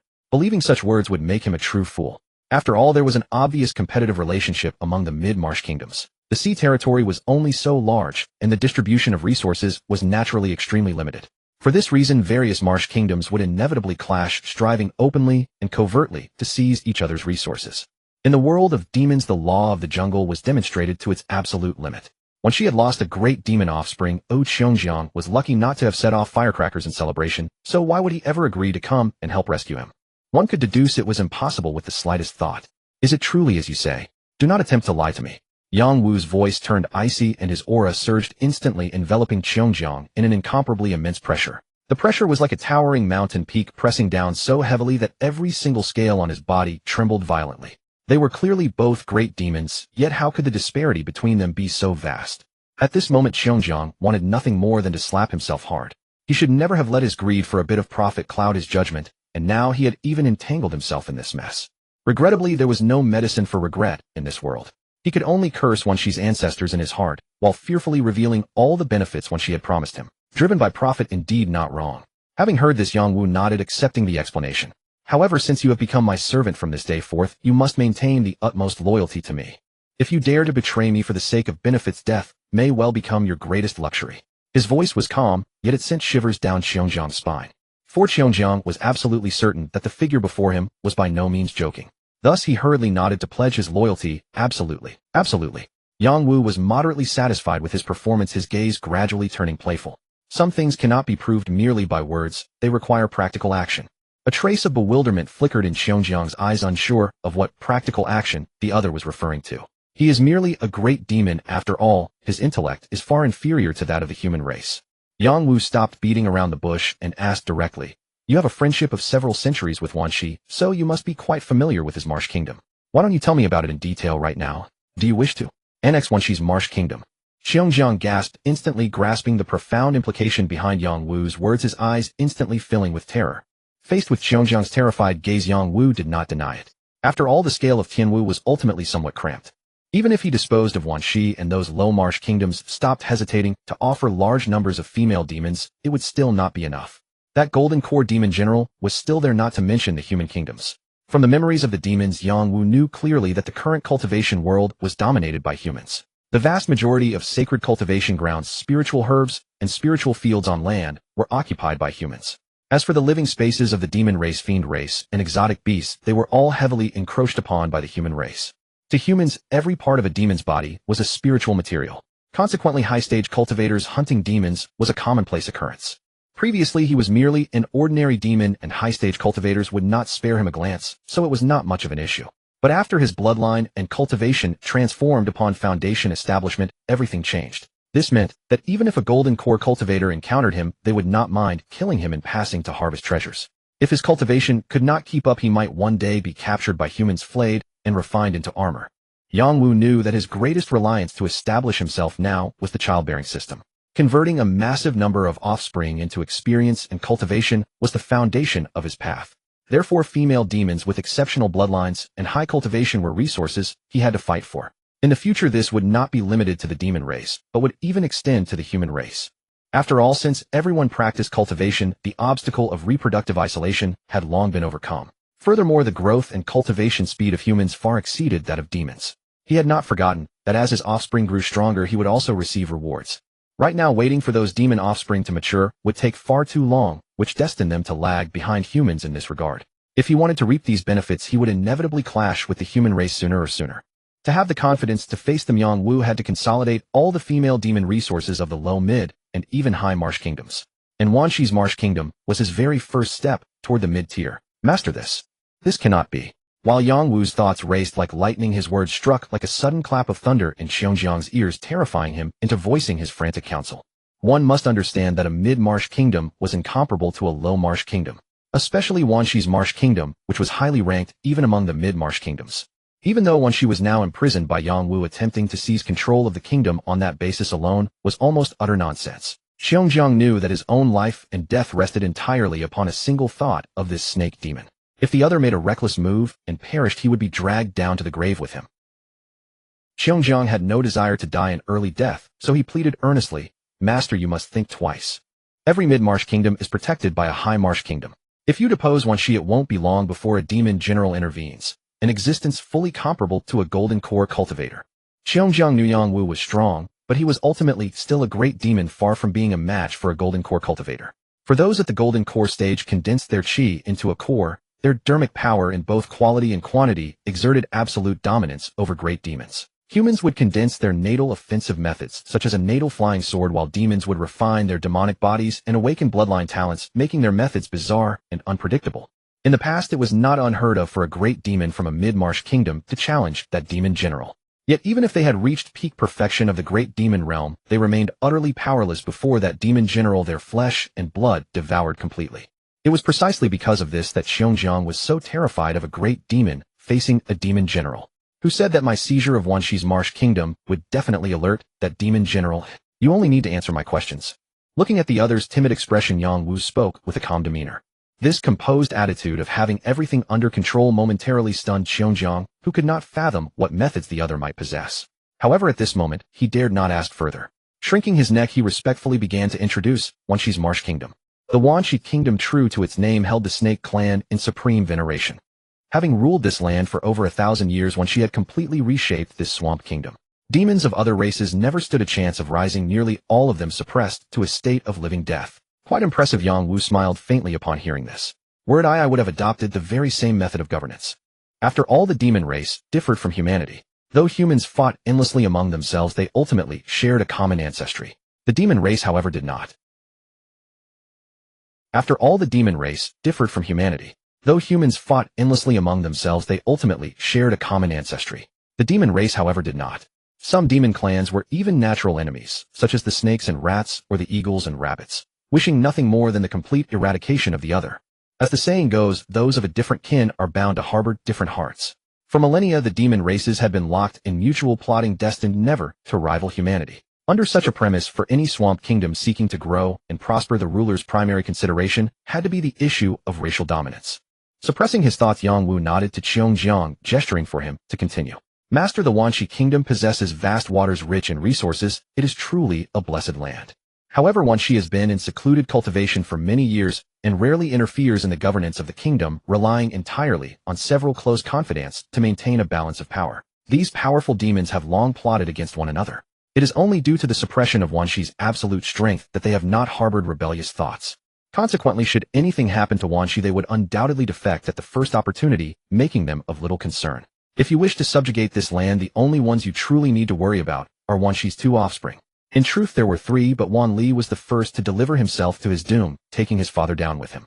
Naturally, only two remain now. Yang Wu inquired with intrigue. Go on. Although Wan Shi has numerous offspring, he focused most of his energy on his three sons. At this point, Xiongjiang had intended to build suspense, but seeing Yang Wu's cold gaze fixed upon him, he was terrified and immediately laid bare the whole truth. Wan Shi's three sons are the eldest Wan Li, the second Wan Yang, and the third Wan Hai. Xiongjiang added, since Wan Li has already been captured alive by Master, only Wan Yang and Wan Hai remain. Although Wan Hai possesses no small amount of cunning due to past incidents, he has virtually no hope of becoming a great demon. Before Master's absolute strength, he poses no threat. The remaining second son, Wan Yang, will likely be the greatest obstacle to Master's plan, for he has the connections to contact that demon general. In Xiongjiang's eyes, he had made himself abundantly clear. If Yang Wu wished to succeed, he had to eliminate Wan Yang first. Only by preventing Wan Yang from sending word could they contain all potential turmoil within the Swamp Kingdom and achieve true success. Yet Wan Yang was no fool either. Coupled with the hidden contingencies Wan Shi must have left in his kingdom, if he were bent on fleeing, they might not be able to stop him.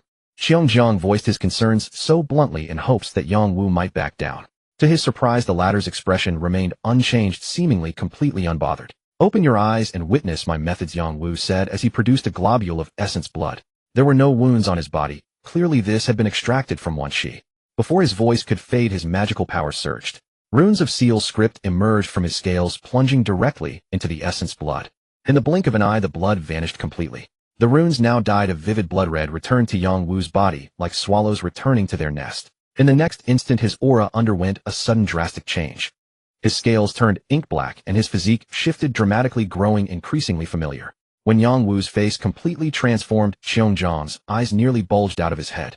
The great demon standing before him was none other than Wan Shi himself. Not only his appearance, but even his aura was identical.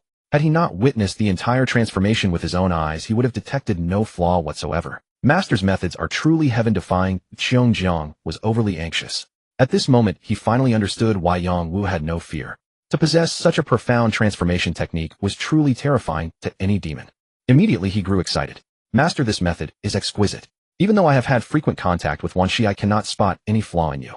By taking over the Swamp Kingdom in Wan Shi's guise, and using this identity to eliminate dissidents, you will surely seize everything he owned without a hitch. This was indeed Yang Wu's plan. This transformation technique originated from the dragon transformation scripture, allowing him to alter his form using essence blood. The brilliance of this technique lay in its ability to perfectly replicate both soul and aura. Of course, if he fought with all his might, there remained a risk of exposure. Yet there was no need to worry too much about this risk. After all, if he had to unleash his full power, the outcome would either be killing the opponent directly, or in the worst-case scenario, simply packing up and fleeing. Thinking of it this way made it simpler. This would minimize losses. After all, what Yang Wu truly wanted was never the resources of the Wanxi kingdom, but rather Wanxi's wives and concubines. If he forced his way and caused a rebellion, it might turn into a bloodbath, and who knew how many female demons would survive. At this thought, Yang Wu nodded to Xiongjiang with satisfaction. You actually have some brains.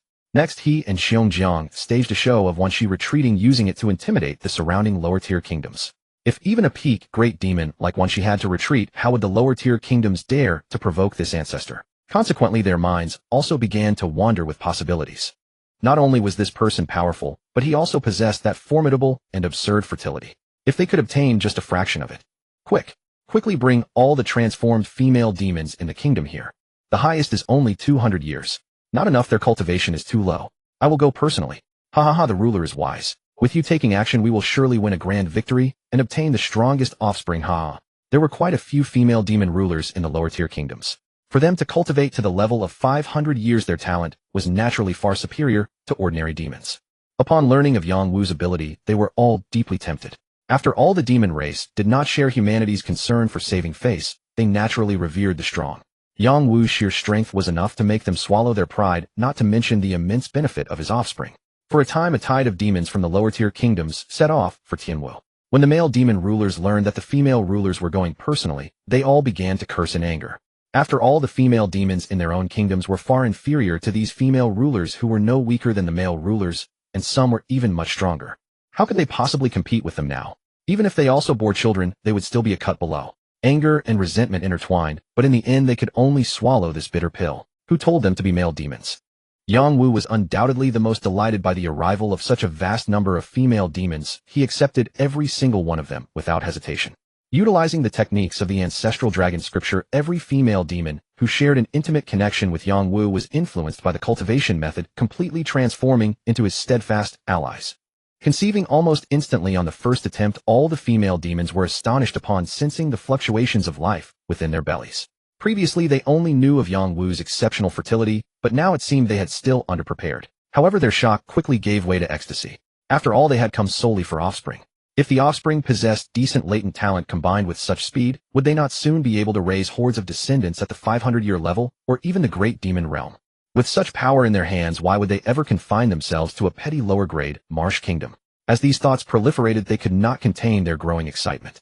Once Yang Wu had impregnated the female demons of over a century's cultivation, he announced a period of secluded meditation under the pretext of comprehending a higher realm. In truth, he was preparing to assume the identity of Wanxi and enter the mid-grade marsh kingdom ahead of schedule to lay his plans. With his strength, there was absolutely no risk involved. Before departing, he instructed Shirshan and his other subordinates to look after the affairs of the Tianwu kingdom, and they naturally complied without question. Furthermore, the female demons who had come to conceive also expressed their willingness to help upon hearing this. Rest assured, Your Majesty, we sisters will remain in Tianwu to nurture our pregnancies. If any petty scoundrels dare to invade, we will certainly strike with all our might. Many of these female demons were comparable to the 7th layer of Qi refining, with the lowest among them being 100-year great demons. Their sheer numbers alone were enough to strike terror into the hearts of even great demons. Excellent. Once I emerge from seclusion, I shall surely reward you all handsomely. Yang Wu was exceedingly satisfied. This was the true power of the dragon transformation scripture. Imperceptibly, the forces under his command would only multiply. With patience, the 3,000-mile waters would eventually become an impregnable fortress, completely subject to his sole word. To be safe, Yang Wu also delegated a portion of the authority over the Tier 3 array to Ziyu and the other demons. Controlled by the divine ability seeds, they were entirely trustworthy. Thus, even if a great demon were to invade, they would have to bow their heads within Tianwu. After making various arrangements, Yang Wu gathered several offspring with superior bloodlines into the grotto heaven of the gourd and commenced his so-called seclusion. Master, you have finally arrived. Just as everyone believed Yang Wu had begun his secluded cultivation, he had already materialized in the waters near the Wanxi kingdom. With a slight shift of his thoughts, an eel crackling with electric currents quickly swam up to greet him. The one speaking was none other than Xiongjiang, who had been subdued by Yang Wu. Since this was Yang Wu's first visit to Wanxi's marsh kingdom, he required its guidance. Coupled with other subsequent plans, he had arranged for it to wait here in advance. Indeed, lead the way. Yang Wu nodded slightly and commanded, Xiongjiang nodded repeatedly in agreement, not daring to show the slightest negligence, and immediately led the way toward Wanxi's marsh kingdom, a hint of playfulness secretly rising in its heart. It had somewhat figured out Yang Wu's temperament. He was by no means an ordinary passive master. His entry into the mid-grade marsh kingdom this time would bound to trigger a storm of blood and slaughter. To it this was a welcome prospect. After all, being beaten alone was merely bad luck, but if everyone suffered the same fate, they would at least share in the misery. It thought maliciously, wishing nothing more than for the other marsh lords to end up in the same plight. Fortunately, Yang Wu was unaware of its thoughts, otherwise he would have been thoroughly amused. After such a natural-born traitor was a rare find. Yet at this moment Yang Wu had no leisure to dwell on such trivial matters. He was busy calculating and organizing his subsequent plans. The area where he currently stood appeared calm and tranquil, suggesting that no news regarding Wanxi had leaked out. However, the internal state of the actual Wanxi kingdom was far from the peaceful facade it presented. As a mid-grade marsh kingdom, the Wanxi kingdom governed a territory far vaster than any lower-grade marsh kingdom. The demon tribes living within were exceptionally dense. Since most were snake demons, their mingled reptilian breath carried a pungent, sky-reaching stench. Unlike in the past, a dense throng of snake demons now stood outside the entrance of the Marsh Kingdom's cavern. The aura of these demons surged. Even the weakest among them possessed several centuries of cultivation. The leading black snake exuded a cloud-like demonic energy, clearly only a single step away from the great demon realm. These were the core members of the Wanxi kingdom gathered here upon receiving word of the Lord's imminent return. They had assembled at this spot specifically to welcome him. I wonder how the Lord fared in dealing with that lower-grade demon tribe this time. That goes without saying, there will naturally be no issue. The Lord is not far from the great demon consummation. Killing a demon from a lower-grade marsh kingdom is as simple as crushing an ant. Alas, I only wonder if the first prince is safe and sound. Those lowly inferior demons must have employed some underhanded tactics, otherwise how could they have captured the first prince? The demons of the Wanxi kingdom conversed in hushed, indignant tones. The discrimination based on bloodline among the demon tribes was exceptionally severe, far exceeding that of the human race. In the eyes of the demons from the mid-grade marsh kingdom, those from the lower-grade marsh kingdoms were nothing more than rations. How could they possibly be compared? Wan Li's defeat this time was undoubtedly due to foul play. My dear elder brother, I truly hope you died out there. In contrast to the flattery of these snake demons, the black snake, standing at the very front, Wan Yang thought coldly to himself. As the perpetual runner-up, he was inferior to Wan Li in both bloodline and cultivation. If his brother did not perish, he would never stand a chance of truly becoming the heir to the Marsh Kingdom. Wan Li's misfortune was the source of his greatest joy. After all, since they were merely dealing with a lower-grade Marsh Kingdom, he did not believe his father would fail. He only hoped that bastard Wan Li had died early, so his greatest threat could be truly eliminated. During the period when Wanxi was away from the Marsh Kingdom, Wan Yang had fully savored the sense of authority that came with ruling the realm. Therefore, if the two of them returned, he would have to surrender the power in his hands. At this thought, he could not help but feel extremely infuriated. Why? Why must the eldest be the crown prince? Clearly, Wan Yang had long harbored deep resentment toward his father's arrangements. Yet being father and son, he was well aware of Wanxi's profound shrewdness. The latter seemed to delegate authority, but under the weight of absolute strength, all power remained firmly in his grasp. As long as he lived, everything within the Wanxi kingdom was decided solely by him, the Lord. No demon dared to object. After all, the graves of those who did were already overgrown with grass. Ahem. Just as Wan Yang was lost in thought, a soft cough suddenly sounded from behind, clearly a deliberate reminder. Father returns today, yet why does second brother look somewhat unhappy? As Wan Yang turned around at the sound, he saw a colorful green snake standing behind him. Who else could it be but his troublesome younger brother Wan Hai? Clearly he was trying to frame him with a false accusation. Hearing this, Wan Yang cast a cold glance at Wan Hai. You had better worry about your own remaining days. Meddling too much will only hasten your demise. How could Wan Hai fail to catch Wan Yang's underlying meaning? He continued to smile playfully. It seems I have indeed hit upon second brother's true thoughts. Flustered and angry already, Wan Yang's gaze suddenly turned sinister, sweeping over like a blade. Boy, you damaged your foundation during that past mission, leaving you with absolutely no qualification to compete with me. If you don't wish to die, you had better cooperate with me obediently from now on, otherwise. At this point, a thread of invisible killing intent began to permeate the air. Wan Hai's pupils contracted sharply. Just as he was about to make a move, a terrifying demonic aura suddenly descended. It was the aura of a great demon at the foundation establishment stage, and a very familiar great demon at that. Instantly, all the demons present realized that the Lord had returned. They bowed their heads in prostration, and even Wan Yang, who was closest to this level, was no exception. We welcome the Lord's return. Wan Yang reacted the fastest, his voice ringing out the loudest, clearly attempting to steal the spotlight. Wan Hai was a step slower, his pale yellow vertical pupils flashing with anger, though he quickly suppressed it at a speed imperceptible to the naked eye. Then the massive dark shadow projected a booming voice, "One Yang and one Hai shall remain. The rest of you may dismiss." Upon hearing this, the demons were momentarily startled, but they complied cooperatively and quickly dispersed. Soon only the brothers One Yang and One Hai were left behind, exchanging bewildered glances. They did not understand why they were suddenly ordered to stay. Could it be that their secret machinations during this period had been discovered? Both demons felt a sudden pang of dread, for their father was by no means an easy figure to deal with. If they were caught in any wrongdoing, even with their close blood ties, they might still end up half dead. The two demons glanced at one another, utterly bewildered as to why their father had summoned them. Could something have gone wrong with eldest brother? Upon thinking this, Wan Yang could not suppress his inner glee, for he had secretly wished the eldest brother would perish out there. With the heir apparent position now all but guaranteed, he still wore a mask of concern for his sibling. "Father, did you find any trace of eldest brother during your visit to that inferior swamp kingdom? You are never to speak of your eldest brother again. Command your brothers to put the swamp kingdom on full alert. Troubles are coming." As his final words echoed, the swirling demon aura gradually dissipated, revealing his true form beneath. Wan Yang and Wan Hai could finally see what stood before them, and both involuntarily drew in a sharp breath. "Father, how have you been injured so grievously?" In their eyes, the Wanshi before them bore several gruesome wounds where flesh was torn and mangled, even exposing bone beneath. A surge of demonic energy rippled through each wound as it attempted to knit the torn flesh back together, yet the injuries ran too deep to heal. Such devastation was truly terrifying. If the blows had struck vital points, death would have been certain. Their father stood at the pinnacle of demon cultivation, yet he had only gone to deal with lowly demons from an inferior swamp kingdom. So how had he been wounded so grievously? Especially Wan Yang, who could barely suppress his relief that Wanli was dead.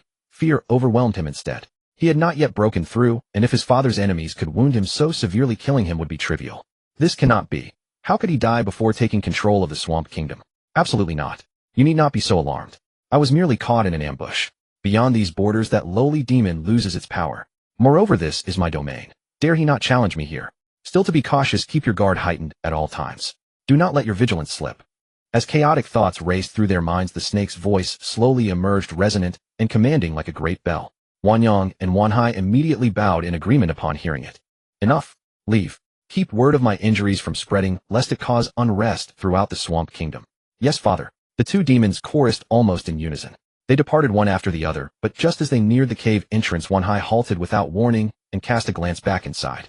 For some reason, it felt something was off about the father it had just witnessed, despite his aura being entirely familiar. Yet as his own flesh and blood, it sensed something wrong. The feeling was faint and uncertain, so it suppressed its doubts and resolved to watch carefully, waiting for a clearer answer later. "It seems I've truly passed the first test of this disguise." Inside the cave, once all sound outside had ceased, the black serpent murmured to itself. Obviously, this was no true Wansha, but rather Yang Wu in disguise. The real Wanshi had long been crippled by Yang Wu, and was now locked in the cave heaven alongside Wanli, their blood being drawn to nourish the pool. The complication was that these two demons couldn't be killed. Not yet, at least, for doing so might attract a golden core demon general. Yet mercy was never Yang Wu's nature. The flesh of a foundation establishment, great demon in particular, was considered a tremendous tonic for demons. Suddenly the system's notification chimed without warning. Ding dong. Congratulations to the host for obtaining the 1st century cultivation Offspring. System reward: divine ability, invisibility. The unexpected development left Yang Wu completely frozen. Regaining his composure, he focused inward and gazed into the cave heaven, where a crimson carp was swirling with demonic energy. The very aura had genuinely broken through to 100-year demonhood. This pace of cultivation defied all expectation for a demon, and Yang Wu struggled to accept what he was witnessing. Previously, his focus had been on acquiring female demons across the various swamp kingdoms, but now he realized he would also need to gather high cultivation demons and heavenly materials and spiritual treasures. Yet it remained impossibly swift, as though rocketing forward rather than advancing through natural cultivation. In the end, Yang Wu could only attribute this to the system itself. After all, it had already leveled up once, so some inexplicable nature seemed understandable. Perhaps some plans will need to shift. Yang Wu murmured to himself, a hint of astonishment crossing his face as he glanced at the newly awarded divine ability. Previously, his focus had been on acquiring female demons across the various swamp kingdoms, but now he realized he would also need to gather high cultivation demons and heavenly materials and spiritual treasures. After all, his offspring's breakthroughs brought him substantial benefits. Still, propagation remained his primary concern. Having reached the precipice of golden core cultivation, he needed to succeed swiftly to truly secure his position across the 3,000 waters. By fortunate coincidence, he had long been eager to investigate the Wanshi swamp kingdom, renowned for its abundance of female demons. Moreover, as the ruler of a mid-tier swamp kingdom with a serpent's naturally lustful disposition, his harem would surely be filled with captivating female demons. I shall graciously accept them on your behalf, ha ha ha. With a mere thought, Yang Wu's gruesome injuries vanished entirely. It was an illusion technique from the dragon transformation scripture. Given the cultivation technique's profound nature, lower realm cultivators had no chance of piercing through the illusion, making it trivially easy to deceive Wan Hai and Wan Yang. Yang Wu then claimed his recovery required the balancing of yin and yang energies, summoning large numbers of female demons into his dwelling to attend to his needs. Time slipped away quickly, and before long 2 months had passed. During this period, Yang Wu essentially established his presence directly within Wan Shi's territory. Thanks to the system's powers and the cultivation method's potency, Wan Shi's harem became a constant source of joyful news. Every female demon over a century of cultivation found herself with child. Beyond that, they became utterly devoted to him. So much so that even if Yang Wu were to discard his disguise right now, they would unquestionably remain at his side. Such was the power of true illusionary mastery. Yang Wu calculated that once all these female demons, including those in Tianwu, reached the point of giving birth, he would finally glimpse the golden core stage himself. Finally, I shall fully claim these waters, haha. Yang Wu understood that he must remain composed at this critical moment, lest everything unravel. When news of the female demon's pregnancies spread, it sent shockwaves throughout the entire swamp kingdom. In their understanding, the realm master was a foundation establishment great demon, making conception extraordinarily difficult compared to ordinary demons. The harem alone contained hundreds of female demons, and every single one had conceived. This revelation dwarfed even the astonishment caused by a golden core demon general giving birth. The more offspring our ruler produces, the sooner our swamp kingdom shall flourish. This is truly a joyous occasion of the highest order. Yet beyond their initial shock, overwhelming jubilation swept through the kingdom. For these children possessed exceptional bloodlines that would undoubtedly strengthen the realm as they matured. They were all aware that the crown prince appeared to have perished abroad, a devastating blow to the kingdom. Had they not noticed the recent contraction of their territory? Even the guards had grown stricter than usual, which was entirely abnormal. While the leadership kept silent, it hardly meant the lower ranks remained ignorant. Now that their lord had produced so many new heirs, if even one, or several, were to become great demons, the kingdom could not only reclaim its former glory, but potentially surpass it entirely. Furthermore, Yang Wu leaked word to Wan Yang and Wan Hai that his recuperation through his cultivation method had been successful. He was now preparing to launch the second phase of his plan, beginning the systematic harvesting of resources. Yet this very move prematurely exposed his intentions and stirred up trouble before he was ready. Impossible. How could this be? Inside a cave dwelling in the Wan Shi kingdom, Wan Shi's face was filled with sheer disbelief upon receiving the message from Yang Wu. Other demons might not know, but he was well aware that although his royal father had emerged victorious from a battle with a powerful enemy, it had severely damaged his foundation in that aspect. Otherwise, given his temperament, why would he put all his effort into nurturing them instead of continuing to breed and raise them like goo? Yet now all those female demons were pregnant with offspring. This was far too bizarre. The previous sense of strangeness was now infinitely magnified, even turning into a shred of certainty. Third Prince, could there be some trickery in this matter? The trusted crab demon beside him whispered cautiously. Moreover, I heard that the king used a large amount of cold jade pearls earlier. Perhaps those items produced a miraculous effect. The so-called cold jade pearls were healing pellets condensed by clam maidens. Infused with lunar essence, they served as highly effective healing elixirs for the demon race. Of course, this piece of news was actually deliberately leaked by Yang Wu solely to make Wan Yang and Wan Hai believe that he was indeed gravely injured. Upon hearing his confidence analysis, Wan Hai's expression remained exceptionally grim. Naturally suspicious, he would never disclose such a highly confidential matter, even to his most trusted aide. Yet he could not simply let it slide. Thus he said in a low voice, "When things are abnormal, there must be foul play. This matter must be thoroughly investigated.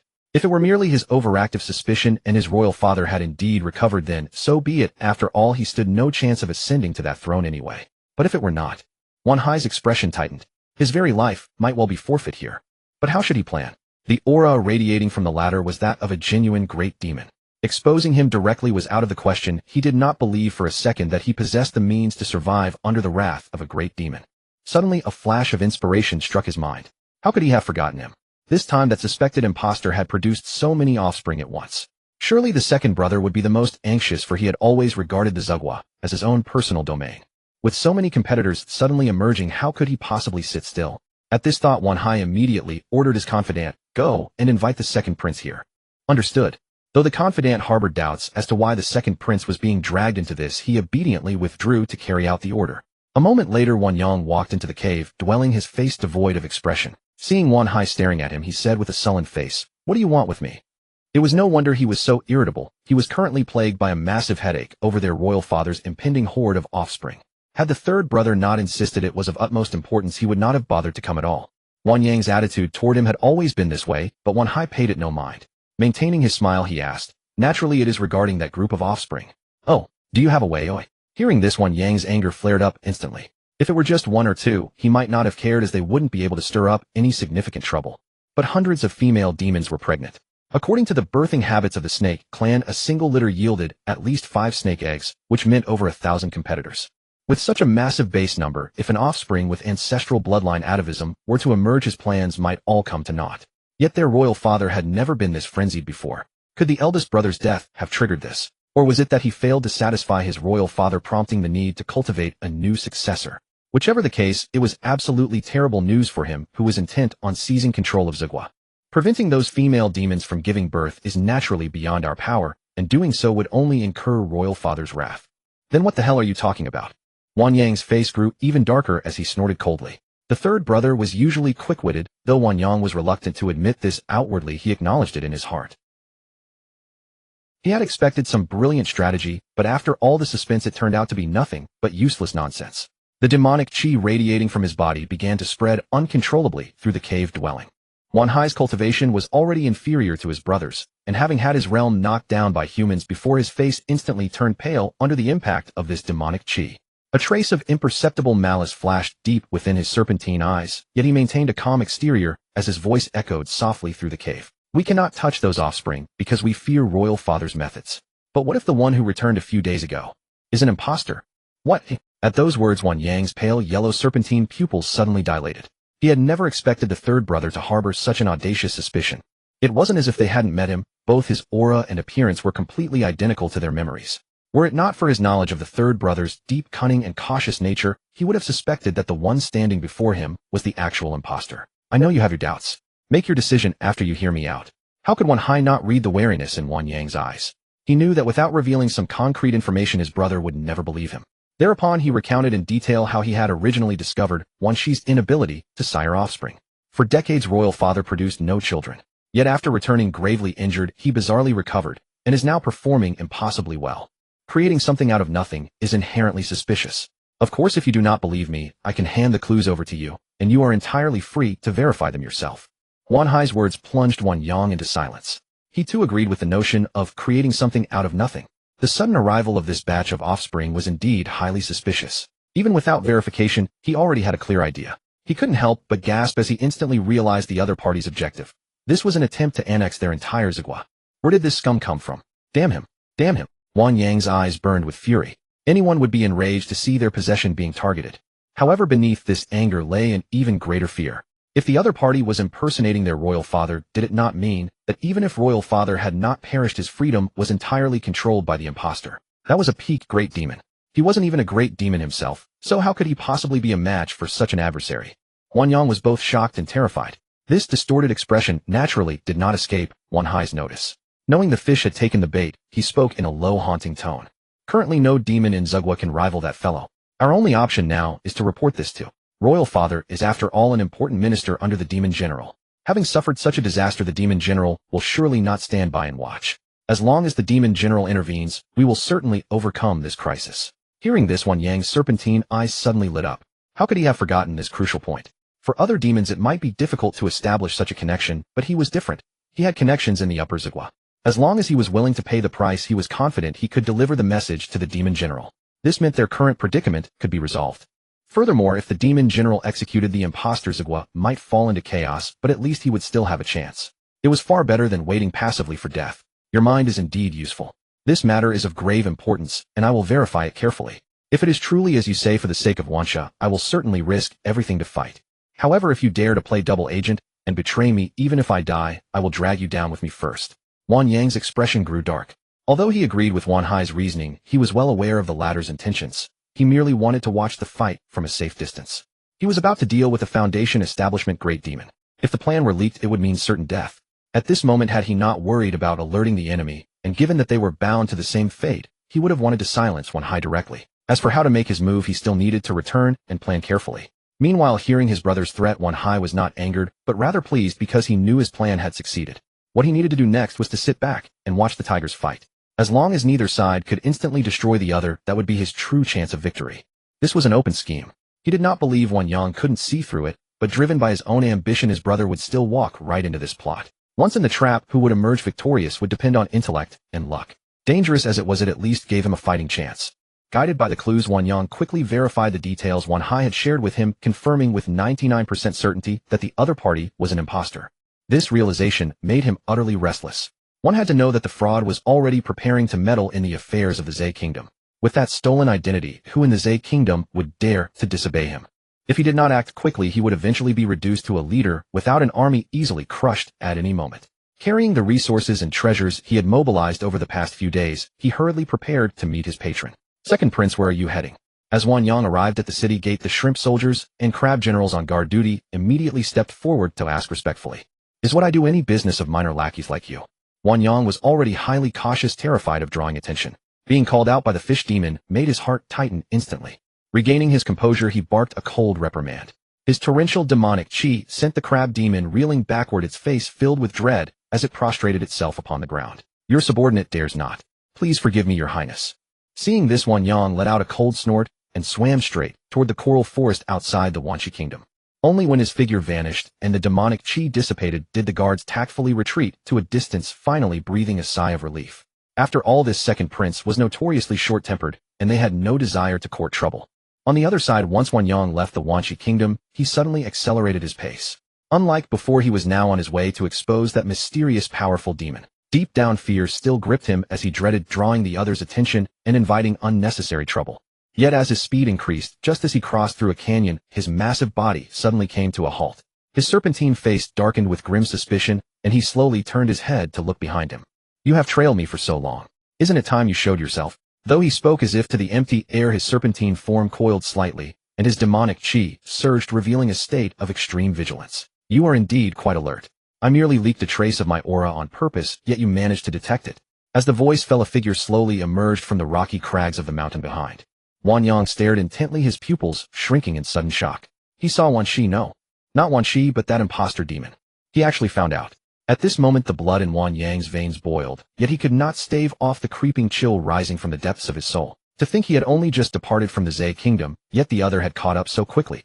There was only one possibility. There was a spy by his side. Only in this way could the imposter demon track his movements so precisely. Did this also mean that his conspiracy had been exposed? Wan Yang's expression instantly darkened. After all, he was now facing a great demon capable of severely wounding or even killing his own father. "It seems you have guessed my identity. How peculiar. I was quite confident that my transformation technique was flawless. Judging by your expression, you won't tell me. In that case, I shall see for myself." Wan Shi, who was actually Yang Wu, glanced at the highly vigilant serpent and spoke playfully. The latter's guess was correct. Since Yang Wu intended to seize Wan Shi's Zhe Kingdom, he naturally would not spare the two brothers Wan Yang and Wan Hai, whom Xiong Jiang had mentioned. He had used divine abilities to control several informants. Although they were not the brothers' confidants, they were sufficient to detect the minor movements of Wan Yang and Wan Hai. Thus, upon learning of Wan Yang's departure, he utilized his divine ability, invisibility, to follow him directly. He had thought the latter was merely up to some minor tricks, but now it seemed the surprise far exceeded his expectations. How could Yang Wu not be delighted by such a jackpot-like surprise? And following his delight, he decided to send this good son of his to the 9 netherworld ahead of schedule.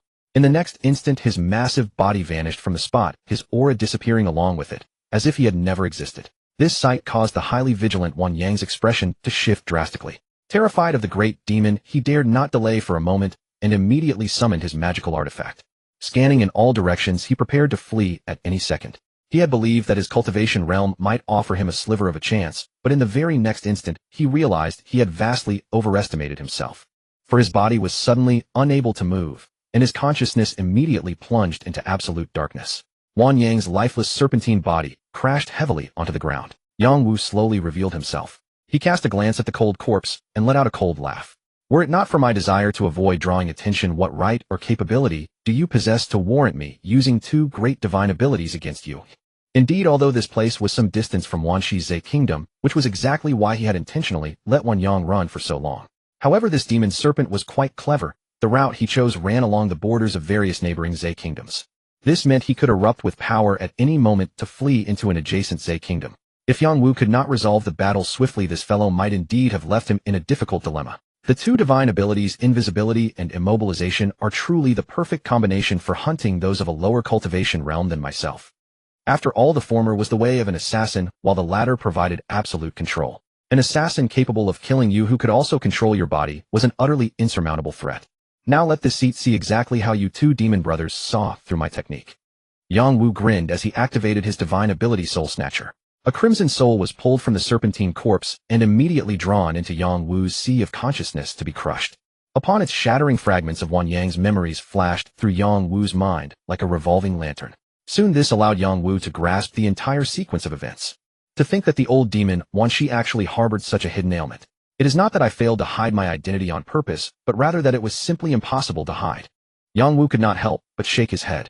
One had to know that his purpose here was to propagate his lineage, yet who could have foreseen that he would impersonate a sterile, useless wretch? Had those female demons not already conceived, Yang Wu would have considered masquerading as a different great demon instead. It seems I must find an excuse to explain away the anomaly of Wan Shi being able to sire offspring. Yang Wu could not guarantee that no other demon besides Wan Hai knew this secret. If another did, any explanation offered then would ring hollow. Laying out plans in advance for all possibilities was Yang Wu's habit. Regarding this, a plan quickly formed in his mind. However, before that he still had to resolve another major trouble. Xiongjiang was right. Wan Hai is indeed exceptionally scheming, keeping himself safely out of harm's way while letting a fool like Wan Yang charge at the very front. After all, had Wan Yang succeeded, he would inevitably have had to face him. With his cultivation, killing Wan Yang would be as easy as turning over his hand. When the time came, if a golden core demon general failed to kill him in a single strike, the endless catastrophe that followed would have to be borne by Wan Yang alone. Under such circumstances, how could Wan Yang still hope to become the sovereign? Wan Shi's subordinates would absolutely never allow it. For that would cause the entire Zhe kingdom to be targeted by a great demon capable of escaping a golden core master, leaving no hope for peace.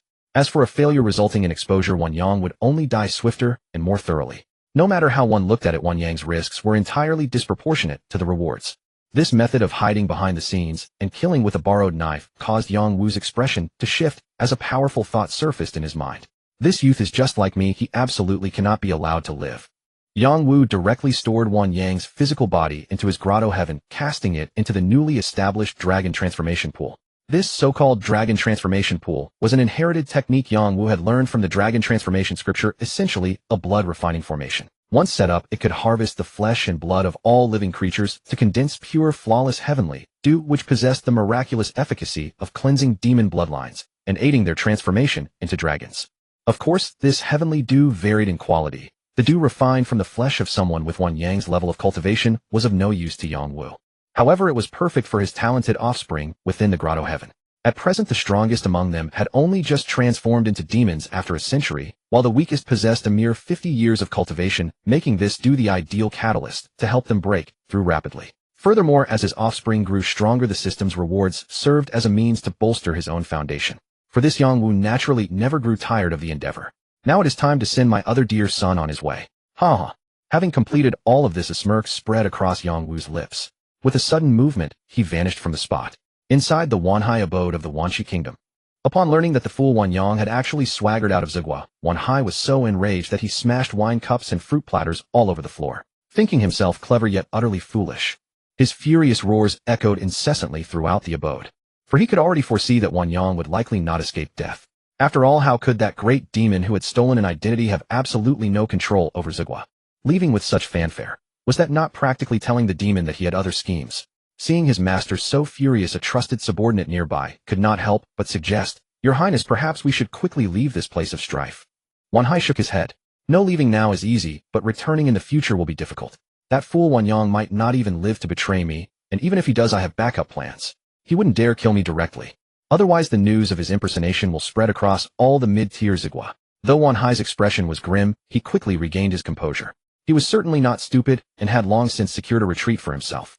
That was to send the subordinates who knew the secret to a neighboring mid-tier Zigua. He would send a message to them every other day to ensure communication remained open. If 3 days passed without active contact, the latter would assume he was dead or compromised, and would then make the secret of Wan Shi public. Therefore, Wan Hai was certain that once that fellow learned the truth, he would never easily kill him. After going through so much trouble to disguise himself, he would absolutely not want to be exposed. "You are indeed clever, but unfortunately your cleverness has been misplaced." Suddenly, a cold voice rang out inside the cave dwelling without warning. The faces of Wan Hai and his nearby confidant changed dramatically, and they stared at the source of the voice, as if facing a formidable enemy. A figure slowly stepped out of the shadows. It was Yang Wu who had dispelled his stealth technique. Wearing the face of Wansha, he gazed coldly at the two plotting demons. Since you already know, I might as well tell you, if you kill me, your designs on the Wanshi kingdom will completely fall through. Rather than that, why not spare me? I am willing to be controlled by you, and help you truly unify Zigua. What do you think? Wan Hai desperately suppressed the terror in his heart. He knew that at this moment, the calmer he appeared, the better his chances of surviving at the hands of such an ancient demon. Once he showed fear, what awaited him would be true death. A decent calculation, and you are indeed a courageous demon. Unfortunately, you miscalculated one thing. I do not keep demons who are too clever. A venomous snake remains a venomous snake. One day it will inevitably bite its master. As the words fell, Yang Wu moved. In the next instant, he appeared directly behind Wan Hai, his thick serpent tail whipping through the air. The defense Wan Hai had hastily erected shattered instantly. The immense force tore through his body, sending flesh and scales flying everywhere. Wan Hai could not help but wail in pain. He knew he was absolutely no match for Yang Wu, so from the very beginning his plan had been to make Yang Wu hesitate to act rashly. But who could have known that this disguised great demon would be so decisive? Was he not afraid that killing him would cause the secret to leak? Yang Wu did not let him ponder this doubt for long. Once the soul-snatching divine ability was unleashed, Wan Hai realized too late that such a great demon could perform soul-searching. Consequently, all of his secrets would be completely exposed. 3 days was more than enough time for Yang Wu to root out his hidden backup plans. As his consciousness gradually faded, he could not comprehend how Wan Jun, a mere demon of lowly bloodline, could drag the entire Zigua into absolute ruin. Perhaps this was the cruelty of the demon race, or rather the cruelty of the cultivation world, the strong preying on the weak. If one failed to eliminate their enemy, they would eventually reap the bitter harvest. After all, the world of cultivation held countless opportunities. Temporary dominance did not guarantee eternal supremacy. To eradicate weeds without removing the roots only invites endless trouble. This was the very philosophy Yang Wu lived by. Since your master is dead, you might as well go down to accompany him. After killing Wan Hai, Yang Wu's gaze fell upon his confidant, and an immense pressure descended upon the latter. Before he could even let out a scream, his body exploded into a mist of blood. After all, he possessed only the cultivation of a century-old demon, hardly requiring Yang Wu to exert any real effort. Tisk, the most troublesome nuisance has been resolved. Now it is time to patch up the past loopholes. With the deaths of Wan Yang and Wan Hai, Yang Wu no longer faced any threats within the Wanshi kingdom. Yet resolving internal conflicts did not mean external threats would vanish into thin air. The simultaneous deaths of two princes would certainly be impossible to cover up, but fortunately, he already had a plan, making it not too difficult to handle. A day later, Xiongjiang appeared silently in the coral forest outside the Wanshi kingdom. In truth, he had no idea why Yang Wu had summoned him in such a hurry, but with his life in another's hands, he had no choice but to rush over to meet him. The moment Yang Wu appeared, Xiongjiang's gaze instantly became humble. Master, you summoned me in such haste. Do you have some important instructions? Can I not summon you unless there is a matter of importance? Yang Wu sneered coldly, his frigid serpentine eyes sweeping over, which startled Xiongjiang into a shiver. How would I dare? If master summons me, I must naturally come regardless of whether there are instructions. It was my slip of the tongue. Xiongjiang shook his head repeatedly. He had long known Yang Wu's volatile temperament, and dared not clash with him, speaking with utmost submission. Seeing this, Yang Wu chuckled slightly. No longer intending to joke, he went straight to the point. There is indeed a matter this time. Before your arrival, I killed both Wan Yang and Wan Hai. Now I need you to cooperate with me in putting on a show. What a... Yang Wu's voice was calm, yet it gave Xiongjiang a massive fright. After all, how long had this person even been in the Wanshi kingdom, and he had already finished off the two most powerful figures. As expected, he had known all along that wherever this master was, peace would never exist, and a bloodbath was inevitable. It was just that it had come far too quickly, and he knew his own troubles were about to begin. How brutal. After complaining inwardly, Xiongjiang spoke with an exceedingly respectful demeanor. My lord, I believe it would be best for you to depart from this place as soon as possible. Should the Upper Marsh Kingdom learn of the deaths of these two demon brothers, it will inevitably court trouble. That fool Wan Hai was devious and cunning. He might very well have left behind some evidence, if they were to investigate and uncover it. Although Xiongjiang left the latter half of his sentence unspoken, Yang Wu was no fool and instantly grasped the underlying implication. Fleeing. Yang Wu had never harbored such an intention. Glaring at Xiongjiang with annoyance, he snapped, I summoned you here not to lecture me. Xiongjiang braced himself and said, Master, but... Before he could finish, Yang Wu waved his hand to cut him off. You need only execute my commands. Other matters are not for you to worry about. He disliked loquacious subordinates. He merely required their absolute execution. Xiongjiang was well aware of this, so he dared not utter another word, obediently standing aside to await Yang Wu's next instructions. Yang Wu then laid out his plan. It was remarkably simple. Xiongjiang would assist him in staging a massive uproar. When Foundation establishment great demons clashed, the collateral damage would be immense. The demise of one or two minor demons below the Foundation establishment realm would seem entirely natural. In this manner, the deaths of Wan Yang and Wan Hai could be shifted from Yang Wu's shoulders onto Xiongjiang's, framing the incident as a feud between great demons. Far from intervening, the Upper Marsh Kingdom would likely instigate and encourage the conflict from the shadows. After all, alliances among great demons, while not threatening to a golden core demon general, were still considered a nuisance. For if a pseudo-core demon cultivator were to emerge and lead a faction of great demons, it could genuinely rival the demon general's authority. This so-called pseudo-core was a realm Yang Wu had only recently learned of. Unlike a genuine golden core formed by condensing qi, the pseudo-core realm was in essence still within the Foundation establishment realm. However, by assimilating the golden core of a cultivator or a demon general, one could utilize this external force to breach the golden core barrier. Although pseudo-core cultivators did not undergo the baptism of heaven and earth and lacked the extended lifespan of a true golden core, they possessed combat power that genuinely met the threshold of the golden core realm. Though rare, it was far easier than condensing a golden core on one's own. After all, for a standard Foundation establishment cultivator to form a core, they had to temper themselves with opposing forces of the five elements such as heavenly qi and earthly fiend water, and fire yin and yang, or life and death. The clash of such diametrically opposed forces could easily tear a cultivator's physical body apart. Even for the demon race, who excelled at tempering their flesh and skin, their internal organs remained fragile. Yet as long as the assimilated golden core did not possess a conflicting attribute, the formation of a pseudo-core was almost guaranteed to succeed. Should a demon have the sheer luck to find a golden core in some ancient ruins, they could instantly transform into a pseudo-core ancestor upon reaching the peak of Foundation establishment. Consequently, whether they were demon generals or human golden core cultivators, they would deliberately restrict their subordinates from reaching this realm. The simplest method of control was to foster infighting among their underlings. As long as they did not slaughter one another completely, all was well. Xiongjiang and Wan Qi originally enjoyed a decent relationship, but with the blood feud of a slain son, their alliance would naturally disintegrate. From Yang Wu's perspective, this plan was not only feasible, but also close to perfection. It offered ample room for manipulation, putting the demon general at ease, while concealing previous loopholes, truly killing two birds with one stone. When the time came, millions of eyes in the Wan Qi kingdom would be fixed on Xiongjiang, their common enemy, allowing him, the imposter, to slip into the shadows. Even if he were to make a slip-up in the future, it would go unnoticed, and wouldn't be easily discovered since no one would be paying attention to him. Xiongjiang, however, looking at it from his own perspective, still found himself utterly speechless. For this was essentially turning him into the ultimate scapegoat. In the past, had anyone dared to scheme against him so thoroughly, he would have slaughtered them without hesitation. But now he no longer possessed the luxury of having his own stance. As long as he remained useful to Yang Wu would find a way to keep him alive. Master is truly wise. This plan is indeed feasible, but having reconciled himself with the grand scheme, it was no longer a major issue, so he naturally offered a torrent of sycophantic flattery to show his loyalty. He then tentatively voiced a slight struggle, but this lowly one has no justification to deploy forces. As the saying goes, abnormal events portend trouble. If he were to launch such a massive offensive without a plausible pretext, it would raise suspicions. On the contrary, it would prematurely expose the issue and draw the attention of all parties, which would do more harm than good. Haha, that is simple. Yang Wu chuckled.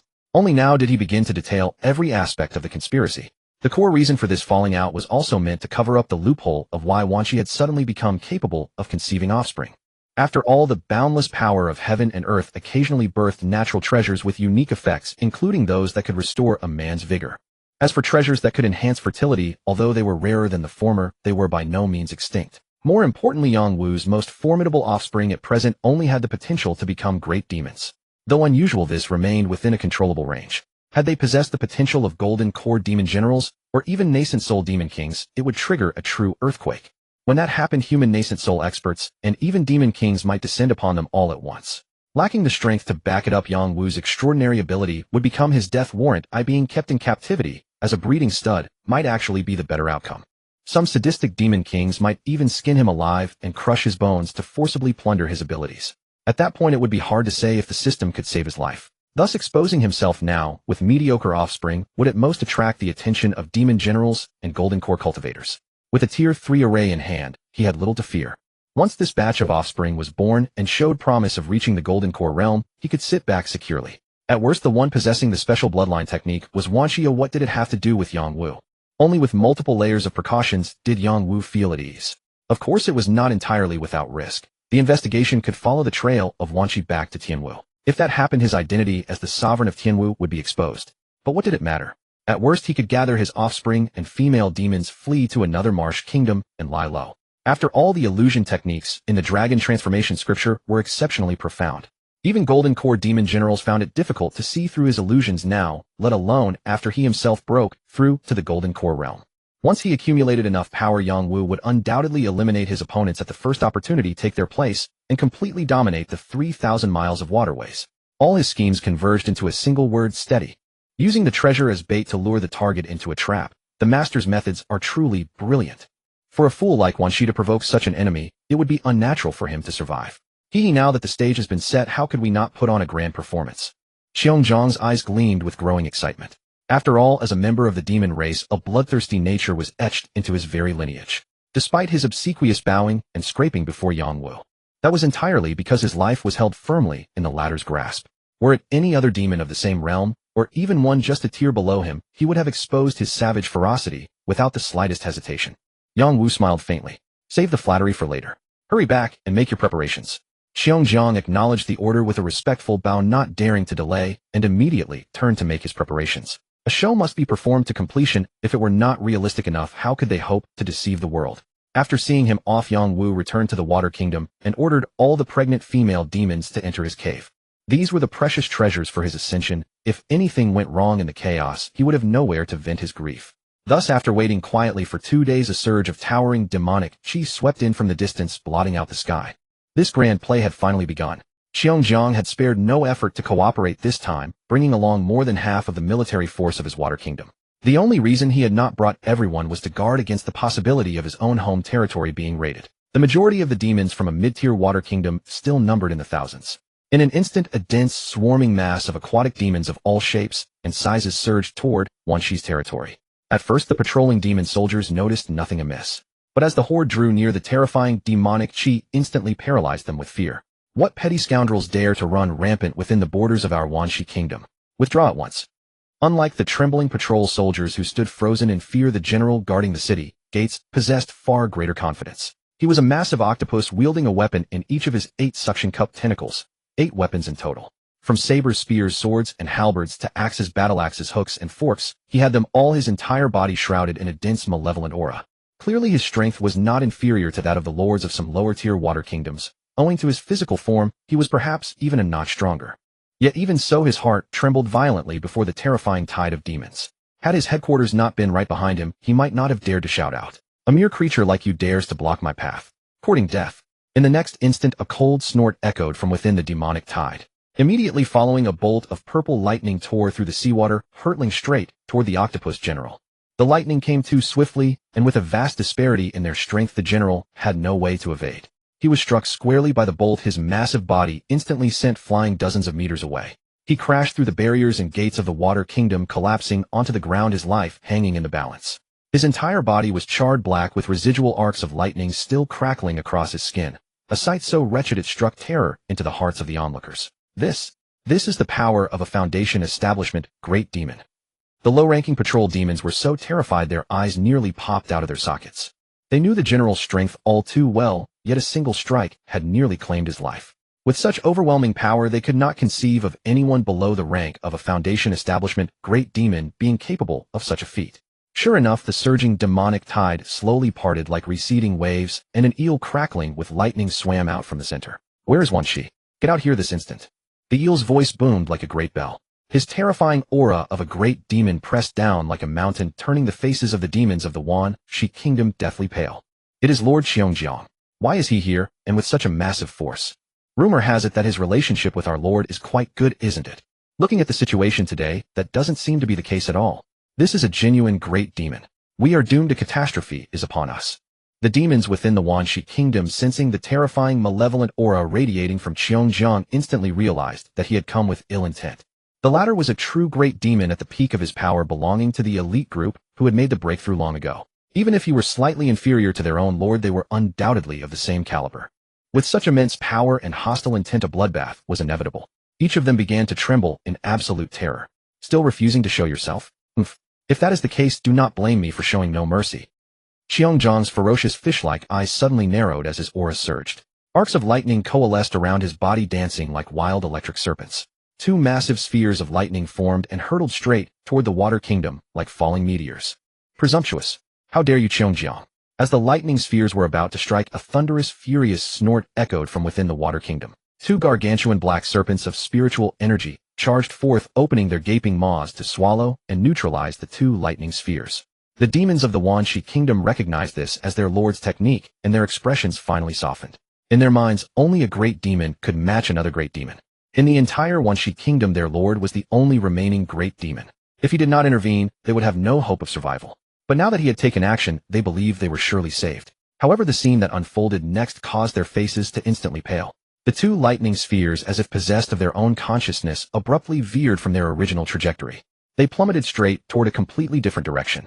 And that location was none other than the chambers of Wanyang and Wanxi. Xiongjiang had not forgotten the true purpose of his performance. He was determined to send the two brothers Wanyang and Wanhai to the Yellow Springs.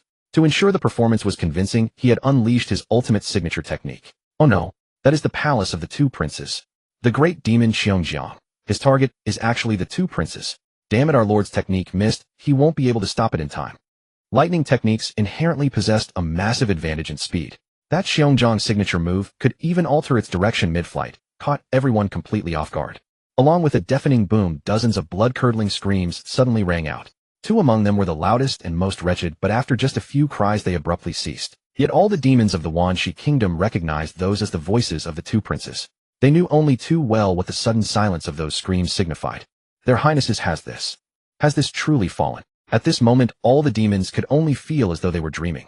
They had never imagined that the ruler's two bloodlines would one day be completely destroyed in their own stronghold by a single great demon. This was their stronghold. The stronghold of a great demon at the peak of cultivation. Unless it was a golden core demon general who within the Foundation establishment realm could possess such capability. It was nothing short of an outrageous fantasy. Only after the screams and wailing had died away did the guardian formation of the 10,000 Snakes kingdom slowly begin to turn again, like an ancient machine clogged and now sputtering back to life. Streams of spiritual energy surged forth, rapidly forming a protective array that descended like an inverted glass dome, shielding the smoke-filled territory of the Zay state. At this moment, a ferocious black snake burst through the sky, its body coiled around a demon, its flesh and blood reduced to a mangled wreck, clearly dead beyond any hope of revival. Xiongjiang, how dare you scheme against me in such a manner, sending spies to shift my Zay state's formations, let alone have the audacity to kill my child. Today I will surely end you. The black snake's vertically slit pupils blazed crimson as it fixed its gaze upon the eel before it. This black snake was none other than Yang Wu in the guise of 10,000 snakes, and at this moment, he hurled the demon corpse onto the ground. Roars of fury layered upon layered, echoing through the surroundings. Of course, this was merely surface emotion. In truth, Yang Wu was practically bursting with glee. Having spies sabotage the formation was precisely his design. From the beginning, after all, this was the stronghold of an entire Zay state. That their impregnable stronghold could be breached so easily through sheer force was hard to accept, but if a spy had sabotaged the formation, causing it to falter briefly before the enemy struck at their undefended rear, it was entirely plausible. Particularly given that Xiongjiang's relationship with 10,000 snakes remained close, the element of surprise naturally increased the chances of success. The technique for redirecting those thunder spheres is truly formidable. I had previously underestimated Xiongjiang. Yang Wu murmured softly. Once a cultivator's magical power escapes their control, it becomes nearly impossible to command as one commands one's own limbs. This is precisely why when high-level cultivators clash, it is like wind and clouds rising once more. Even when they deliberately hold back, the destruction inevitably spreads to countless innocents nearby. Xiongjiang's deployment of such an eerie technique in full public view, where he could not possibly halt it, made perfect sense. In this way, there would be complete and sufficient eyewitness testimony and physical evidence for the death of my two children. As for where those two voices came from, within the 10,000 Snakes kingdom, there existed a type of voice-mimicking demon known as the water cricket. Yang Wu controlled two of them, naturally filling in the last missing piece. Combined with all the demons in the palace having perished, leaving no living witnesses, their deaths meant his word was law. You won't let me go? How laughable. When you stole my resurrection treasure pill, you should have anticipated this day. That sort of treasure pill capable of enhancing the ability to bear offspring. You stole it from me. So don't blame me for turning ruthless. I would like to see whether your injuries from last time have fully healed. Xiongjiang deliberately raised his voice, ensuring every word rang clear throughout the 10,000 Snakes kingdom. So this great demon, the ruler's close friend, had turned hostile over a treasure. It all made sense now. Immortal cultivators value personal gain above all, and countless have severed ties over treasures. Moreover, merely from hearing Xiongjiang's account, they could realize what an extraordinarily precious treasure the resurrection pill must be. As everyone knew, with the metamorphosis of demonic blood, fertility rates would also decrease significantly. To change this situation, countless capable great demons had once sought solutions. However, until this day, they still had not found an opportunity. Could the resurrection pill produce such miraculous effects on demons? Even if it only worked for great demons, that alone would make it an absolute treasure. No wonder Xiongjiang would risk so much to snatch the treasure from the king's hands. This also explained why the queen's female demons could conceive so quickly. The root of it all lay here. Xiongjiang treasures belong to those capable of claiming them. If you could not seize them from me, then they rightfully belong to me. Just as the demons were having a revelation, Yang Wu knew the performance had reached its peak, and it was time to bring things to a close, so he retorted sternly. You wish to test my true strength? Then I shall gratify your desire. All demons of the Zhe state heed my order. Kill these wicked demons who dare to provoke us. Having spoken, he began releasing the vast demonic aura within his body, colliding fiercely with Xiongjiang's momentum. The next instant, they rose like two colossal mushroom clouds in the sky above the Zhe state, exchanging blows while gradually backing away, clearly careful not to endanger the smaller demon forces on either side. When great demons at the Foundation Establishment realm clashed, it was hardly possible to kill each other instantly, especially when both were at the peak of their cultivation. The spectacle of their combat was utterly tremendous, with rumbling sounds like thunder from the highest heavens. The sovereign has already restrained the great demon Xiongjiang. Follow me and drive back these wicked demons. Kill. Kill. Kill. Within the 10,000 Snakes Kingdom, a sea turtle with a green head and elongated face let out a fierce roar, and responses rang out across the Zhe state. These demons were equally consumed by fury. After all, being blockaded at their own doorstep was an indignity no one could tolerate. If not for the great demon's presence earlier, they feared being singled out. They would have struck long ago. Those two thunder spheres that had curved mid-flight had left an indelible impression upon them. But now that the great demon had been lured away, who would still play the coward and hide like a turtle? To hell with it. Kill them. Demonic aura erupted skyward in wave after wave. No fewer than 30 distinct presences surpassed, even that of an inferior Zhe state ruler, far outweighing in number the demons Xiongjiang had brought. This was hardly surprising after all. This was the stronghold of the 10,000 snakes. If they couldn't prevail within their own lair, Yang Wu could simply pack up and take his place at the table of the inferior Zhe states. This is bad. Retreat quickly. Our ancestor cannot free himself to aid us. We are no match for these rabble from the 10,000 Snakes Kingdom. Do not disengage from the ground. Retreat. The demons Xiongjiang had brought were no fools. Though they appeared ferocious, their retreat path was already clear. After all, any demon capable of cultivation would not fear death. Those that fought so bravely earlier did so only because 10,000 snakes had not yet appeared, and their ancestors seemed invincible. This was the deterrent power of a great demon at the Foundation Establishment realm. Cultivators a full realm below them had no room to even counterattack. But now that this deterrent was gone, their strength instantly fell to a disadvantage. Refusing to retreat and fighting instead at this point would be no different from courting death. Thus, amid a clamor, these demons rapidly retreated backward in an extremely orderly fashion. The demons of the 10,000 Snakes Kingdom would hardly let them escape, so easily creating a pursuit scenario. Along the way, violent fluctuations of demonic aura and spell techniques filled the air, and the number of demons struck down and killed grew ever larger. These corpses lay scattered across the ground, trampled over by the advancing army, instantly reduced to puddles of crimson blood and mud, the stench of blood rising to the heavens. After pursuing for over 10 kilometers, the demons of the 10,000 snakes finally halted, for they understood that pressing further would be meaningless. They had sent forth their entire force, leaving the Zhe state naturally vulnerable. If they chased too far and the enemy raided their home, they would bear the ruler's limitless wrath. Seeing that enough demons had been slain, they immediately turned back toward the Zhe state. They knew all along that the true outcome would never depend on them. As long as neither of the two Foundation Establishment great demons fell, this confrontation could only end without resolution. At this moment, they all hoped their ruler would emerge victorious. But if Yang Wu had known their thoughts, he would have burst out laughing, for he was hardly fighting for real. That was quite a well-acted play. Within a deep abyss of the Marshland Kingdom, two figures emerged. They were none other than Yang Wu and Xiongjiang, who were supposed to be locked in a life-and-death struggle. They had fought all the way from the Wanxi Kingdom, passing through numerous medium-sized marshland kingdoms along the way. It could be said that they had long since spread the commotion in all directions. Now that the play had run its course, there was naturally no need to continue it. Yang Wu looked at Xiongjiang, who stood before him, with submissive eyes, his voice filled with satisfaction.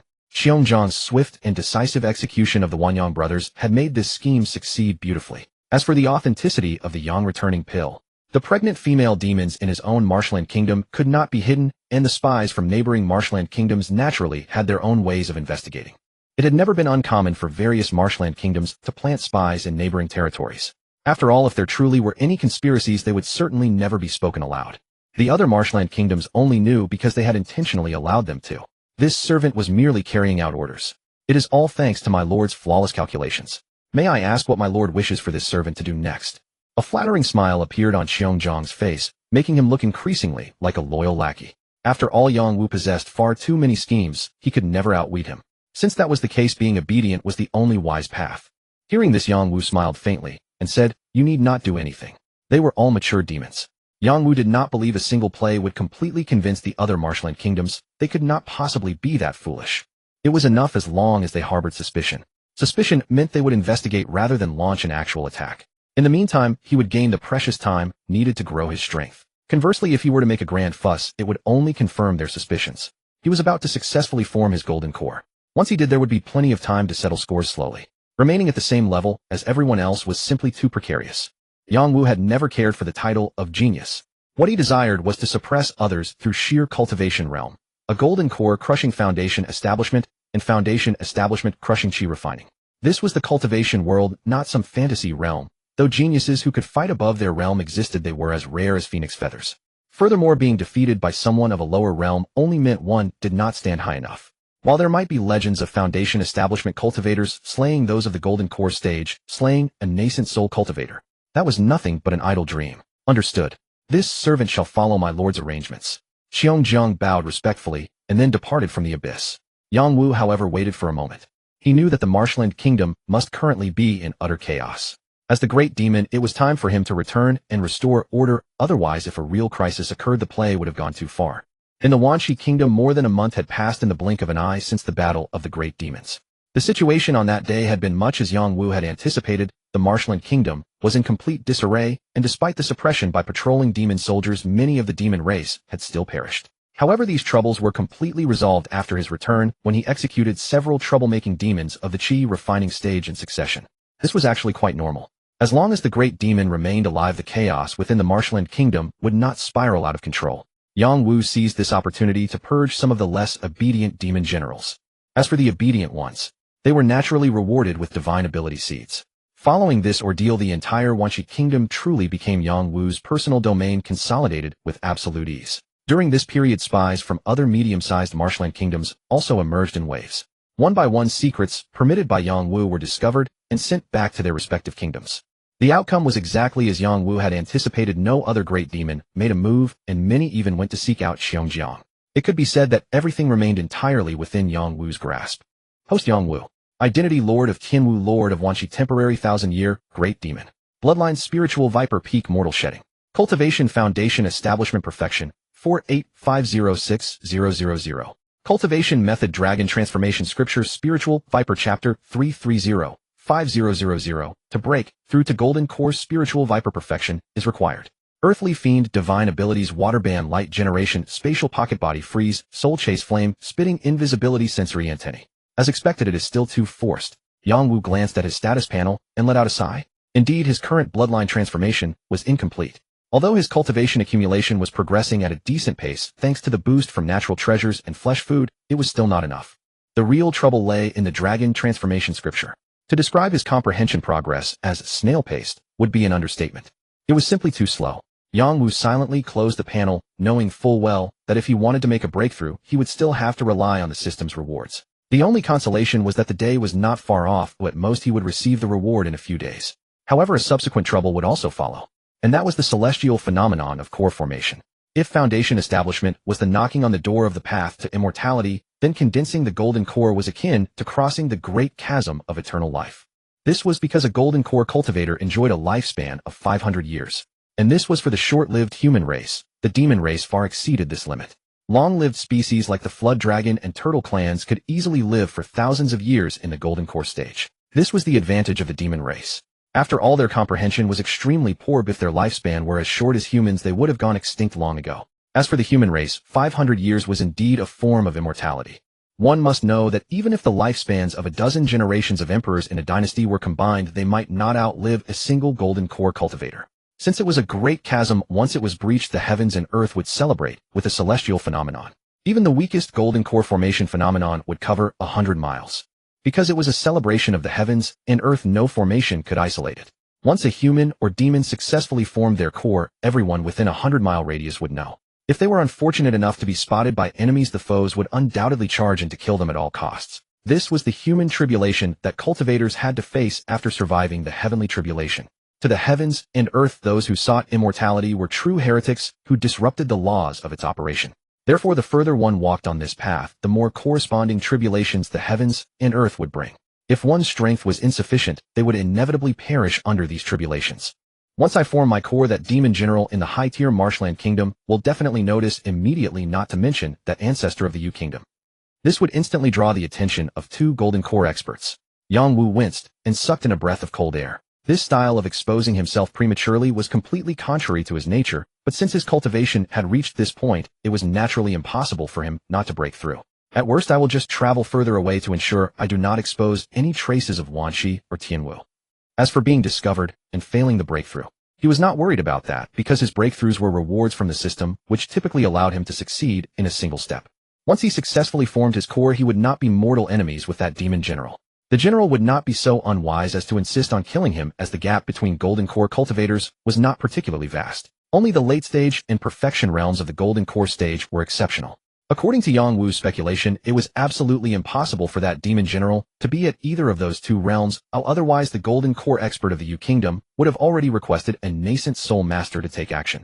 After all, those in the late stage and perfection realms possessed the means to slay early and mid-stage cultivators, and that human cultivator from the Yu kingdom had made quite a few moves. Thus, an early-stage cultivation could not be hidden. If the demon from the marshland kingdom had late-stage strength, it would have killed the latter long ago. If one made a move but failed to kill, it would inevitably lead to an endless vendetta. A crazed enemy of the same realm would be a massive headache to deal with, even if that demon general had been at the golden core stage for many years and possessed a deep foundation. Therefore, what Yang Wu lamented was merely the trouble, not fear. However, when that day finally arrived, he discovered that the system had actually given him a massive surprise. Several days later, Yang Wu, coiled within his cavern dwelling, suddenly raised his massive head, a glint of flashing in his pale yellow serpent, for the system had signaled that the demonesses of Zhe Nation had begun to give birth. Not only in Wanxi Zhe Nation, but the Tianwu side happened to start at the same time. This wave of experience would clearly be settled together. That means today she would achieve the golden core. Good thing I prepared a hiding place in advance, or I would have been flustered and chaotic.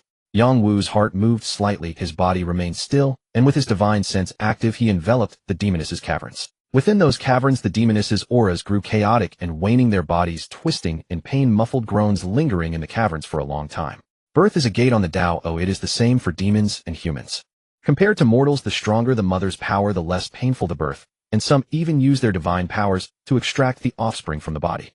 But evidently the demonesses of Wanxi Nation cannot do that. Pain is unavoidable, and Yang Wu can't help. His only method was to use the Hua Long Jing to give each demoness a drop of blood essence. Thus, protected by blood essence, there would be little danger. Even devouring the blood essence could raise the bloodline, a kind of reward in disguise. Hiss, hiss, hiss. The snake hisses grew sharper. At last the first serpent egg truly hatched. The appearance of this serpent egg was like the hand that toppled the first domino, and one serpent egg after another followed in birth. These serpent eggs in the mother had already absorbed enough energy, though unlike mortal eggs, they did not require incubation. At the moment the little snakes emerged, the system's reward sound was as dense as firecrackers.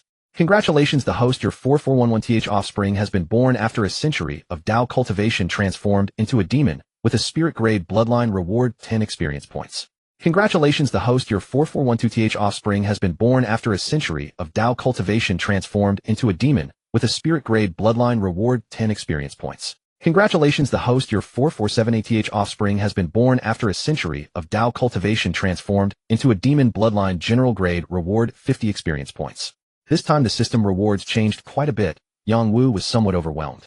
However, the system soon provided the answer. The so-called experience points are simply the previous Tao attainment. And the bloodline levels are divided into mortal, spirit grade, general grade, king grade, emperor grade. They correspond to Qi cultivation, foundation, establishment, golden core, nascent soul, and divine transformation. Of course, these are only the upper limits of bloodline potential. As for breakthroughs, it is hard to say. After all, talent may not necessarily translate into power.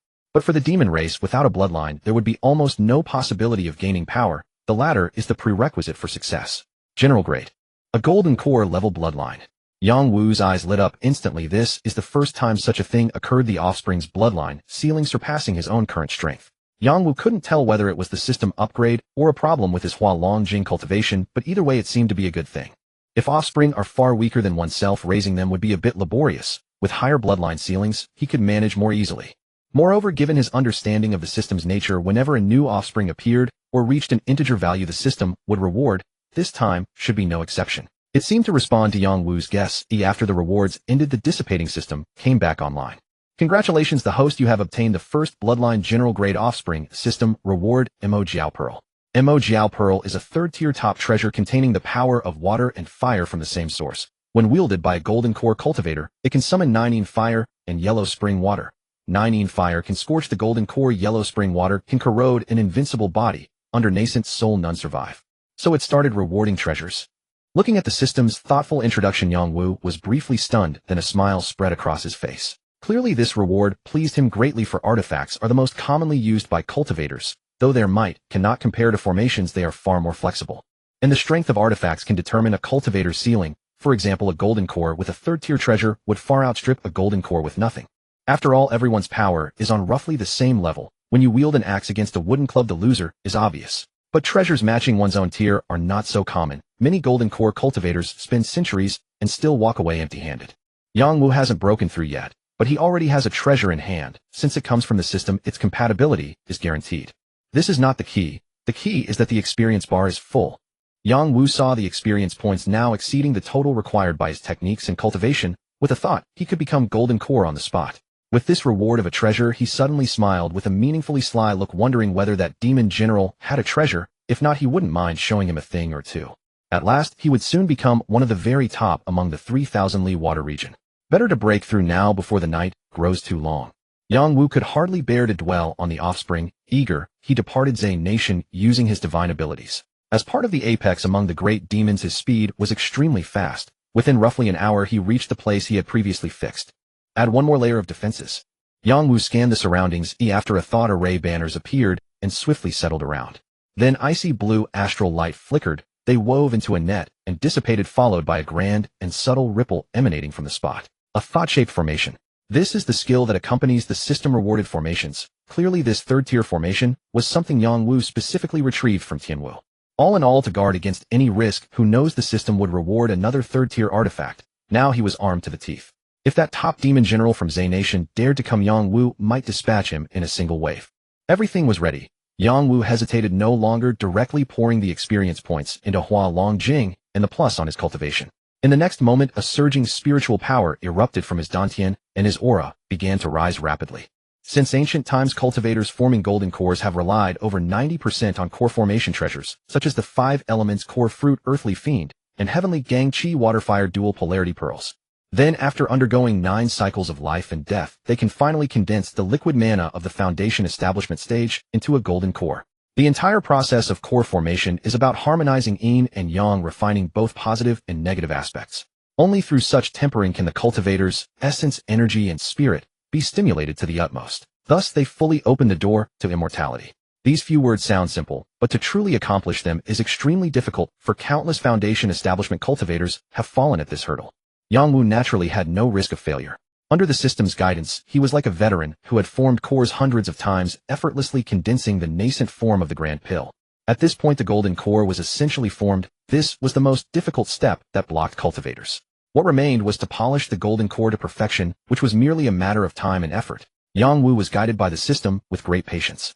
The liquid foundation establishment mana within him continuously infused the golden core, causing it to transform and evolve until it was complete. The moment it became truly round and flawless, Yang Wu's aura stabilized fully at the golden core stage. Success. This was the only thought in Yang Wu's mind at that moment. As if responding to his voice, a strange phenomenon suddenly appeared in the sky above. Strands of 5-colored auspicious clouds emerged, covering hundreds of miles in all directions. Moreover, in the sky, there was a joyful scene of white cranes carrying gifts and hundreds of birds singing in celebration. Is this a core formation celestial phenomenon?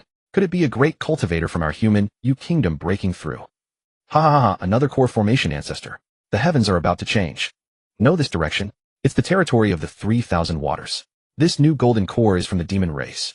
The phenomenon was displayed in the sky, so both the demons in the waters and the humans on the land could see it at this moment. As for the description of core formation breakthroughs, it had long been widely known throughout the cultivation world.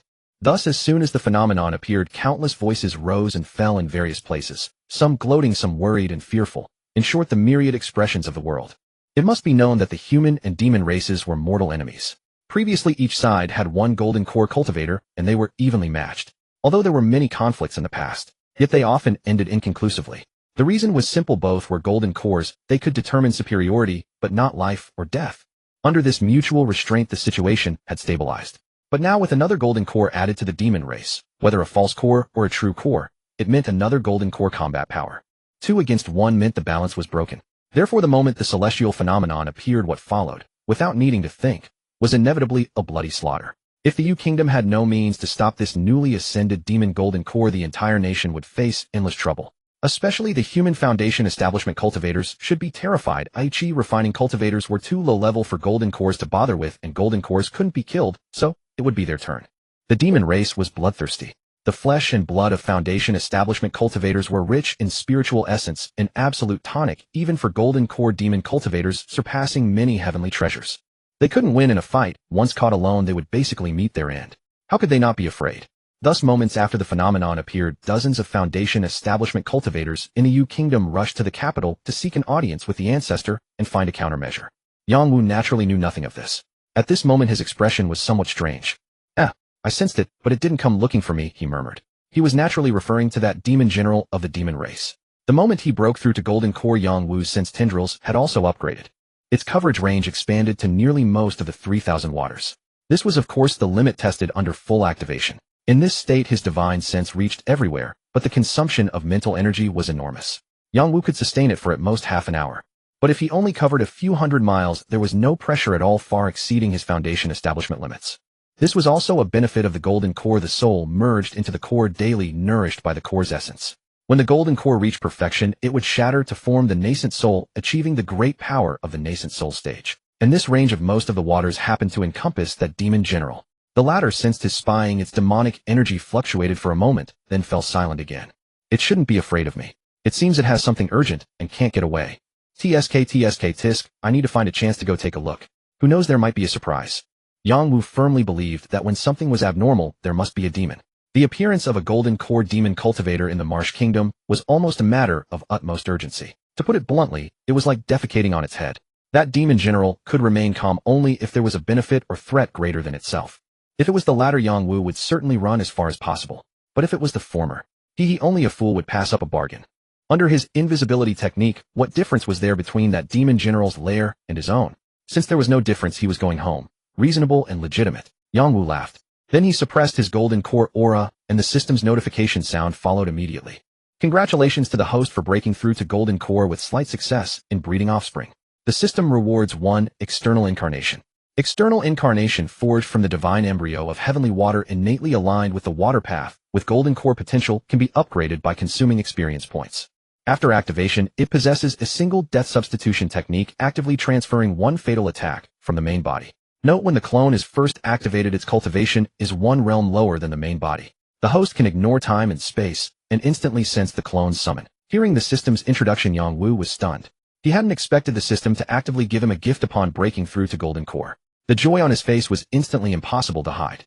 Knowing well the art of low-key development, Yang Wu was very clear about the value of a clone plus a death substitution technique.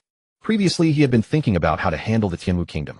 He couldn't always use seclusion as an excuse. Over time, it would certainly reveal flaws. Now it was fine. With this clone, he could fully follow the path of perfection.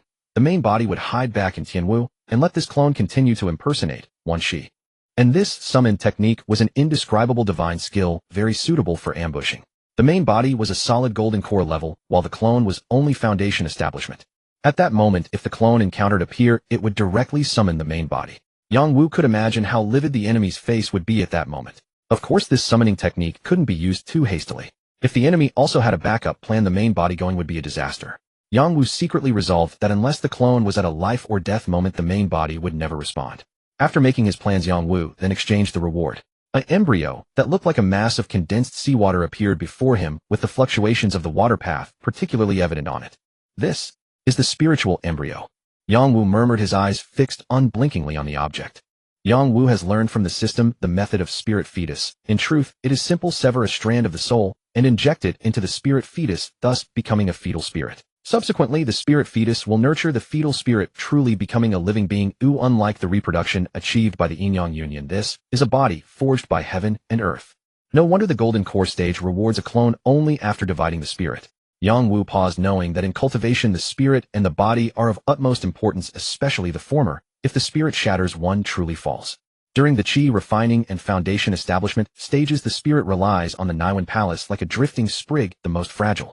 If the spirit is divided, it could be ruined, and further advancement would be as difficult as climbing to the heavens. Yet once one steps into the golden core, things change.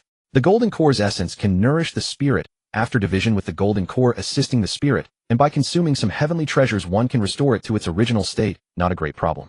Tongzi, you truly are meticulous. Yang Wu laughed, then dispelled the formation, and his true body returned directly to Tianwu Zegua.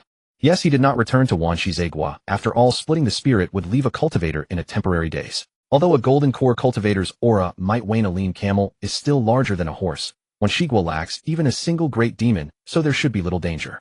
But to be prudent, retreat into a Tianwu-type Zegua, or realm of 100-year-old great demons, would offer greater safety. This approach also has a benefit. Once the clone is nurtured, the main body need not trouble itself with a return. The clone can depart directly. Filled with anticipation, Yang Wu hurried toward Tianwu. Having previously claimed a retreat upon returning to the cave, he did not alarm any demon. In the cavern, night luminant pearls embedded in the walls now shed a bright nocturnal light, illuminating the entire cave. Yang Wu slowly drew out the spirit fetus. Although not his first time seeing it, he still found it wondrous, for indeed the cultivation world with its marvels remains unfathomable. Begin. Yang Wu's gaze sharpened as he steadied the spirit fetus with his power, and his mind sank inward. The act of splitting the spirit once one steps into the early foundation establishment is something demons or cultivators can easily achieve. Having already ascended to the golden core, the process proceeds with ease. His consciousness concentrates at the golden core in the Dantian. These consciousnesses under Yang Wu's control rapidly cohere into a gigantic sword, ethereal and hazy, yet it carries a terrifying stir to the spirit. Especially the spirit nurtured within the golden core being closest responds most strongly, sending warning thoughts one after another. Yet Yang Wu pays no heed, forcibly overriding the sensation and acting. The giant consciousness sword crosses the distance and slices down. It bore no corporeal form, brushing past the golden core with little apparent damage. Yet a tearing pain tore at the soul, affirming to Yang Wu that he had not failed. A muffled curse escapes him. Even with preparation, when it truly touched him, Yang Wu could not help but roar. Fortunate that the cavern had preset formations, otherwise the entire Tianwu might have crumbled beneath his aura. Such is the might of the golden core. The sigh of relief fades. After a moment, Yang Wu gritted his teeth and stopped, and now he gazed at the strand of spirit rising from the golden core, his eyes bright with joy. With the deed accomplished, none of his toil was in vain. The strand of spirit, like a solitary drifting leaf, breath weak, Yang Wu did not hesitate, guiding it with a thought into the spirit fetus. As they touched like water meeting fire, strange fluctuations surged. The spirit fetus began to grow rapidly. After half a day, the azure spirit fetus vanished, replaced by a hulking form. Its appearance is indistinguishable from Wanshi. Even the transformed aura inheriting the original body's means is identical to Wanshi. Hello, fellow Taoist. Suddenly the clone bowed to him. Though the faces were different, Yang Wu could sense that this was another self, a feeling most subtle. Hello, fellow Taoist. He did not hesitate, either returning the greeting. Soon the true self and the clone laughed together. Wanshi Zegua matters shall temporarily be entrusted to you. In that Zegua the demon queens have all delivered, and the plan can move forward one more step. The mid-tier Zegua have waited for a long time. It is time to invite them into the game. As he stepped into the golden core realm, Yang Wu abandoned the plan to reclaim that Jiangji bloodline, for it had the ability to guard itself. The lure of great demon offspring for mid-tier Zegua is strong. There may be a strong temptation, but not fatal. Especially the elder demons with long lifespans, they are not in a hurry to sire offspring. After all, even when grown, they would only match their own level. The resources required are substantial. If the venture fails midway, all invested resources will be wasted. Most of the demon clan are selfish. Raising offspring is for themselves. If given a choice, they would rather invest in themselves. But the bloodline decides the ceiling. They know how far they can go. Reaching the consummation of a great demon is already a rarity. As for the golden core path, not an exaggeration to say there is no chance at all. If at this moment you tell them there is a way for them to obtain golden core-blooded offspring, Yang Wu believes no great demon could resist this temptation. They would have no opportunity. Yet to breed golden core offspring would be no worse than their own triumph, and the benefits would be immense. Because bloodlines are linked, once the offspring succeeds, it will feed back to help themselves, perhaps pushing them toward the golden core. This is the cruelty of the cultivation world. Lower realms must pursue higher ones with daunting difficulty. Conversely, gathering low-tier materials at same or higher ranks reduces trouble and increases chances of success. Thus, many cultivators seek to join sects. Within them, there are senior cultivators who can procure the things they crave. With so many sect disciples and finite resources, there is only one word: competition. Talent duels are challenging, but they rarely prove fatal. But the Jindan Laozu's aloofness toward power factions cannot compare with bloodlines. Once Offspring break through, they often return to help their clan push forward a common sight in the cultivation world. So if truly there exist offspring with exceptionally strong bloodline gifts, whether demon clan or human, they would not hesitate to stake this bet. Yangwu previously did not dare to bet, for he had not yet broken through the golden core and feared being targeted by demon generals. Now he fears the latter might not come. Of course, the true self won't act until the critical moment. The immediate goal is to deter the various mid-tier Zagwa, making them understand they cannot force themselves. Therefore, to obtain offspring cooperation is the only way. It would be ideal if some demon queen could not resist visiting. If that happens, Yangwu can unleash the dragon transform scripture's power. And the deterrent method is undoubtedly the 3-tier formation. Once the formation runs, if the golden core does not come, it should be enough. If not, the true self will be summoned to fight, and with the golden core's power, drive the formation together with the Mo Jiao Pearl, a 3-tier top-tier treasure. To slay an early golden core shouldn't be hard. That is the advantage of a sturdy foundation. Once you break through, you have a method to kill someone of the same tier. In the Wanshi kingdom, within a cave dwelling where a female demon had settled, a figure slowly materialized. Its massive frame radiated an intense oppressive aura that instantly disturbed the female demon residing inside, even as it restrained its presence. The latter, her face clouded with worry, sensed the commotion and turned her gaze toward the newcomer. Upon clearly seeing the visitor's face, her eyes immediately lit up. "Your Majesty, you finally arrived. Please take a look at our child. Is there something wrong with it?" The female demon glided over, pointing toward a small crimson snake not far away that resembled a ball of flames. With anxiety etched across her face, she spoke, "Do not be alarmed. Our child is perfectly fine. It merely possesses general-level bloodline." This figure was none other than the projection that had returned from its journey. After parting ways with the main body, the first thing he did upon returning to Wanshi Kingdom was to visit that general-level offspring. It was a small serpent resembling a piece of fire jade, its slender form adorned with a pair of tiny fleshy wings on its back. Despite its diminutive size, the aura emanating from it already possessed a century of cultivation. The rising demonic energy made it appear like a nimbly dancing flame. "Come here," Yangwu spoke slowly. The moment these words left his mouth, the crimson snake immediately sensed something, and with a swift flash crossed dozens of meters to fly into Yangwu's hand. There it whimpered affectionately, attempting to coil around Yangwu's serpentine body. But due to its tiny size, it could not wrap around it all, so it simply pressed itself against the top of Yangwu's head. This sight would have terrified the nearby female demon, yet she did not intervene. At this moment, her mind was consumed entirely by those words: general-level bloodline. The demon race maintained an entire system regarding bloodlines. As long as transformation into a demon was successful, this system would awaken alongside the bloodline, becoming something they could access and utilize. Therefore, general-level bloodline meant there was hope for reaching the golden core realm.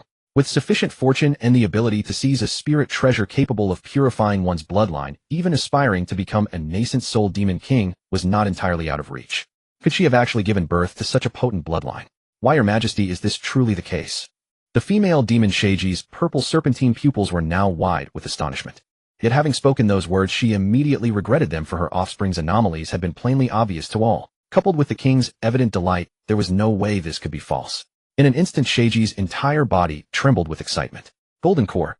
The strongest beings across the entire 3,000 Li Waters domain existed at precisely this level. For her offspring to now have a chance of joining such ranks, how could she remain composed? "Your performance this time has been commendable. This drop of essence blood was obtained by this one from exploring a cave dwelling. After you absorb it, your cultivation will undoubtedly increase substantially. Take it," Yangwu stated calmly, then produced a drop of essence blood resembling liquid mercury. The moment it appeared, an overwhelming pressure from a superior being descended with tangible force, causing the female demon Sheiji to feel as though her own bloodline was being chilled. Through this drop of blood, she seemed to perceive a terrifying entity shaped like a Jiao dragon, its presence as profound and immeasurable as an abyss, far surpassing anything she had witnessed in the Zagwa monarch. "Your Majesty, is this the essence blood of a demon general?" Sheiji was not foolish. Such miraculous visions made clear to her that this drop of essence blood must originate from something far beyond even a great demon. Demon general essence blood. What an extraordinary opportunity. After all, the cultivation path for demons fundamentally involved tracing one's bloodline back to its source, reflecting upon oneself, and continuously evolving to grow closer to one's ancestors. Therefore the essence blood of those of higher station held an irresistible allure for ordinary demons. Just now as Sheiji gazed upon this drop of essence blood, her heart erupted with an overwhelming urge to consume it. She had never anticipated that the king would bestow such a priceless treasure, leaving her too hesitant to accept. Observing this, Yongwu nodded in acknowledgement. Your actions have rendered great merit to Zigua. I am clear about rewards and punishments alike, and I shall not begrudge what is rightfully yours. Do not feel burdened. After absorbing this essence blood and experiencing bloodline evolution, you may yet produce stronger offspring in the future, which would serve as adequate recompense to this one. Naturally, this drop of essence blood had been refined by the original self. Having reached the golden core stage, the creative power of the ancestral dragon scripture had advanced further, and his essence blood could be said to possess the ability to completely transform and elevate lower-ranking demons. For demons, only by advancing their bloodline could the investment of resources lead to genuine breakthroughs. Without enhanced bloodline, all efforts would be in vain. Other demonic races kept their essence blood limited, for excessive loss could hinder their future cultivation progress, making them reluctant to give it away freely. Only because Yongwu relied on the miraculous power of the dragon transformation scripture did he dare act so unrestrainedly. With each major advancement, he could effortlessly gather sufficient essence blood over extended periods. This way he could help elevate the bloodlines of the female demons, allowing them to continue bearing his offspring. This cyclical approach was the most sound path forward. Thank you, Your Majesty. Thank you, Your Majesty. Sheiji bowed deeply to Yongwu in gratitude, no longer hesitating, and carefully accepted the essence blood. She could sense that after fully absorbing this blood, achieving great demon status would be without any issue. And since she could already cultivate general-level bloodline without breaking through, if she did break through, the stronger her strength became, the more powerful her offspring would be. Didn't this mean there was hope of producing king-level bloodline? The more Sheiji thought about it, the more she trembled, uncontrollably longing to immediately swallow the essence blood and seek breakthrough. Take your time to digest this. This child serves a purpose for this one, so I shall take him with me for now. Yongwu recognized the latter's excitement, offered a faint smile, and without lingering vanished from the spot, while carrying his new son. Witnessing this, Sheiji struggled to compose herself before beginning to absorb the essence blood drop, already possessing cultivation at the high stage of chi refinement. Otherwise, she wouldn't have been able to cultivate general-level bloodline at all yet. Without sufficient bloodline quality, she remained unable to cross the threshold into foundation establishment, no matter how hard she tried. With the essence blood now, she planned to enter seclusion and achieve great demon status in one decisive push. Meanwhile, on the other side, Yongwu began making arrangements for the dissemination of news regarding the Golden Core bloodline. The reason he bestowed Golden Core essence blood was, of course, also because he considered the latter was approaching a breakthrough. To absorb the bloodline of a superior being, if one's strength was too weak, they would easily be vulnerable to backlash from the will contained within the essence blood. Even if the consciousness within the essence blood was removed in advance, serious dangers would still exist. As when an ant attempts to swallow an elephant, it is the ant that would surely burst from overeating. A breakthrough would be beneficial after all, as it would add to Zigua's foundational strength. Those Zigua states should have received the news by now. Let's see who will be foolish enough to stick their neck out first. Yongwu's gaze grew distant and profound, seemingly penetrating through vast distances to rest upon the various medium-sized Zigua territories. As he had expected, from all sides learned that Wan Shigua had produced a golden core bloodline, and all were astonished beyond measure. Most did not believe it, for Wan Shigua is, but what right do they have to bear a golden core bloodline? Even if they seized that revival pill, the odds of bearing offspring would greatly increase, yet it would not cross to a higher tier. It's unreasonable. Absolutely unreasonable. Surely Wan Shi, that scoundrel, is exaggerating, intending to deceive us all.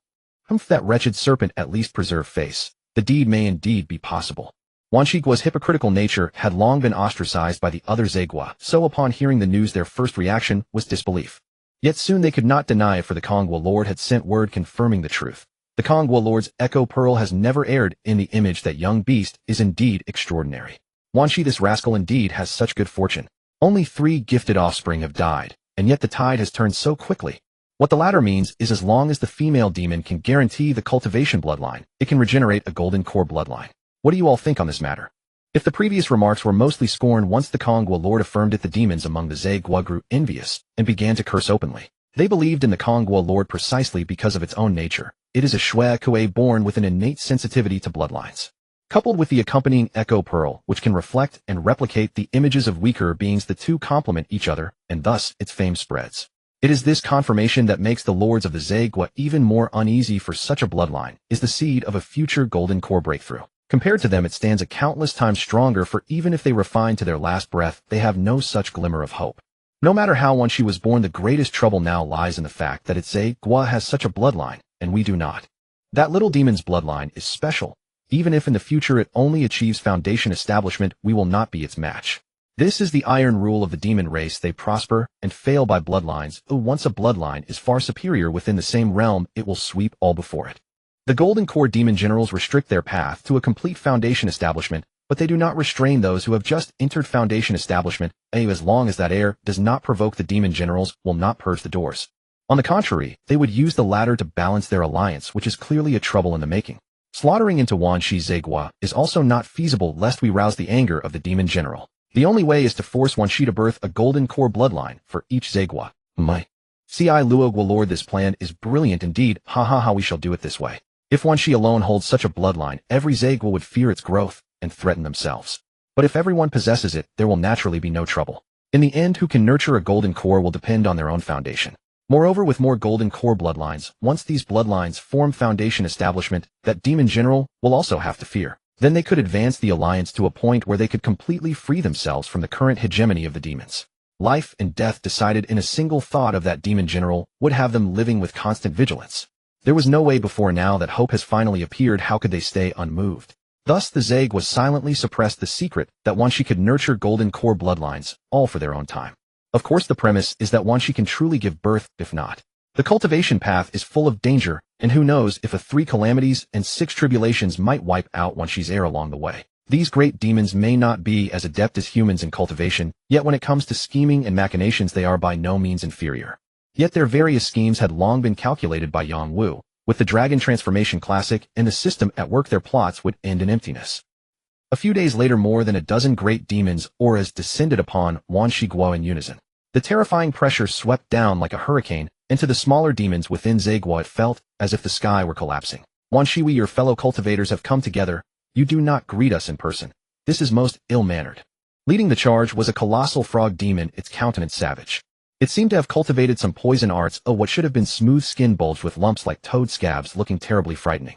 Beside it, demon forms varied: a gigantic lantern jellyfish, a multicolored clam woman, a mountain-like giant turtle, and more. They had never concealed their auras by the reach of great demons when she should have perceived them, yet none stepped forward. Thus the scene of a challenge unfolded. They did not force their way in. After all, this is a demon's lair. They would not act lightly unless it came to the last step. All of you come to the threshold and still dare to demand etiquette. What a bold face. Within Zegua, a cold, icy voice rang out as a black serpent slithered forth, the Wanshi incarnated by Yang Wu. On his snake-like face, anger was etched, as if he hadn't expected these mid-tier Zegua to come all at once. In truth, this look was a performance, to be convincing. He had practiced before a water mirror countless times. For now these great demons seemed to find no fault, and then they heard the frog demon mockingly laugh. Wanshi, your words are off. We have not laid a hand on anyone yet. But if you think so, be it. We do not beat around the bush any longer. This time we are here for that newly acquired power of yours. We want you to grant a Golden Core bloodline to each Zegua. The frog demon's stance was firm. It did not think Wanshi could resist. After all, Wanshi cannot forever cower within its lair. Once separated from Zegua, each faction would have the ability to intercept the other, crush their roots, and drop their cultivation, harder than killing them. Their words left no room for doubt that the Zegua were already connected, urging Yang Wu not to resist. Hearing such a ridiculous threat, Yang Wu's smile grew even deeper. Because of these words, he instantly understood that these Zegua had chosen to conceal the truth rather than report it. While it was a pity they hadn't lured the Golden Core demon into a net, it was not a total loss. Anyway, he did not fear that demon general. Once he harvested the mid-tier Zegua, and his strength rose, killing would be more stable. His mind flashed like lightning as he calculated the plan, and Yang Wu suddenly wore an angry expression. You lot have a good plan, treating the Golden Core offspring as if they were cabbages, as if they could be born at will. Our own nation's main aim is to nurture them as well, and that requires a great amount of heavenly materials and earthly treasures. If you can provide enough, I might consider it. If you only want to blather, then try your hand. This place will not tolerate your arrogance. With those words, Yang Wu willed it. The array flags began to stir, radiating light, and a colossal 3-stage formation sprang to life. The aura of a formation tiered to rival the Golden Core threshold blasted outward, causing the faces of the on-site great demons to change color in an instant. The leaders of the various Sei kingdoms, being great demons themselves, fully understood the formidable nature of formation arts. It was particularly the lead frog demon who had deeper experience, as its clan's domains spanned both water and land, leading to frequent conflicts with the human race. During the war between the Sei kingdom and the human race, it had once challenged a cultivator at the early foundation establishment stage. Given that its cultivation was 2 small realms higher and the demon race excelled in battle, it expected an easy victory, but ended up barely escaping with its life. That human was a formation master. While he could not construct a third-tier formation, he possessed a top-grade second-tier formation disc. That encounter taught it firsthand the terrifying power of formations. So when it recognized that Yang Wu had laid out a formation, its body trembled with fear, and it nearly fled on instinct. Yet it did not take that step, for Yang Wu's formation proved far more potent than the human's. A third-tier formation. Once you have kept this well hidden, would you not fear the Yaojiang's coming? Panic filled the frog demon's bell-shaped eyes from its last brush with a second-tier formation that had nearly costed its life. To escape death, it had even exhausted its most treasured relics, and it still has not found a proper replacement. Faced with a third-tier formation, survival seemed impossible no matter how fiercely it fought. The frog demon understood now that fleeing served no purpose. Only the Yaojiang could save them now. Yang Wu's ability to approach the Golden Core realm independently was precisely what that Yaojiang would not permit. If you kill us, you will surely die as well. Let us talk this through. Yes. We came here to negotiate. You yourself said that if the heavenly treasures are sufficient, there is room for discussion. Name your terms first. We will do everything in our power to fulfill them, even if we must search high and low to gather them. The other great demons were equally terrified. They had arrived so swiftly, only hoping to claim their share of the spoils. But what had happened? That old dog, once she had concealed such a devastating move. Now they were not seeking profit. They would be fortunate simply to keep their lives. Watching the great demons clamor and argue among themselves, Yang Wu secretly rejoiced. Good, you understand the situation. He paused and spoke calmly. The benefits of bloodline Golden Core offspring. I certainly would not monopolize such gains. Before you arrived, I had already compiled a list of treasures required. If you can produce them, my promise stands. If not, blame no one but yourselves. It is your meager reserves that fail you, and you lack the fortune to obtain these treasures. Yang Wu casually tossed a spirit stone inscribed with information.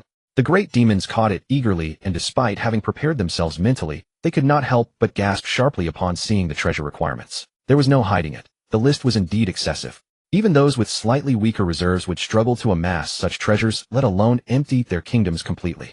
Once you are asking for far too much. Can you not allow some reduction? It was the jellyfish resembling a luminous beacon that spoke this time. Its translucent body shimmered with iridescent colors, and trails of multicolored mist rose and fell with each breath. Those were deadly toxic exhalations. Any cultivator below foundation establishment would corrode to bones upon contact. It was second only to the frog demon in strength among this group, yet its kingdom's reserves were the weakest of all. If they were to provide these treasures as Yang Wu demanded, they would essentially be drained dry. Naturally, they harbored thoughts of bargaining. Yang Wu sneered. Cultivating a golden core bloodline demands immense mental and physical effort. Without these treasures to replenish what I sacrifice, I would be destroying my own foundation. If the Wucai kingdom cannot produce them now, other Zhe kingdoms may choose first. Once you have gathered enough, I will help you realize your ambitions. This was also Yang Wu's calculation. Though he had the system and did not personally require many treasures for his own cultivation, his offspring would need them. Relying solely on Wanxi's reserves would not withstand such expenditure. Those from the various Zhe kingdoms seeking a bloodline would need to pay dearly. This was only natural. Had he agreed too readily and made the creation of golden core bloodlines seem effortless, they would have grown wary. After all, if that were the case, he could quietly produce a batch of golden core offspring at any time and the balance would be shattered. However, requiring vast quantities of heavenly materials and earthly treasures as a prerequisite made him far less threatening. The resources of any single Zhe kingdom remained ultimately limited. Even if they strained themselves to their limits, they could only muster a single offering. Once she wanted more offspring, then he needed to consider whether the treasures existed. Very well. Since Wanxi is so confident, we are willing to hand over these treasures. But how can you guarantee that we will obtain golden core offspring? If we fail, will these treasures not be thrown to the wind? The frog demon said gravely. This was its genuine concern. A fixed price was not frightening, but what terrified it was spending a fortune only to receive a counterfeit product. How could they confront Wanxi? He held a third-tier formation in his hands, and no great demon wished to be the one to challenge him. As for reporting to the Yaojiang, such a desperate measure would only be taken as a last resort. Provoking that presence had never brought favorable outcomes. If you wish to know, it is simple. The humans have an old saying: hearsay is unreliable, but witnessing something firsthand makes it real. The ruler of the Bayou Kingdom is right here, is he not? It is fitting that we begin with you. Should I fail to produce a golden core bloodline for you, I shall return every treasure you have given me. What say you? Yang Wu's gaze fell directly upon the clam woman before him. His expression remained calm, yet beneath the surface he felt a surge of excitement. He had not anticipated that on his very first attempt at testing a female great demon would actually come forward. This was truly a wonderful development. He had been worrying about how to proceed, and now that question was answered without needing to deliberate. Yang Wu was confident she would willingly participate in the trial. Otherwise she would not have come in person. And as he had expected upon hearing Yang Wu's words, the clam woman's face first flashed with surprise, then radiated with joy. For the demon race, morality held far less significance. Having stripped their kingdoms bare, they naturally wanted the offspring they produced to be connected to them. Otherwise, risking everything only to have it benefit another demon clan would be an utter loss. Thus, the female great demons had all intended to participate personally. With Yang Wu making his intentions clear, there was no reason for hesitation. She agreed immediately. Eager to see results, the great demons did not even give the clam woman time to return and prepare treasures. They quickly assembled what they could and lent her their attention. This alone revealed how desperately they all wanted to know the outcome. Bei Nu differs. Great demons' form leans toward the human, though clearly enlarged. A huge shell serves as a natural bed, and glowing pearls cluster around her, giving a beauty that hints at longing it. This clan is born with enchantment, the snake tribe's softness, catwomen's sultriness, or fox's flirtation. Their charm lies in pure desire. There are legends of Xia Zhu and a beauty holding a lamp lasting for a full half-day. After the clouds part, and the rain ceases, Yang Wu feels an indescribable, enthralling sensation. He repeatedly praises Bei Nu, who blushes. She senses that the Wanshi before her is different somehow, but she cannot say exactly what is different. If Yang Wu knew her thoughts, he would surely marvel at the demoness' keen perception, for the one who reveled was the true body. The clone currently has no reward of bearing a child, but with the aid of the system, the main body can come and go freely, so there is not much trouble. Wanshi, I want to know when I will be able to bear offspring. Bei Nu's cheeks redden, and in her mind the image of Yang Wu's sturdy physique fills her thoughts, those scenes like indelible shadows etched into her memory. As for Yang Wu, Bei Nu herself does not realize that subconsciously she has grown a deep sense of dependence and attachment toward him. This is the dominion of the Hualong Jing, subtly and imperceptibly influencing the pleasure-seeking demoness, leaving the involved demon with no power to resist. Pregnant. Feel for yourself. Yang Wu's experience with Bei Nu has been excellent, so his reply is unusually patient. Pregnant. Bei Nu's eyes widen round as beads. She had thought Yang Wu would tell her not to hurry, for bearing the golden core bloodline cannot be achieved in a single attempt. But what has she just heard? That she is pregnant. Could it be achieved with just this one time? Bei Nu's eyes showed disbelief, but she does not press further, as Yang Wu said the truth will be evident to her own senses. Divine sense, inward view. This is a necessary method for great demons and foundation establishment cultivators. Bei Nu carefully senses and indeed detects a faint life fluctuation within her abdomen. Really, truly pregnant. It worked in one go. The Wanshi nation's ability to propagate offspring is far stronger than she had imagined. That thought flashes by and is quickly suppressed, replaced by uncontainable excitement. For this is a potential golden core offspring, the very foundation of White Jade Nation's foothold in the waters. How could she stay calm?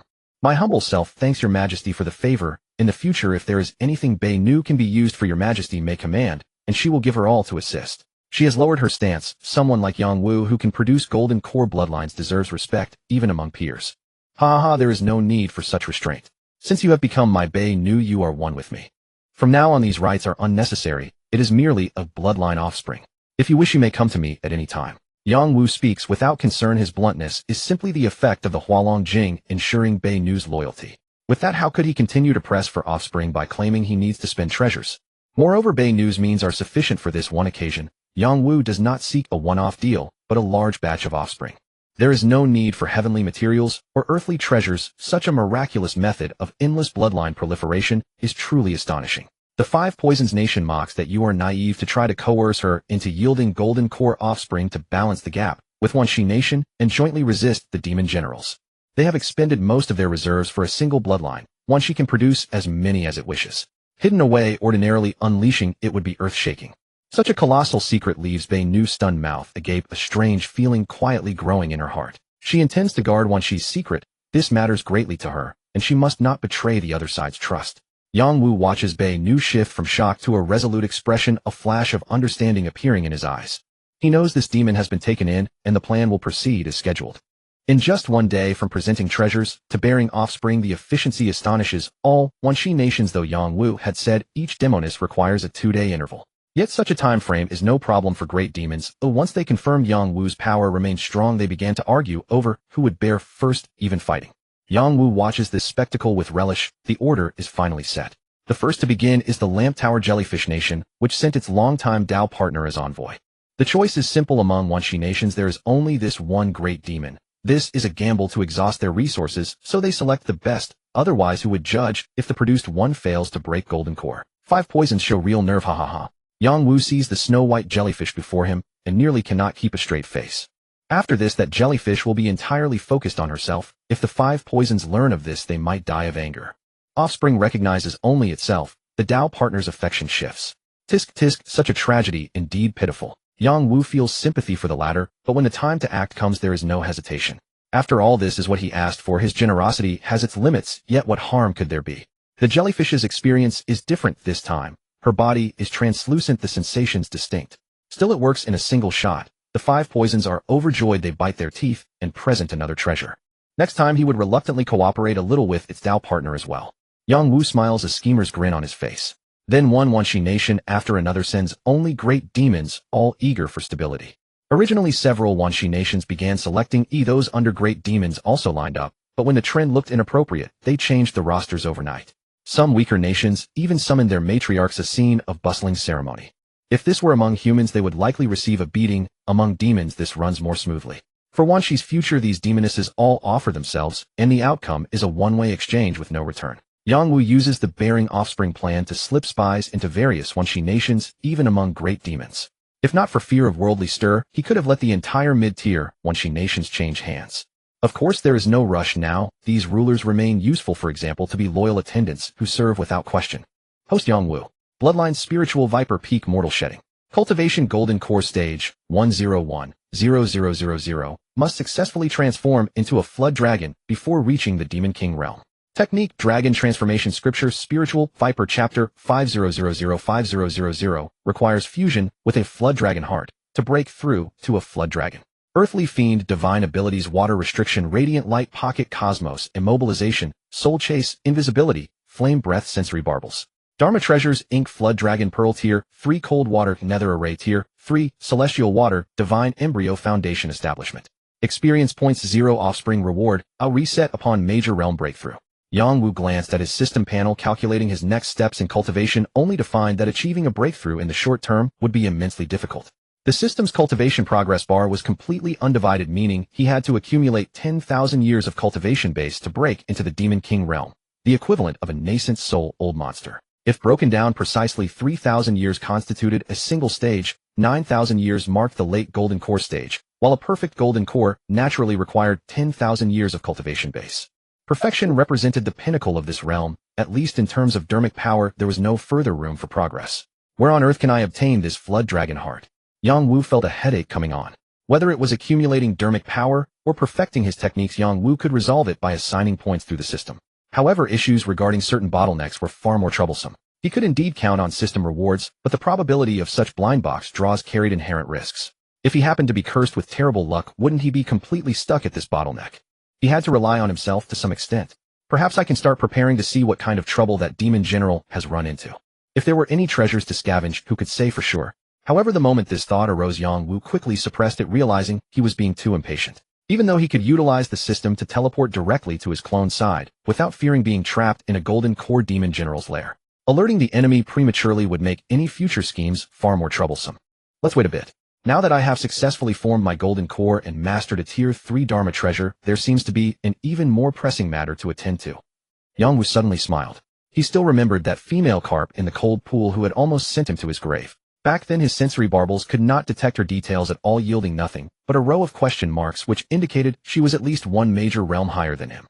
After he broke through to become a great demon, recalling the strangeness of the forbidden area still triggered a warning from his bloodline, so the matter was delayed once more. Now having stepped into the Golden Core stage, the bloodline warning did not manifest, indicating that this trip was feasible. A Golden Core demon general imprisoned within a mere cold pool. Who would believe such a thing if it were told? Yang Wu shook his head and sighed quietly at his past recklessness. She must have shown him mercy back then, otherwise he would have either transmigrated a second time or met the King of Hell. Whatever the reason, I can find out this time. A female demon of the Golden Core stage. If things go well, she might even give birth to a Demon King bloodline. The birth of such a high-tier bloodline would surely yield bountiful system rewards, perhaps even a Tier 4 reward. The more Yang Wu thought about it, the more excited he became. After waiting for the last female demon of Zigua to successfully conceive his offspring, he utilized his invisibility, divine ability, to quietly depart from Zigua. Half an hour later, Yang Wu appeared before the secret passage he had used to enter the waters. Flicking his snake tail, he directly swept away the obstruction covering it.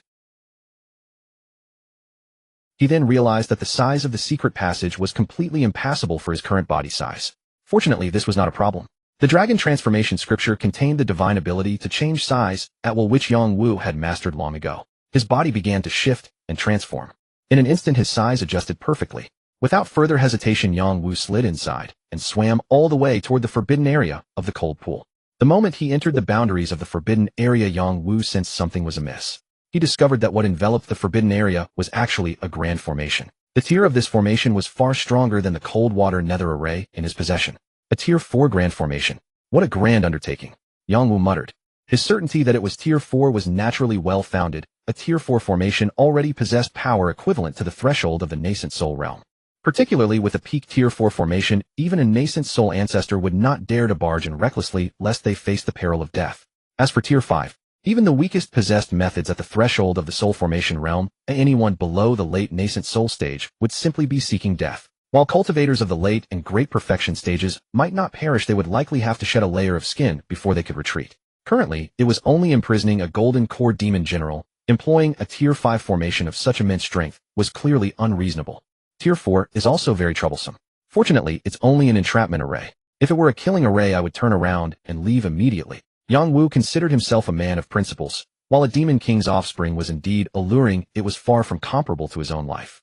Because of the cold water nether array, Yang Wu was not entirely ignorant of formations and roughly understood the classifications of the Tao of formations.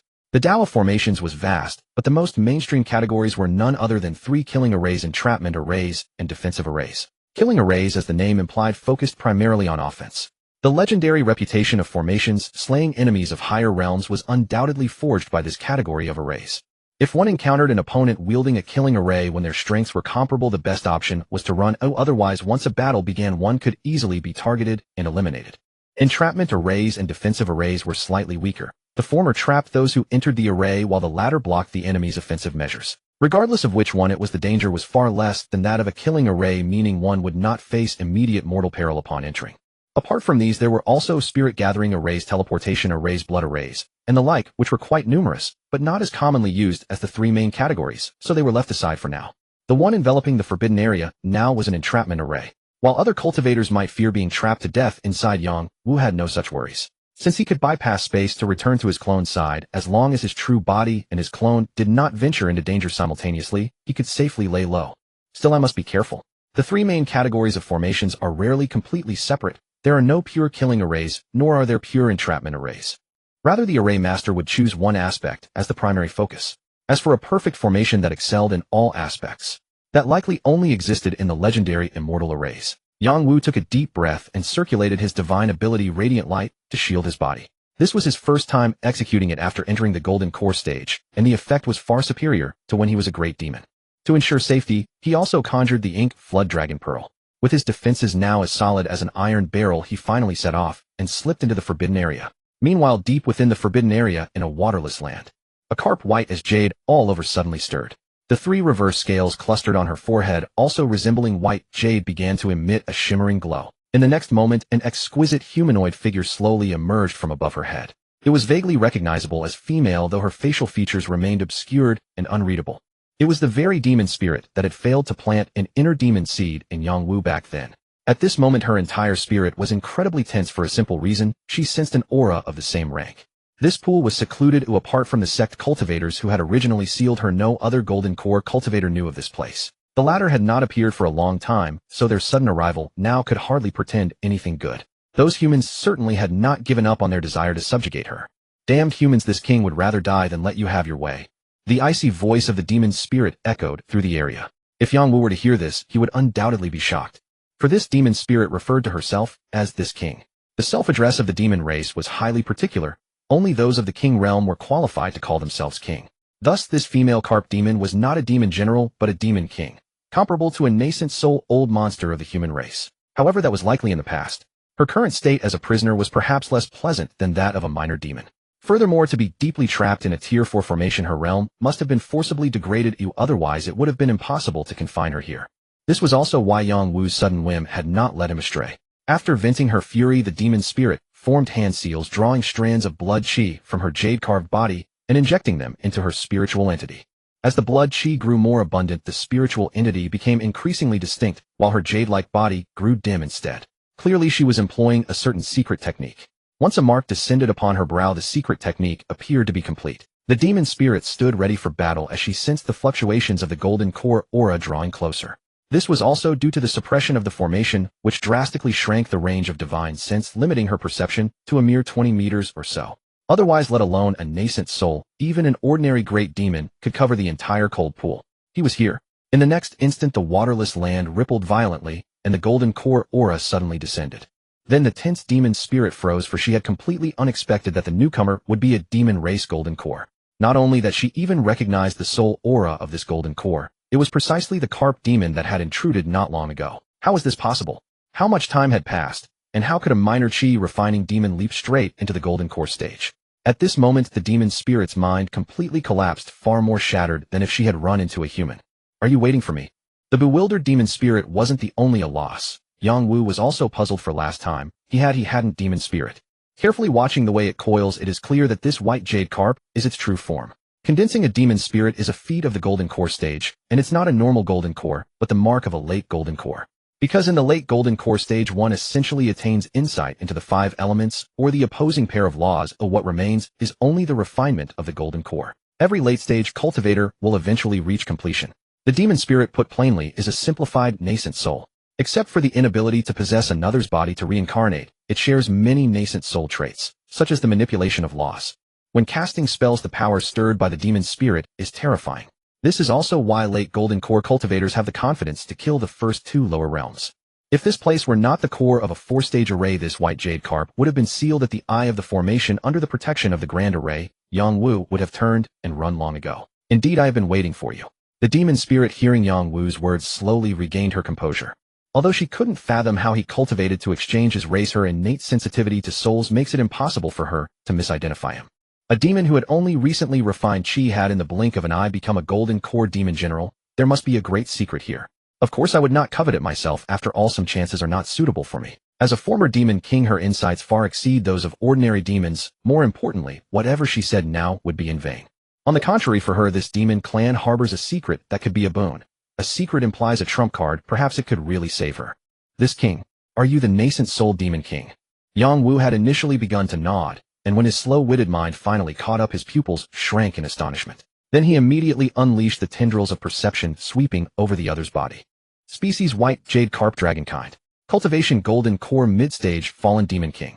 Description: possesses an unknown dragon bloodline. The soul has suffered severe injuries causing a drop in realm, but as a dragonkind, she harbors a hidden terrifying demonic nature. It truly was the demon king. Yang Wu's eyes scanned the cultivation line. His heart pounded with wild excitement, for he really fancied such a tiger fallen into his lap. After all, though the other's cultivation had been dragged down, the bloodline remained intact. That meant he could press her down, and a torrent of experience-rich treasures would rush toward him. Yet before he could revel, a sharp system warning sounded, snapping him awake. Good heavens! This demoness intends to scheme against him. Her heart is truly vicious. If you truly are the demon king, why must you be so wary of this ordinary golden core cultivator? If your bloodline abilities are not restrained, I would not dare stay by your side. Moreover, a demon king who hides his head and tail hardly seems inclined to speak seriously with me. Yang Wu spoke as calmly as he could. Inwardly, he had already linked with the system, ready to bolt at the first sign of trouble. However, these words trembled the demon spirit. For a moment, the concealment techniques nearly faltered. Can you discern this king's methods? The demon spirit is truly astonished this time.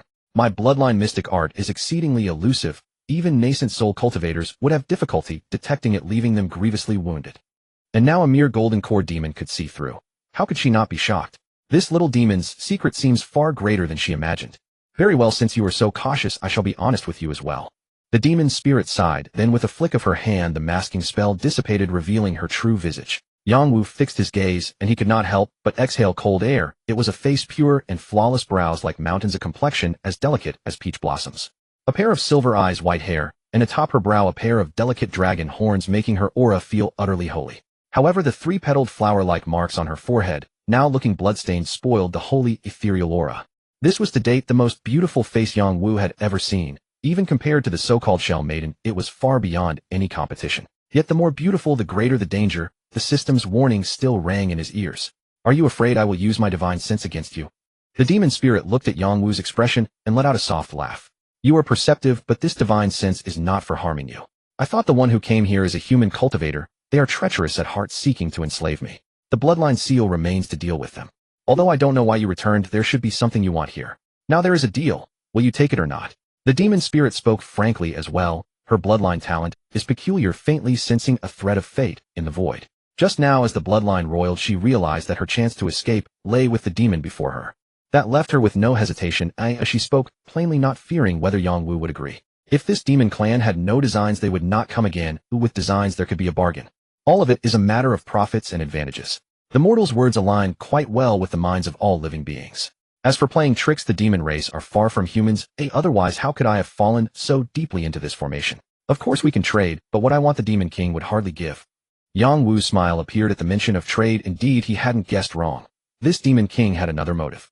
On reflection, it makes sense. By the demon clan's nature would they be willing to be suppressed and bound. He had come here to rescue her, but upon learning that the other is the demon king, this initiative could not be proposed by him.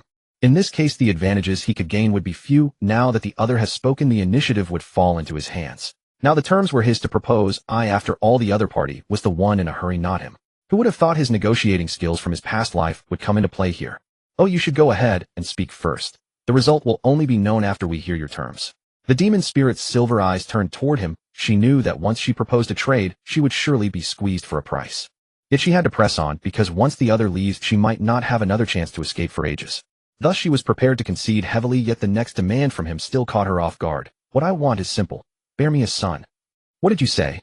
The demon spirit looked over in shock. She had imagined Yang Wu might demand cultivation techniques or treasures, but she never would have expected him to ask her to bear a child. She was a dignified demon king, yet a junior had the audacity to demand she produce an heir. If it were any earlier time, she would have crushed this golden core cultivator beneath her feet, without a second thought. But now that she was a captive, her soul-bound seal crushing down upon her, she managed to calm herself.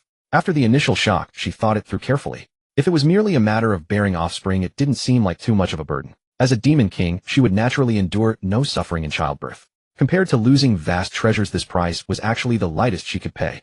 If the demon king refuses, I will not force the matter. I take my leave then. Yang Wu caught sight of the demoness struggling expression and immediately realized there was room to maneuver, so he stoked the flames further. He feigned departure, and as expected, the demon spirit grew anxious. Hold, this king has never said she refused. Upon hearing this, Yang Wu turned back with a smile. Truly worthy of a demon king. One who knows when to yield and when to stand firm. This commander is impressed. His act of stopping at a mere call instantly made the demon spirit realize he had been teasing her all along, and anger flared within her. You certainly have a sharp tongue. If you truly want this king to bear you a child, it's not impossible, but it all depends on whether you have the courage. Speak your mind, demon king. In all my years I've lacked nothing, except perhaps an abundance of courage. At this point Yang Wu knew the matter was succeeding. As for the courage she mentioned, he had long suspected it pertained to whoever had trapped her. Only someone at her realm, or perhaps even a late-stage nascent soul cultivator, could have stripped the demon king of their power. But what difference did it make? Who would know it was him? Besides, with his cave heaven at his command, he could simply vanish with his household at any moment. Once the immediate danger passed, he could always return. After all, human cultivators wouldn't remain confined to these waters indefinitely. Risking this once could earn him a demoness of the demon king realm, a rare opportunity he might never encounter again. Had he faced a fully restored demon king, he would have fled without hesitation, for there would have been no hope of survival. Yet if one seeks fortune, occasional risks are necessary. By your expression, you've already guessed most of it. That you still dare accept speaks to your courage. Then this king will speak plainly. The one who bound me here is a mid-nascent soul ancestor from the human sect's beast-taming sect, one Shou Dao Run. The demon spirit expected Yang Wu's face to show fear at the name of a nascent soul ancestor, but instead, he seemed to exhale in relief. How peculiar, she couldn't help but ask. Aren't you afraid? Yang Wu couldn't resist retorting, of course I'm afraid. That's a nascent soul cultivator. One strike, and I'd be dead. But it's better than I feared. Given you were once a demon king, I assumed whoever defeated you must have been a late-stage nascent soul expert. Now that you tell me it's only mid-nascent soul, I can accept this far more easily. Hearing this, shame and indignation flushed across the demon spirit's face. A mid-nascent soul cultivator naturally lacks the strength to reduce me to this state. If it weren't for this king. Regardless, that old Taoist one Shou took advantage of my vulnerability and struck from the shadows. I'll never forget this grievance. Once I break free and restore my power, I'll annihilate his sect. As the demon spirit spoke, her gaze shifted suddenly, and she said calmly, seeing your demeanor, you're willing to take this risk. Then let me put your mind at ease. Old Taoist one Shou cannot leave his mountain. He bears my bloodline curse, and can only seal his physical nascent soul within himself. Currently, only the golden core cultivators of the beast-taming sect can move freely. You little demon conceal great secrets within you. You shouldn't be unable to handle those of your own realm. Is this answer satisfactory to you? The demon spirit revealed such secrets so readily because she feared Yongwu might renege on their agreement. No matter how composed Yongwu appeared, she understood demon nature was unpredictable, and when disaster struck, every creature fled for itself. She needed to apply pressure to the beast-taming sect, but not so much as to back them into a corner. Excess was as dangerous as deficiency. Satisfactory. More than satisfactory. If our opponents are merely golden core cultivators, then this commander tells you Demon King. I fear none within the golden core realm. The demon spirit frowned slightly at these words, but quickly broke into a smile. Had any other early-stage golden core demon made such bold claims before her, she wouldn't have deigned to glance their way. After all, a peak golden core cultivator could easily kill an early-stage one. To claim fearlessness against peers at the lowest stage, was that not mere boasting? However, the demon commander before her was different. It had grown too swiftly, and its current boasts might well become reality soon enough. Very well. This king trusts you. Since I've given you my promises, I'll tell you how to break this binding formation. After saying so much, she needed to escape first. If they couldn't even break the formation, it would be laughable. Yongwu also focused his mind. When it came to understanding this formation, he was no match for the demon spirit, who had been trapped here for so long. The smartest approach to breaking a formation was to strike at key points rather than attacking the whole. That way, minimum effort could achieve maximum results. As for using brute force to shatter it, the difficulty would be far greater. Forcibly breaking a fourth-stage formation was certainly beyond Yongwu's current capabilities. This formation is called the Dragon-Suppressing Absolute Seal Formation. It has 36 main flagpoles and 108 subsidiary flags corresponding to the stars of the heavens. Its primary function is to seal off spiritual energy, divine sense, and bloodline. True to her reputation as someone long trapped by this formation, the demon spirit understood its mechanics intimately, having deduced and tested numerous approaches. Though all her attempts had failed, she didn't believe the methods were wrong. The real issue was that the entire formation targeted her, leaving her with far too little power to draw upon. You differ from me. You are merely an intruder to this formation, facing far less opposition. Follow my method and success is certain. I've told you everything I can. Adjust your state and give it your full effort. The demon spirit's voice was low and measured, appearing calm on the surface, but inwardly, she was far from serene. Having been suppressed for so long, she longed for freedom. This time was her closest attempt to success. If it failed again, that would be a truly grave trouble. Alright, I'll give it a try. Yongwu wasted no words. His form glided through the water as he reached the spot the demon spirit indicated. The area appeared empty, revealing nothing to the naked eye, but using divine sense, he could detect faint ripples of spiritual energy, the circulation paths of the formation. In principle, formation pathways should exist as an integrated whole, making them extremely difficult to perceive unless one's divine sense surpassed the formation itself. Yet such formations undoubtedly required constant adjustment by the formation master. With no one maintaining this location, over time flaws would inevitably emerge, and the fluctuations of the formation patterns would become visible. These exposed nodes of the formation, just as the demon spirit had said, represented weak points, and they were exactly what Yongwu needed to target. Break. Yongwu's aura had long been quietly adjusted. He rapidly formed hand seals, channeling golden core-level spiritual energy into the ink flood dragon pearl. After consuming sufficient spiritual energy, this third-stage treasure finally revealed its power, and 2 flood dragon shadows burst forth from within.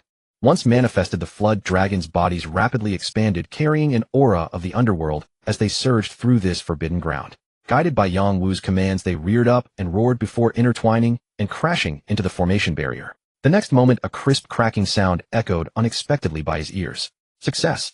Though faint, neither the golden core cultivators nor the demon king present could fail to detect it. The demon spirit trembled with excitement, unable to restrain herself. The clamor of cascading sounds continued. These moving formations, one and a breach in one part, would quickly ripple through the entire array. Yongwu strained every launching spell after spell to completely breach the formation's gaps. The spiritual energy within the formation collapsed as well, though after it reached a point, the chains that had bound Baiyu Liu began to fade and dim. The demon spirit re-entered its flesh. In the next moment, Baiyu Liu abruptly opened her silver eyes. A surge of terrifying demonic energy gathered, and with a thunderous crash it smashed through the shattered formation. The surrounding seawater paused for a moment, then surged back into the waterless zone. I have finally come out. Once I have mended my injuries, I shall surely topple your Yusho sect. Baiyu Liu's voice was icy. As the former demon king, even with her current cultivation fallen, she would still not be matched by ordinary golden core cultivators. After venting that grievance, it fixed its gaze on Yongwu, where a top-tier, 3-rank magical artifact hovered above his head, pulsing with spiritual light. Not bad tricks you have just entered the 3rd rank, and already wield such a treasure. The fluctuation just now seemed to originate from the Yellow Spring origin. This is rarer than the ordinary 5 elements artifacts. Yellow Spring items bear a bizarre burn to the soul, making them even harder to guard against. No wonder you dare boast. With such a 3-rank treasure in hand, even if your cultivation is not as high as the late golden core, you still have some power to resist. The main threat remains the methods that injure the soul. A golden core soul is not weak, but without entering nascent soul, the soul remains a drifting wisp. If you suffer a heavy wound, the formation of the nascent soul would surely fail. This alone is enough to make golden core cultivators wary. The Demon King is quite perceptive. One glance, and he saw through the provenance of my artifact. I have already helped you escape, Demon King, should you not fulfill your earlier promise. Yang Wu's voice was soft, though he seemed impatient. His power gathered at the threshold, ever vigilant of the wounded Demon King's every move. If the latter stirs, he will unleash all his power and crush him. Yang Wu's confidence stems from a system prompt. The Demon King's bloodline abilities are on cooldown. A golden core cultivator in mid-stage, long trapped, but now free, still felt confident he could prevail, hence he dared to directly break the array and unleash the demon. Fortune favors the bold, but this is too dangerous. One misstep, and it would be a farce. You need not be so nervous, since I promised you I will not go back on it. It's merely to sire a child. But are you sure you want to do this here? If I am not mistaken, once the formation is broken, the Yusho sect will almost certainly hear of it. Her voice drifted lightly into Yang Wu's ears, leaving him somewhat stunned. He hadn't expected this female demon, who looked pure, to behave with such wildness compared to ordinary demons. Then please, Demon King, accompany me. We shall travel to the cavern dwelling and discuss this in detail there. Yang Wu obviously couldn't accept it. If his good deed were seen by outsiders, he didn't fear the golden core, but he didn't wish to clash prematurely. If I were at nascent soul now, things would be different. After all, he has little other hobby than bullying the weak. Good. Baiyu Liu smiled with approval at Yang Wu's tact to a demon who was both bold and cautious. If the other side reveals themselves as too foolish, she would consider breaking the promise. She won't let herself be placed in danger. In these few exchanges back and forth, there are always ulterior motives and probes. Yang Wu is only human, but Baiyu Liu is a demon. With so many schemes, Yang Wu was likewise stunned. Meanwhile, the moment the formation shattered in a towering palace, the cultivator seated at the top suddenly opened his eyes. He wore a snow-white feathered robe, a white jade crown upon his head, and purple gold boots, looking like an immortal. Yet the sole flaw was that his face was etched with fury and fear. Who exactly broke the formation in the cold pool? This is a disaster for my Yusho sect. The feather-robed man was none other than the current sect master, Shenwu Xiao. Just now he sensed that the trick he had left in the array had been shattered. He understood better than anyone what that signified. To know the cold pool imprisoned the true Demon King, who long ago the old ancestor betrayed the exploration of the secret realm in order to obtain the latter's dragon pearl. Yet that Demon King's methods were formidable. Even after being grievously wounded by the secret realm's formation and his cultivation plummeting, he could still wound the peak-era old ancestor.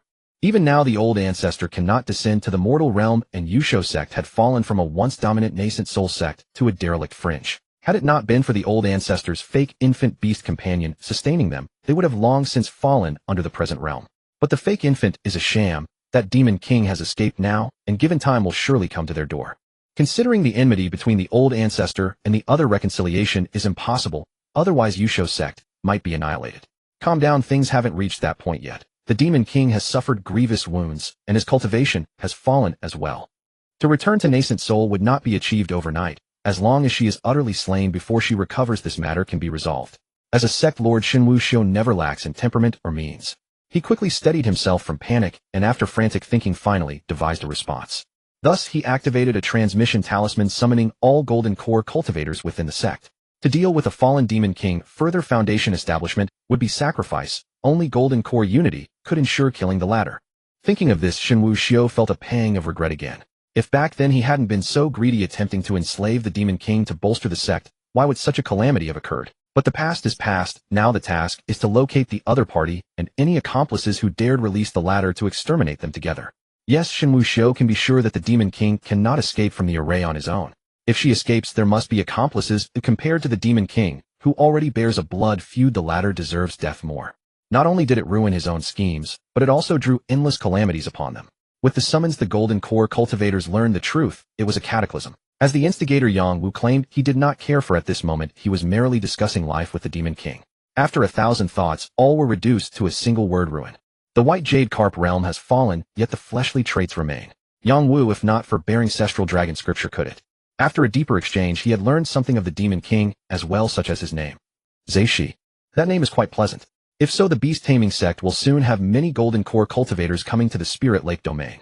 After listening to Zeishi the Carp's explanations, Yang Wu roughly understood what level the beast-taming sect truly stood at. Besides the secluded Yuan Ing old ancestor, the sect's guardian spirit beast, The Earth Qilin stands as a demon king at the fake nascent soul realm.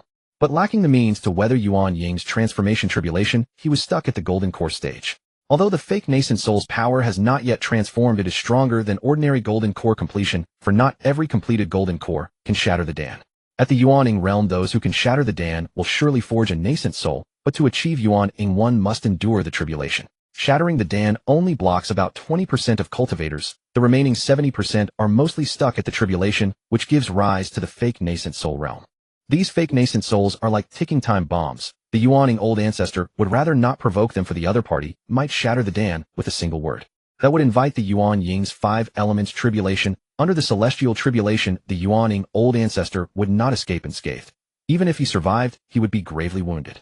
This is also why the beast taming sect, though its Yuan Ying is sealed off, has not fallen completely from the Yuan Ying lineage. Fake Dan, fake nascent soul. These stage distinctions are quite meticulous. Yang Wu muttered. He roughly understood that the reason for such fine distinctions is that someone had suffered losses at these stages, hence they are singled out. Besides the fake nascent soul, the beast taming sect's leader is Shun Wuxiu at the golden core consummate stage. He also possesses a pair of twin Xian birds, both at late golden core cultivation, and he once escaped with his life from the Yuan Ying old fiend's hands. Although not yet in the fake nascent soul, he is among the elite of golden core consummate. The sect also has several golden core elders with deep foundations. From this, the situation doesn't look too dire. Yang Wu's expression tightened briefly, then relaxed. He knew that such depth of backing meant a full-scale mobilization was unlikely, for all the major sects are calculating against one another. Shun Wuxiu dares to mobilize the sect's golden core power openly. Other sects would marshal their Yuan Ying to close the net in one sweep. Each golden core cultivator is well fed. Only perhaps 1 or 2 Yuan Ying might hesitate to strike, but in greater numbers it becomes a different matter. Moreover, rival sects, even if they gain little, would relish slaughtering a crowd of golden core cultivators. Therefore, it's inevitable that the beast taming sect will send investigators. At most 1 or 2 will come, likely mid or late stage cultivators. Early stage would be of little use. According to Zai Shi, there may also be golden core consummates, whether they will come remains unclear. Because at this stage it's more about self-interest, Shun Wuxiu may not be able to marshal them, and they are here to deal with the former demon king. If this demon king should go berserk and bring about mutual destruction, no one below Yuan Ying could withstand it. Golden core cultivators are all pursuing the path of shattering the Dan to forge a nascent soul. If their foundations are damaged, there would be no nascent soul to speak of. The path of immortality prizes discretion. Golden core consummates are not all meant to be sect leaders. After all, the beast taming sect is not their own. Even if the demon king exacted revenge and breached their gates, they could simply depart. Such cultivators of this rank are hotly coveted by many sects. Inter-sect cohesion has long been a problem with no easy fix.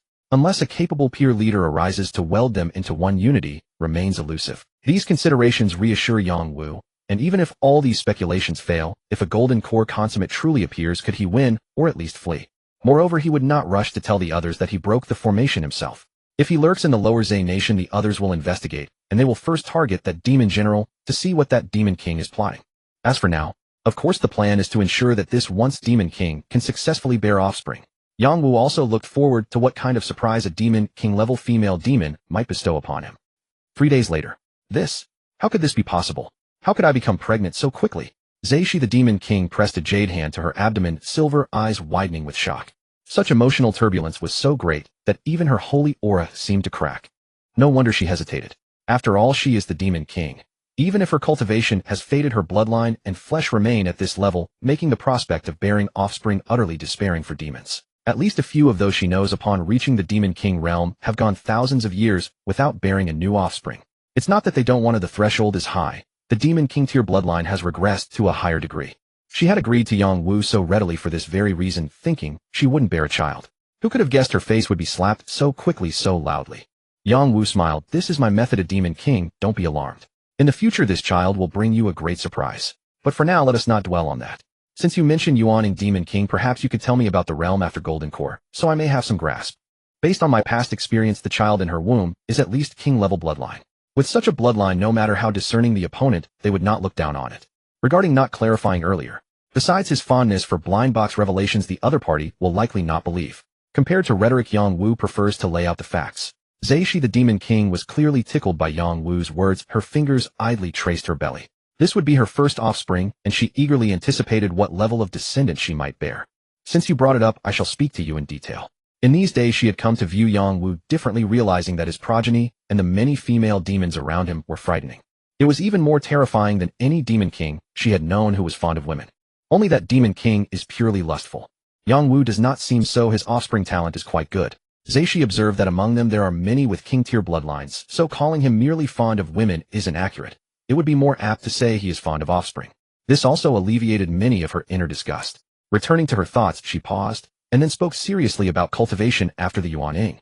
The path of cultivation begins with qi refining followed by the liquefaction of spiritual energy to step into foundation establishment.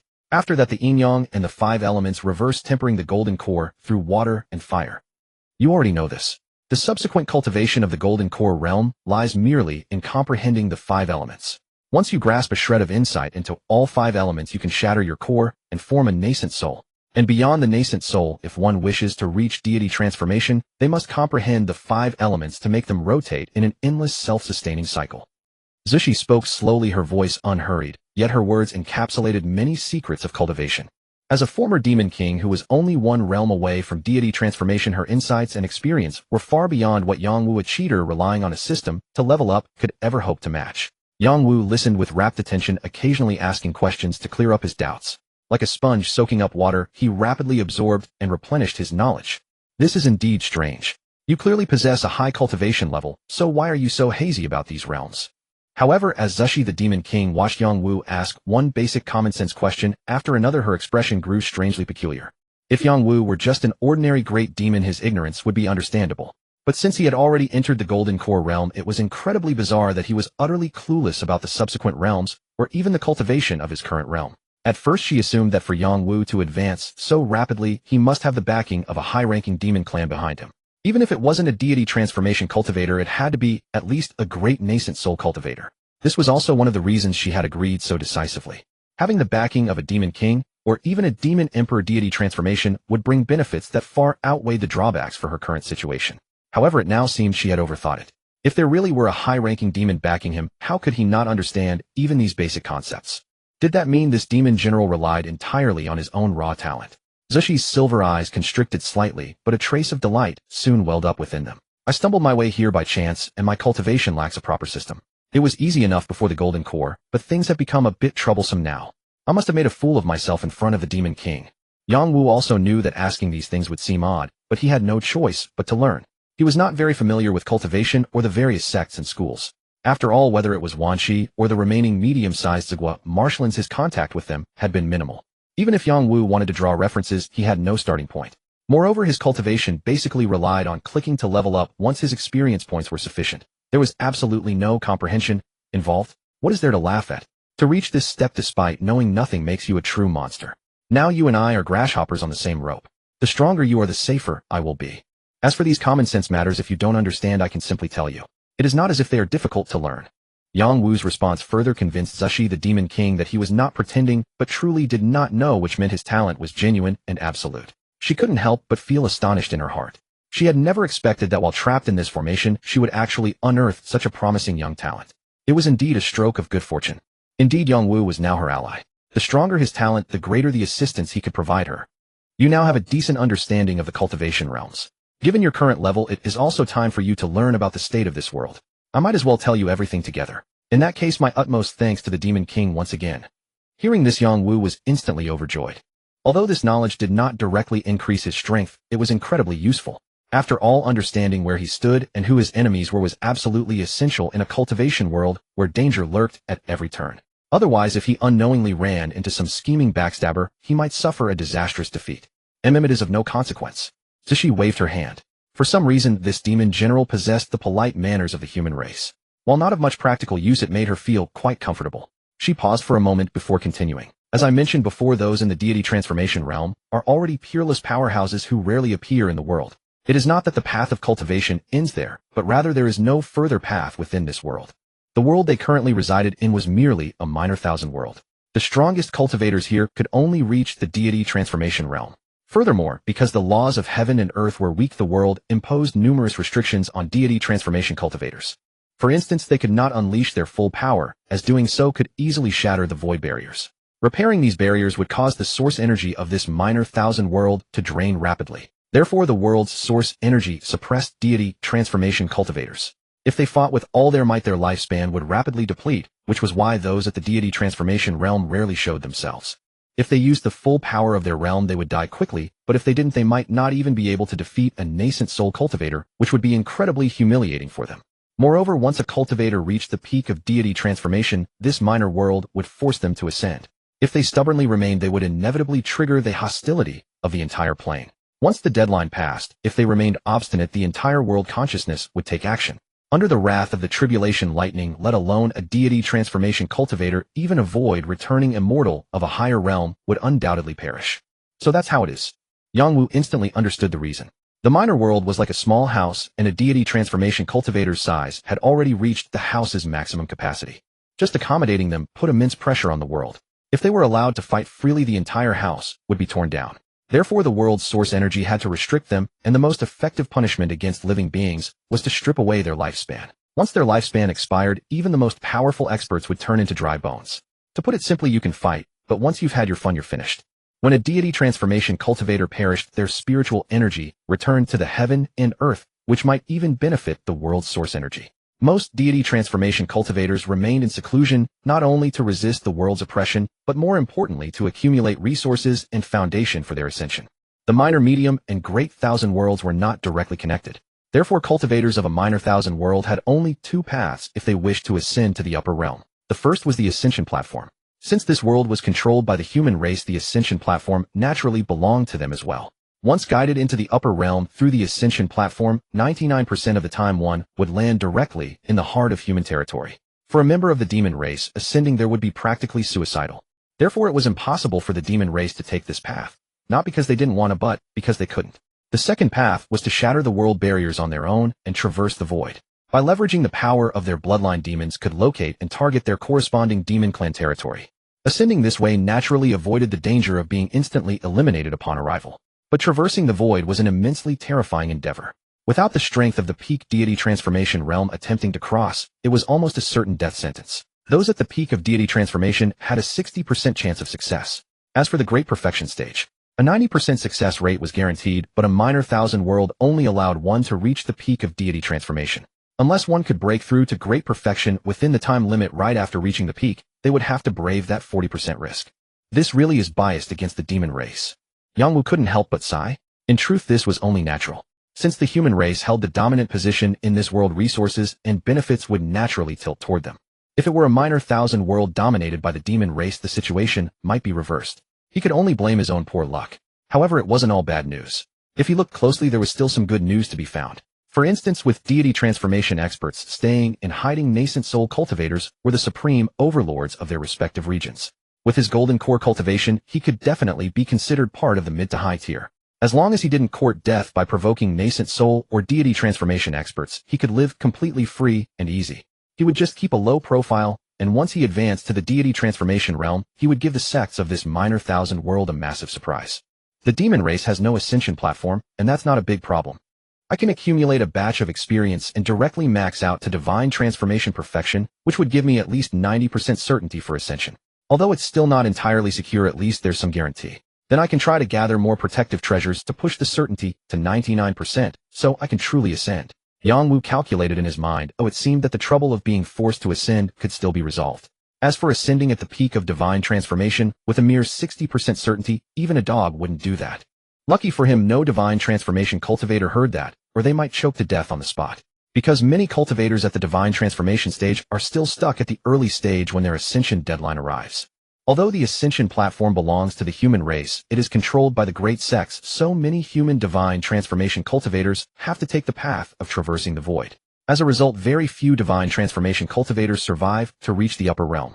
If so, why do cultivators still seek ascension? It is nothing more than the pursuit of higher realms and longevity. A divine transformation cultivator in the lower realm has a lifespan of 3,000 years, but after ascension their lifespan can reach 10,000 years, as several-fold increase.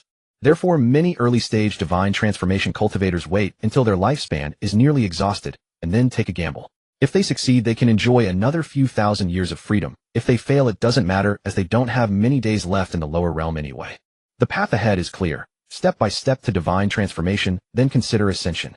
Yangwu had some plans, but he did not intend to let his main body go up first for the simple reason that this was a medium thousand world. Although Demon King Zhe was also unclear about the situation in the medium thousand world, there were at least cultivators above the divine transformation stage. After his main body reached divine transformation in the small thousand world, it would be at least absolutely safe, who knows what would happen up there.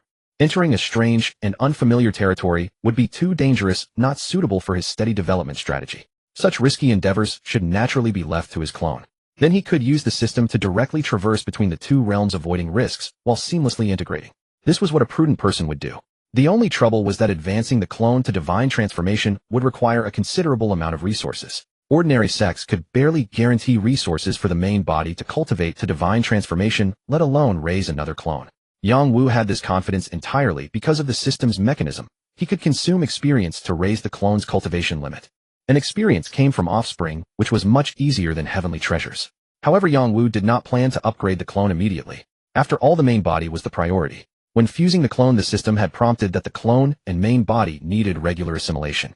Over time, the clone could easily develop its own consciousness, posing a risk of betrayal. Therefore, the main body was the key. Before ascension, he would maintain a gap of one major realm between the main body and the clone. If the clone showed any abnormality, the main body could quickly teleport over and suppress it, cleanly avoiding backlash. The female demons of the middle-tier marsh countries have been mostly planned for, only the upper-tier marsh countries remain.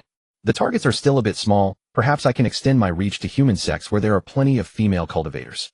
The female cultivators in human sex mostly possessed spiritual roots. He wondered how the system would evaluate them, by cultivation level or spiritual roots.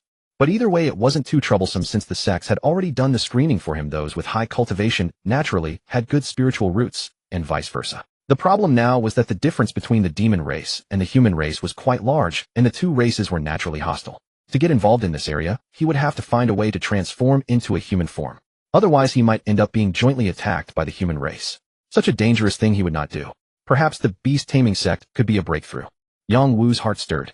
The beast-taming sect was different from other sects, according to Demon King Zhe. From top to bottom, every disciple who entered would enslave demon beasts. Therefore, the sect had no fewer demon beasts than disciples, perhaps even more. If he could have his clone infiltrated, it would be reasonable. Then he could use the beast-taming sect as a springboard to carry out his plan of reaching into the sects. Just in time. This time a golden core cultivator from the beast-taming sect will come to investigate the cold pool. I can capture and control him. Then I can have the clone pretend to be captured, and thus infiltrate the sect. What difference does it make whether the clone goes, or the main body goes? Moreover, the golden core stage is just right. If I caught a chi refining or foundation establishment cultivator, it wouldn't be as useful, because their status would be too low to access the upper echelons. A golden core cultivator in the beast-taming sect would at least be an elder. He wouldn't be interrogated, and would have plenty of room for manipulation, a win-win situation. Thinking about it this way, his trip to the cold pool had been very correct. It had directly paved the way. But no rush. Let's wait until this batch of female demons finishes giving birth, and collect a wave of experience first. Especially the one from Demon King Zhe. Yang Wu had a faint feeling that its birth would make his strength take a huge leap, and bring unexpected rewards. Time flowed like water. Several months passed in a hurry. Yang Wu hid in the Tianwu kingdom, living quite peacefully. After all, the lower-tier marsh country was too remote. Apart from himself and a certain demon king who was pregnant, the rest were generally demon beasts around the 5th level of chi refining. Even if they caused havoc, it would be nothing but a tickle to Yang Wu. And he didn't feel bored because cultivation required enduring loneliness. He was no longer a hot-blooded youth who would take risks at every opportunity that didn't align with the core of longevity. Because only by being steady and avoiding unnecessary risks could one achieve longevity.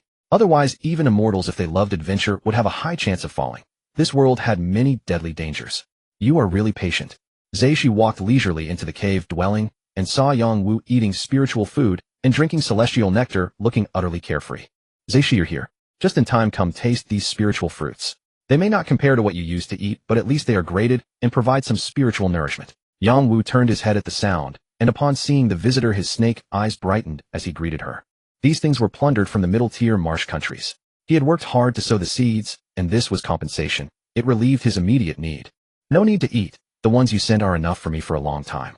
I came to tell you that the cultivator from the beast-taming sect has arrived. At this moment, the latter's pregnancy was also advanced, her belly bulging high, which gave her holy face an indescribable maternal glow. She paused, and then spoke slowly. At her words, Yang Wu immediately straightened his posture. The measures I left behind in the cold pond have been triggered, but he hasn't discovered me yet.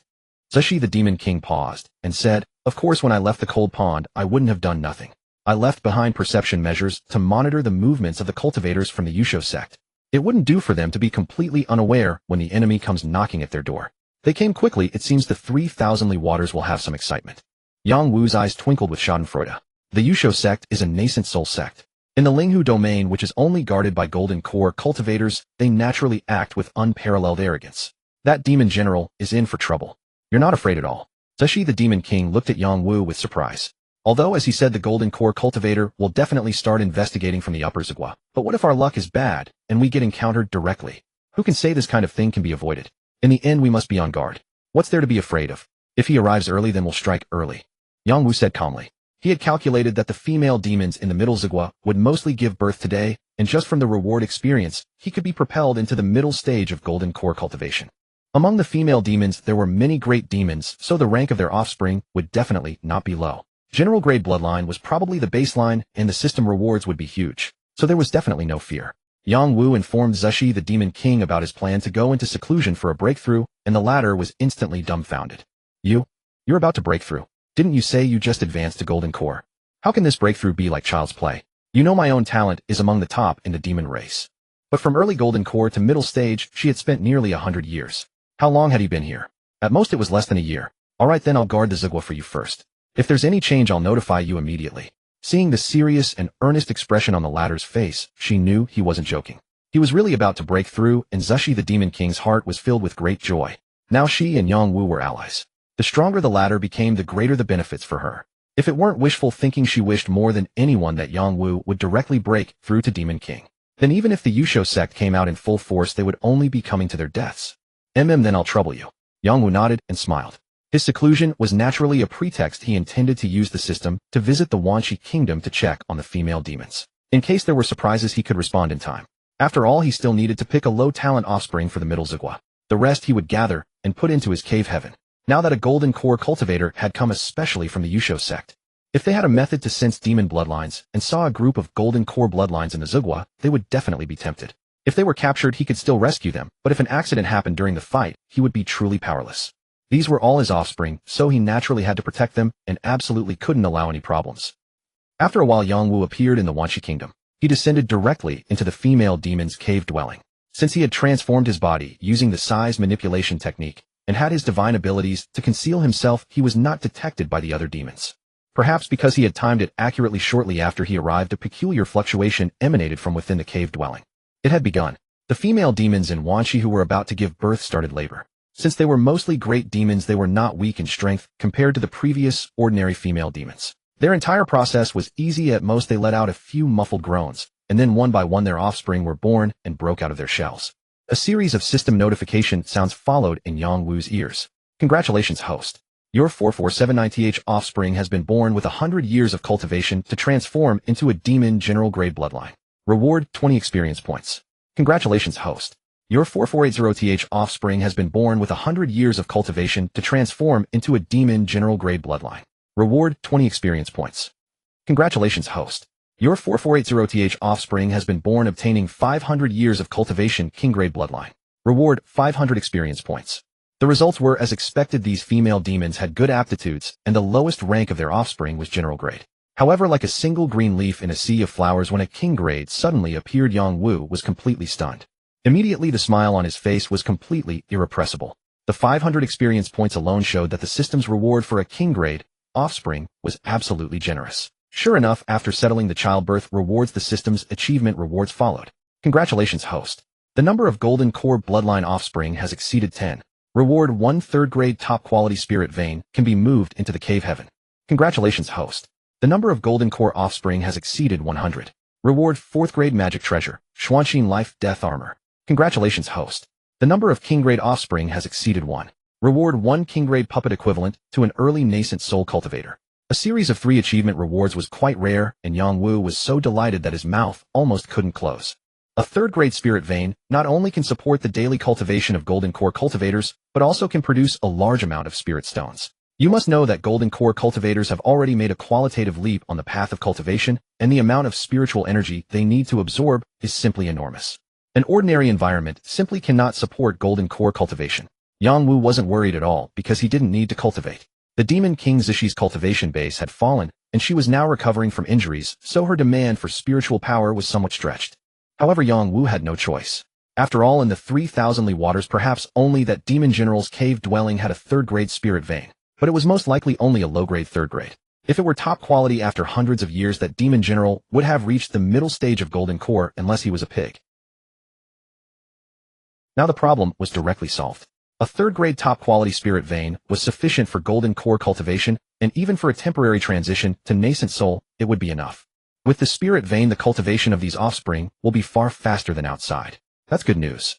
Because the spirit vein was moved into the cave heaven, there was no fear of being coveted by other enemies. It was a move that achieved multiple goals.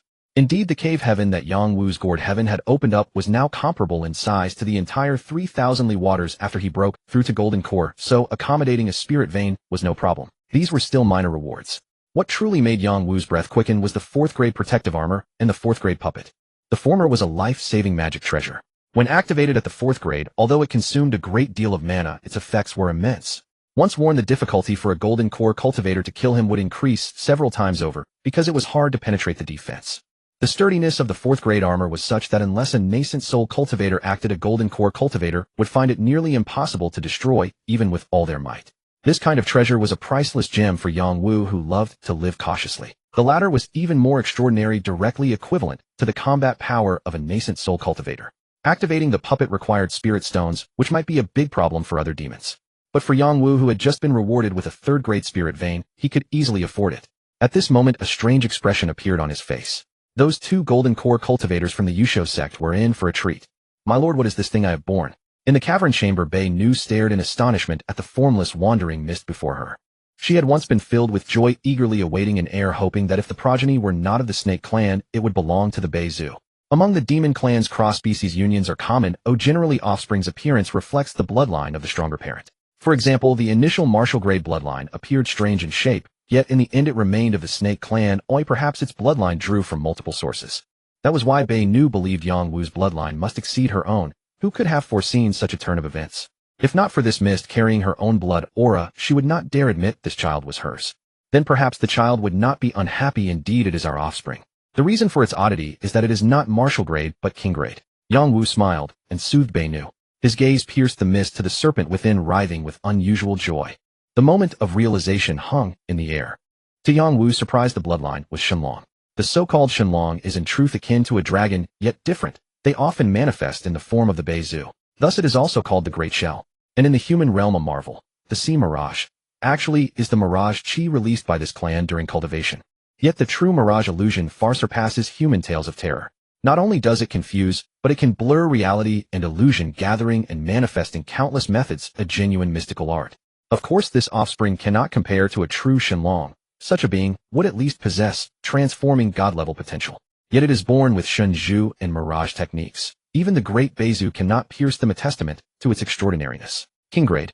I could actually birth a king grade bloodline. Bei Nu, upon hearing Yang Wu's explanation, her eyes widened in astonishment. This was a heavenly surprise. Initially, she had only hoped to obtain a martial grade bloodline to nurture so that Zegua might gain golden core protection. Even with Yang Wu's repeated assurances, she feared her bloodline might be insufficient and would drag the offspring down. Yet now she had succeeded far beyond expectations. A king grade bloodline turning into a nascent soul demon king would be difficult, but could it become golden core? It seemed essentially a done deal. As long as nothing went wrong, it would surely come to pass. How could she not be excited? My lord, I still wish to. Bei Nu recovered her eyes like silk as she gazed at Yang Wu, clearly stirred by the king grade bloodline.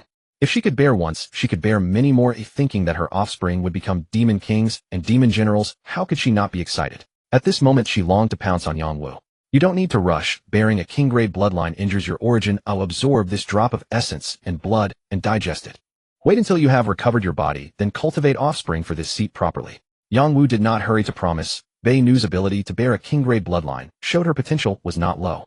Besides the Zhe Shi Demon King, she should be the best among his consorts. To such a great contributor, Yang Wu would naturally be attentive. Perfect. To reward you for adding such a fine offspring, I will take you to a good place. Close your eyes first. Very well, my lord. Bei Nu, seeing Yang Wu's mysterious demeanor, hesitated for a moment, then obediently nodded. In these days, under the influence of the Dragon Transmutation Sutra in her heart, Yang Wu is her Tao companion, and there is no danger to herself. After the initial astonishment, she slowly nodded and closed her eyes. Within the cave heaven, a lush, 3-rank spirit vein, previously redeemed by Yang Wu, had already been moved into the cavern heaven within the cave heaven. Yang Wu led Bei Nu to the vein's edge. The spiritual power was so thick it formed a subtle haze, and merely inhaling a breath was enough to soothe the mind. This is a spirit vein treasure, my lord. You actually possess such a treasure. Bei Nu felt her heart tremble. She had thought she had gained a king-grade bloodline, and would not be easily astonished again. Yet Yang Wu's methods were endless. Each time they challenged her expectations, the surprises grew more terrifying. Choose a dwelling here and absorb the essence and blood to cultivate. It will accelerate your recovery. Yang Wu watched her mood and spoke softly. This time his purpose in bringing Bei Nu into the cave heaven was deliberate. Besides letting her recover her vital energy, training here would hasten her progress. The higher her cultivation, the greater the benefits for future offspring. Toward Bei Nu, deeply influenced by the dragon transmutation, Sutra, Yang Wu remained generous.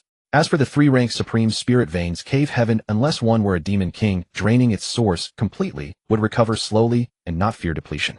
That is the nature of spirit veins, ever-flowing. Hence human sects typically select a great spirit vein to anchor their halls. For now it is Bei Nu, later Zagwa's demon girls will also enter the cave heaven to train. I am grateful for such grace from the great king. I will devote myself utterly and never betray you. Bei Nu, unaware of Yang Wu's plans, could hardly contain her excitement upon learning she would train in such a treasure.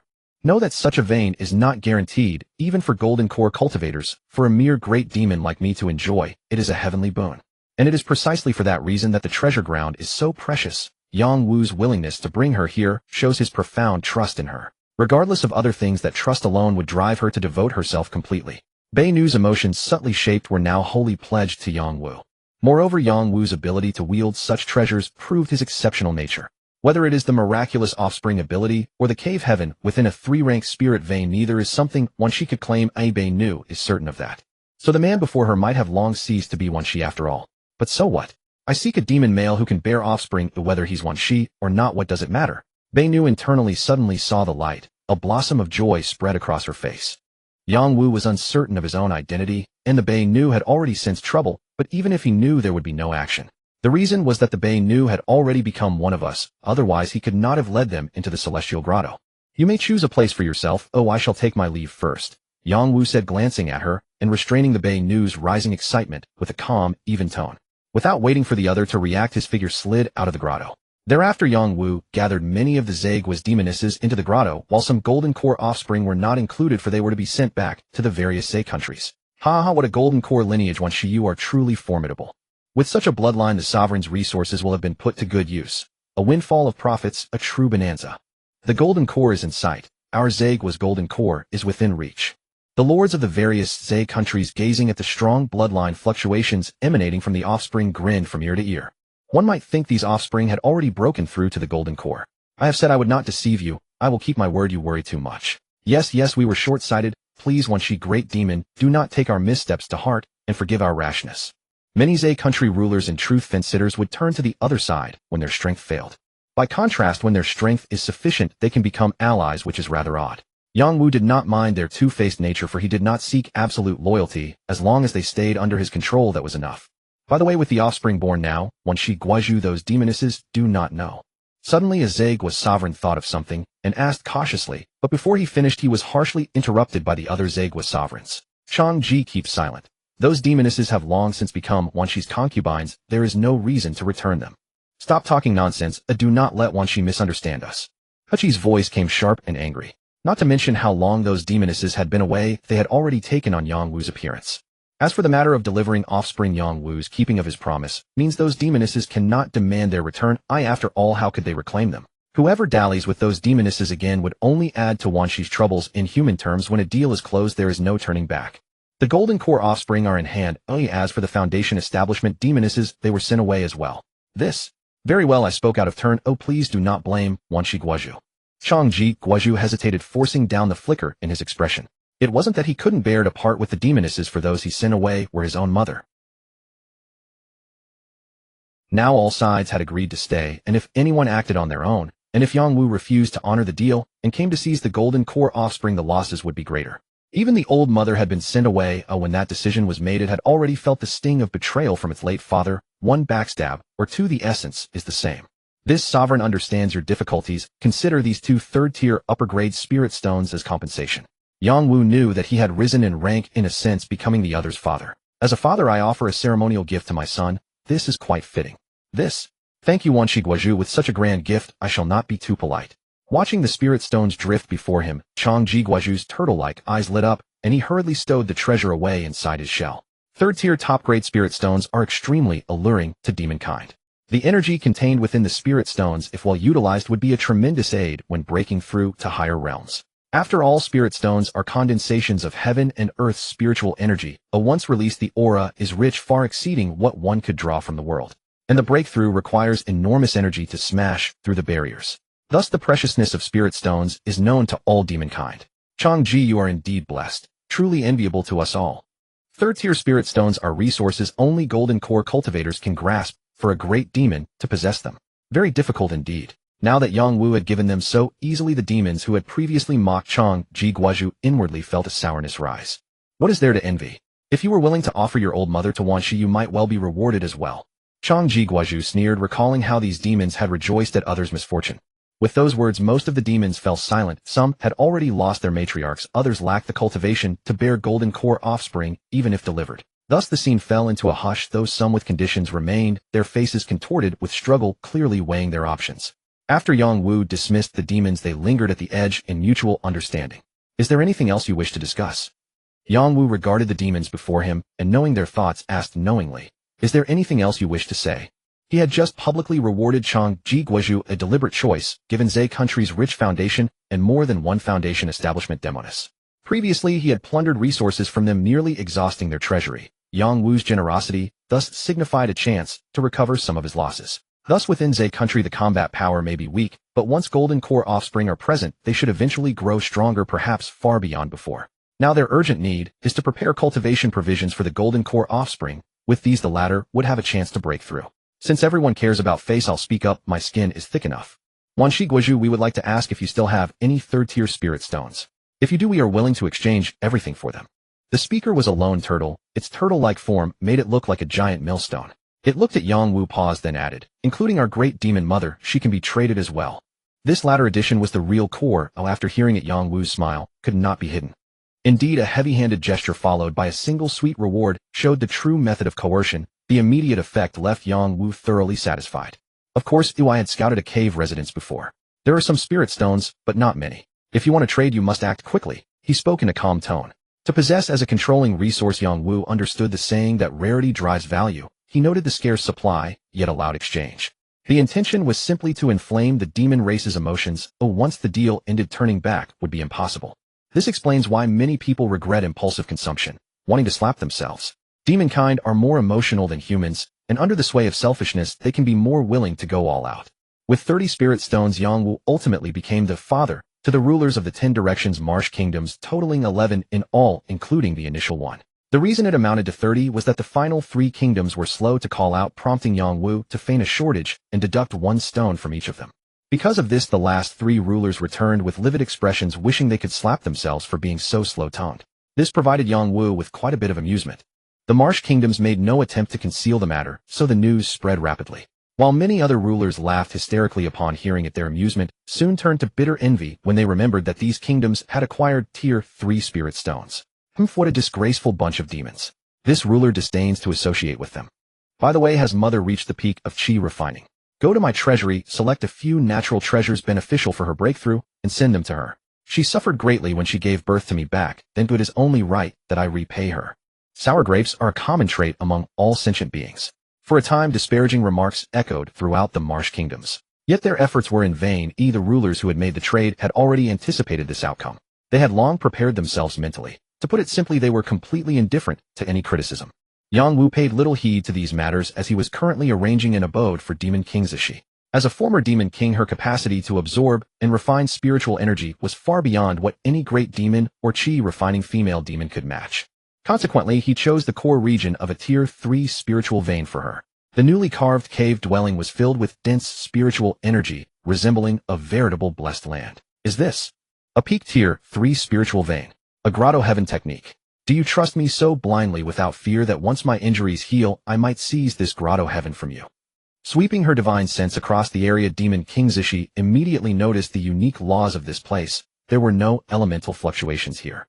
This was a method discernible only by a nascent soul's divine sense, which was vastly superior to that of a golden core. Aside from their ability to roam freely between heaven and earth, the key distinction of nascent soul cultivators lay in their mastery over the myriad elemental laws. For instance, the 5 elements yin and yang, and eventually combining them into one to reach soul formation. Thus, Demon King Zishi could clearly perceive the power of these elemental laws.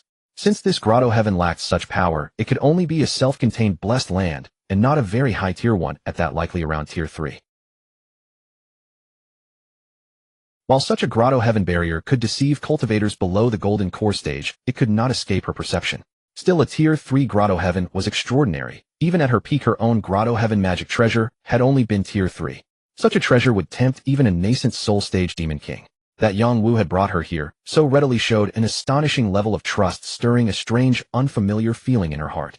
"You are not that kind of person who I have at least some ability to judge character," Yang Wu said calmly. "Besides, you are carrying my child in your womb. I do not believe you would ever do such a thing."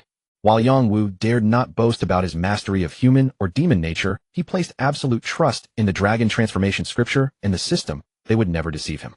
Furthermore, he possessed a puppet with genuine nascent soul combat power. As long as she had not regained her demon king realm, he was entirely confident in keeping her in check. "Very well. Since you are so candid, I promise you that I will not betray this trust."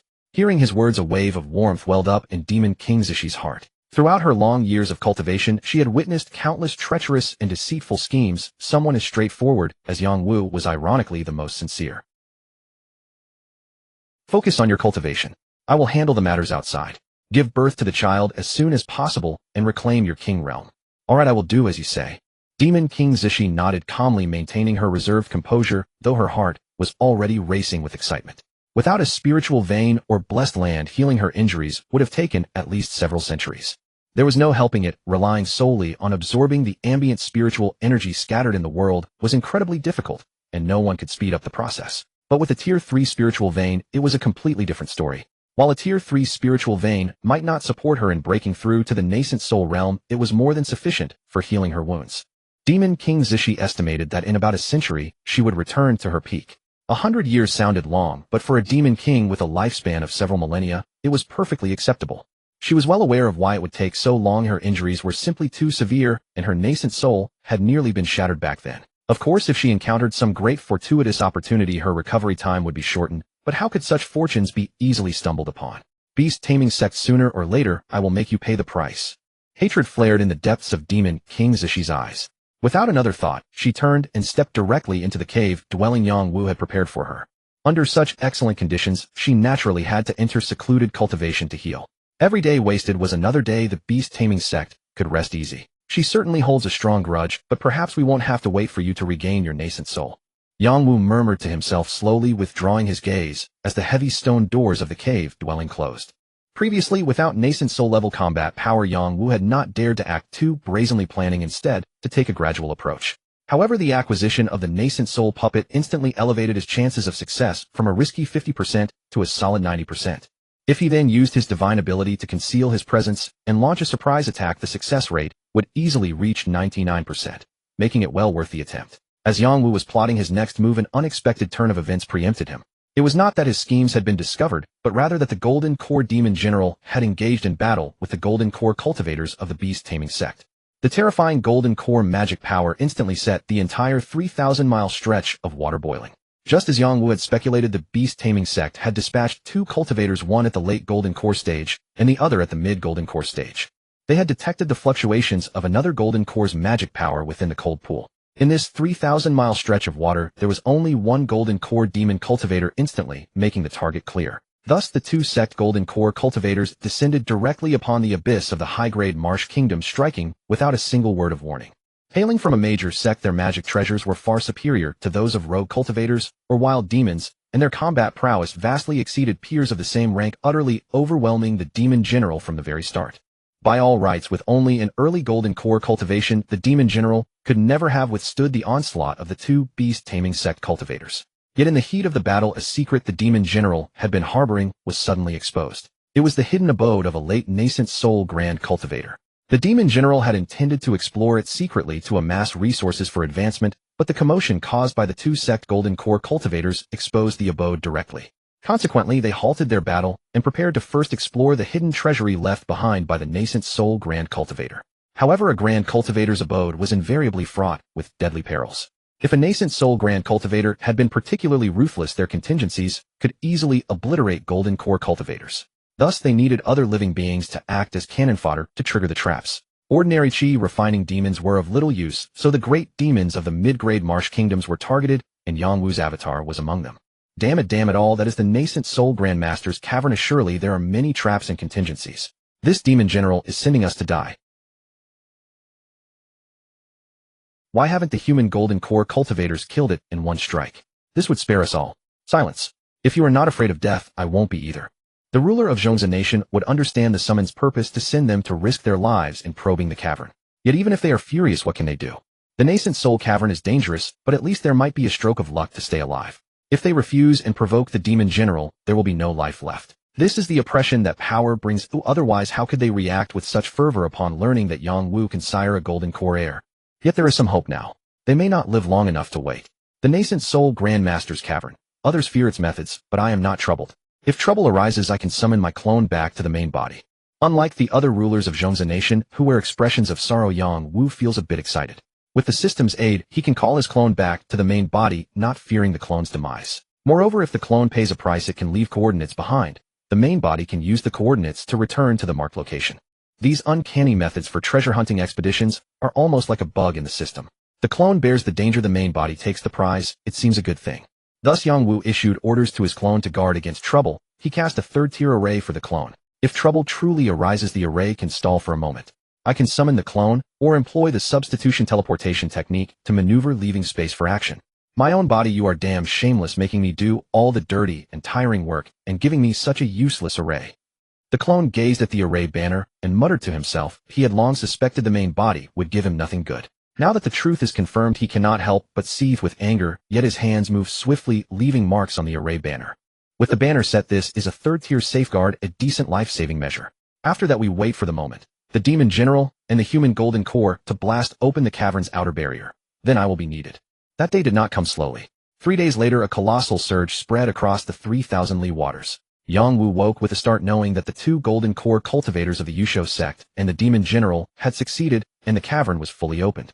His plan would begin to unfold. The abyssal domain, the true core of the 3,000-mile waters, and the realm ruled by that golden core demon general.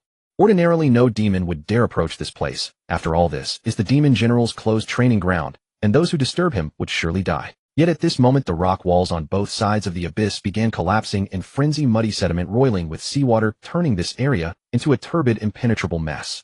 This place is also the source of the tremors in the 3,000-mile waters. Once the waters calm, a vast portal will slowly appear in the cliff. Haha, you demons really know how to pick a place. If not for this duel, you would have monopolized this cavern. The nascent soul grandmaster's treasury cannot be left to you alone to plunder. Before the cavern, a middle-aged human in a robe of 10,000 stars laughed brazenly. Beside him stood an elderly man and a colossal octopus. The elder's weathered face smiled while the giant octopus's grim features bled with menace. Yet it dared not strike, not to mention the late golden core elder radiating a terrifying aura and the mid-golden core cultivator. Neither could defeat them, not due to lack of power, but because of their magical artifacts. A 3-tier top-grade flying sword, its offensive methods were too strong. If not for the advantage of the seawater, I would likely have been wiped out by the 2. The octopus demon general seethed inwardly. It had dominated the 3,000-mile waters for centuries, and its most troublesome foe was Yu Kingdom's golden core elder. The latter, like it was in the golden core initial stage, they dueled for ages, yet neither could gain the upper hand. Not long ago, it found the cavern's hidden treasures, believing it to be its great opportunity. If it could obtain the nascent soul elder's hoarded items, Yu Kingdom's golden core would be within reach. Thus it closed itself in to seek stability. But who could have guessed that at the critical moment, 2 human golden core cultivators burst in, instantly disrupting its plans. The dream of soul possession collapsed. That might even become someone else's prey. How could the octopus demon general stay calm? Damn it, don't let me learn who it is. If I find out who lured the human golden core, I will tear them to pieces in fury. Very well. This old ancestor knows you won't be content with nothing. I've left you a chance. Have your underlings, those great demons, go in first to scout. What they plundered, we won't interfere to seize. This is already a great mercy. If you hesitate further, your old ancestor won't mind removing you first. Watching the octopus demon general hesitate, the golden core elder spoke lightly. His calm tone carried a threat that unsettled the octopus demon general's aura. At last he gritted his teeth and nodded. You had better keep your word, or else even if I die, I will drag you down with me. Then the octopus demon general drew a bead from its claw, infused spiritual energy into it. The bead glowed split open and revealed an ancient key inside. This key once revealed was instantly drawn toward the gateway. The two fit perfectly, and the sealed cavern roared open, revealing the inner depths. A thick surge of spiritual energy poured from within. This sight made both the octopus demon general and the two human golden core cultivators glow with excitement. Enter the cavern quickly. Whoever grabs the treasure shall be richly rewarded by this general. Yang Wu's clone hidden within the great demon horde heard this. He did not rush to the front, but squeezed into the middle and entered the cavern. Before entering, he stole a glance at the three golden core cultivators behind. They all imagined themselves the bait, but since I came, the real bait can only be me. And he looked forward to seeing what treasures lay within the nascent soul cavern. The world spun violently. After a moment, Yang Wu's surroundings changed completely. Longer the boundless seas of the Linghu domain. But it was a lush grove of trees with solid earth beneath his feet. For a moment, he felt a twinge of unease. Looking up, he saw a colossal sun hanging high in the sky, while surrounding spiritual energy thickly condensed into mist. Is this a Dantian treasure? A familiar aura flickered, instantly revealing this place's peculiarity. But compared with the Dantian he had carved in his own Dantian, the rank of this Dantian should be fixed. Unless it is re-refined, the Dantian's rank cannot be raised. Its potential is far from his own.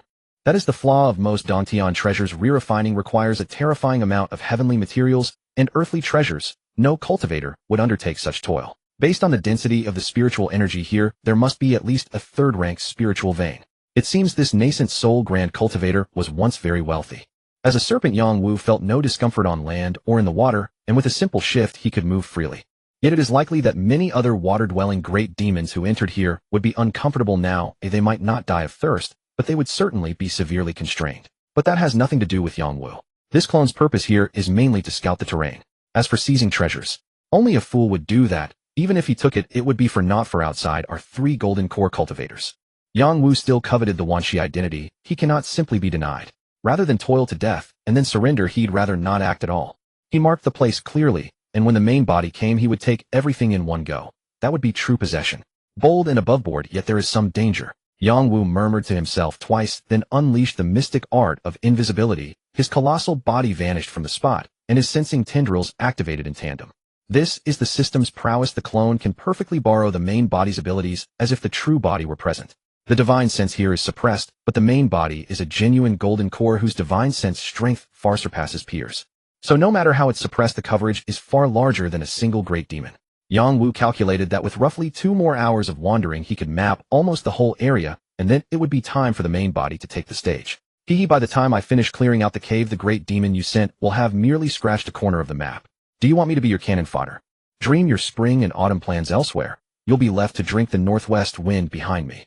He thought of the sight of the cave empty after the golden core cultivators arrived, their faces turning ashen, and his mood brightened. But he did not become careless. After all, this is a nascent soul's cave. Who knows if there are traps? He would be cautious. As Yang Wu suspected, 2 golden core cultivators from the beast-taming sect and an octopus demon general were waiting below to explore the map. They even paused the fighting for this, not making a move. Not long after, because the cave heaven is not a watery realm, many water-dwelling demon clans could not move for long and had to retreat. Then they handed over some things and treasures they had discovered. The human golden core cultivators were overjoyed after reading them. According to what you said, this cave heaven should be a Fong Dantian. Ha ha ha, this harvest is great. Not to mention the treasures inside the cave heaven. Merely seizing this cave heaven would make the trip worthwhile. Especially the late golden core elder. Within the beast-taming sect, there is only this elder left besides the ancestor and the sect's guardian beast. Sect leader Shen Wuxiu. He is merely paying lip service. After all, there is no essential difference between a golden core fully formed and one in the late stage. If Shen Wuxiu hadn't given his word, he wouldn't have left the sect. He wouldn't be proactive about slaying demons that had fallen in rank. He would rather not meet it, because who knows how much vitality that demon king has recovered. Early stage would be fine, but once it reaches late stage he would not win. If it weren't for the middle-aged golden core watching, he wouldn't want to do it. Yet he hadn't expected such hard work would yield such a windfall. Simply taking this cave heaven would be more beneficial than what Shen Wuxiu offered. Double the rewards, and it makes one happy. Since the cave heaven is on land, inside replace the water-dwelling demons with amphibious ones to explore. You all must spare no effort in the search. Once you locate the cave heaven's core, immediately crush this fungi. I shall descend at once. The golden core elder's gaze darkened. He looked up and released glowing bubble beads, each bead containing an iridescent butterfly. These are the goo butterflies he raised. The mother goo is in his hand. Crush the larvae, and he can sense their aura and track them. The cave heaven's core site, the refining place, otherwise attempting to blanket the entire cave heaven with power, would be impossible even for a nascent soul elder. The beasts of the Zay kingdom looked at each other, not daring to refute or to agree. The former fear is because the other side wields golden core cultivation. If they spoke out, their lives might be at risk.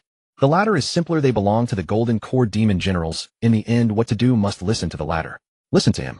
The golden core demon general felt the human golden core's gaze sweep over him and nodded sourly. The clearer the cave heaven's value was understood, the angrier he grew. After all, this had originally been his. But what could they do? They couldn't win in a fight. They could only grit their teeth and swallow the loss. Yes, the many great demons of the Zay kingdom answered in unison, then swarmed into the cave heaven. Because amphibious great demons are few, many demon tribes under them were captured. They fared far worse than great demons. Some had no choice and were implanted with goo worms by golden core cultivators. If they want to survive, they must constantly transmit messages. If they died, the goo worms would feed back information, expanding the search. Yet the golden core cultivator schemes would be in vain, for Yang Wu's clone had already scouted every region. Returning to the clone, the true body descended personally. 900-year heavenly flower, 3,000-year wither glory vine. Tisk tisk, truly quite the treasures. Collect them all, pack everything away. Hiss is that. A shape transformation grass. Yang Wu, who had been frantically harvesting the spiritual herb field, his gaze was immediately drawn to a withered little plant in the garden. Its appearance was far too unremarkable, just like common weeds by the roadside. Were it not for the system prompt, he would never have recognized it. The so-called shape transformation grass was a creation of heaven and earth, and for all races other than humanity, it was a tremendous treasure. For humans are born with Tao bodies inherently aligned with the great Tao. All beings who cultivate will gradually more or less take on the humanoid form. Even the demon race who pursue their bloodline will essentially manifest a humanoid shape after reaching divine transformation. This greatly aids in perceiving heaven and earth and comprehending the great Tao. Yet many demons possess limited aptitude and seldom have the opportunity to achieve divine transformation. Shape transformation grass can help demons shatter the barrier of transformation, disregarding realm limitations entirely. Once a demon transforms into human form, their comprehension skyrockets, drawing them ever closer to the great Tao, which in turn assists in bloodline refinement and cultivation advancement. If the demons beyond the mortal realm knew that such a mere secret realm contained shape transformation grass, they would tear each other apart over it. This sky-high fortune, of course, must be mine. I was wondering how to resolve my beast body and infiltrate the human race. Now I have no worries at all. The more Yang Wu thought, the brighter his eyes grew. The barrier of this herb garden would struggle to stop even a golden core cultivator, let alone him, who held a nascent soul puppet in hand. And so, without surprise, accompanied by a thunderous crash, the herb garden's barrier shattered. All these treasures were soon claimed by Yang Wu. As for the core of the heavenly realm, he certainly would not go there. Who knew what countermeasures that nascent soul cultivator might have laid down? The herb garden carried the least danger, so handling it himself was only natural. Those high-risk areas should be left for the two golden core cultivators. He would eliminate the two golden core cultivators later, and the spoils would still be his. Yang Wu schemed as such in his mind, and his plan succeeded. The two human golden core cultivators found the core of the heavenly realm, and ignoring the realm's repulsion, descended recklessly. With all their strength, they breached the barrier, nearly fell victim to the nascent soul grand cultivator's hidden defenses, and barely escaped with their lives, only to be ambushed by Yang Wu. They lost control of their cave dwelling, one dead and one wounded. The deceased was the middle-aged man. His soul harbored the beast-taming sect's slave seal, which Yang Wu could not subdue. The rebellious golden core late-stage elder, struck nearly to death by Yang Wu's puppet, was forced to agree to submission. With the cave dwelling secured, Yang Wu also dispatched the golden core demon general in one stroke, thereby claiming 3,000 li of waters. He sent his clone to follow the golden core late-stage elder back to the beast-taming sect. Because of the greatly amplified offspring rewards, the clone also activated its own reproduction rewards. 90% of experience was transferred to the main body, leaving 10% for the clone. Yang Wu thus had the clone consume the shape transformation grass. Thus began his corruption of the sect's female cultivators. Not only that, he continuously expanded across other sects, and his cultivation advanced at a furious pace. Early golden core, mid golden core, late golden core perfection. When the white jade koi emerged from its seclusion, it had recovered to the late golden core stage. After successfully reproducing, the system rewarded it with a flood dragon's heart. Yang Wu seized the opportunity to transform into a flood dragon. The other party was so shaken by Yang Wu's progress that she could scarcely speak coherently, deeply suspecting him of being possessed by that old immortal reborn. She then outlined the demons beyond the 3,000 li waters. Guided by her, Yang Wu systematically swallowed up golden core factions, then nascent soul factions. These demons, combined with the experience brought by his clone, made his cultivation path completely unobstructed. After achieving nascent soul, Yang Wu discovered that the beast-taming sect had become the human-taming sect. That fake nascent soul demon general had long since betrayed him. Having devoured the severely injured patriarch of the beast-taming sect, he had already entered the nascent soul realm and originally planned to peacefully scheme against humanity. Unfortunately, he crossed paths with Yang Wu, that consummate schemer. All his calculations were read through, and all his carefully laid plans were stolen right from under him. Later, when Yang Wu broke through to the divine transformation realm, he truly became a powerhouse of the lower realm. He plundered countless female demons and exchanged them for reproduction rewards. Thanks to the system rewards, the Gourd Heaven technique evolved into a true heavenly domain ability, allowing him to carry fellow cultivators among his female demons even upon ascending. Not only that, whenever Yang Wu broke through, all beings within his heavenly domain would progress, as well, with no restrictions on aptitude. And the growth of his domain's inhabitants would in turn advance Yang Wu's breakthroughs. Complementary and mutually reinforcing, they would ultimately attain the true immortal.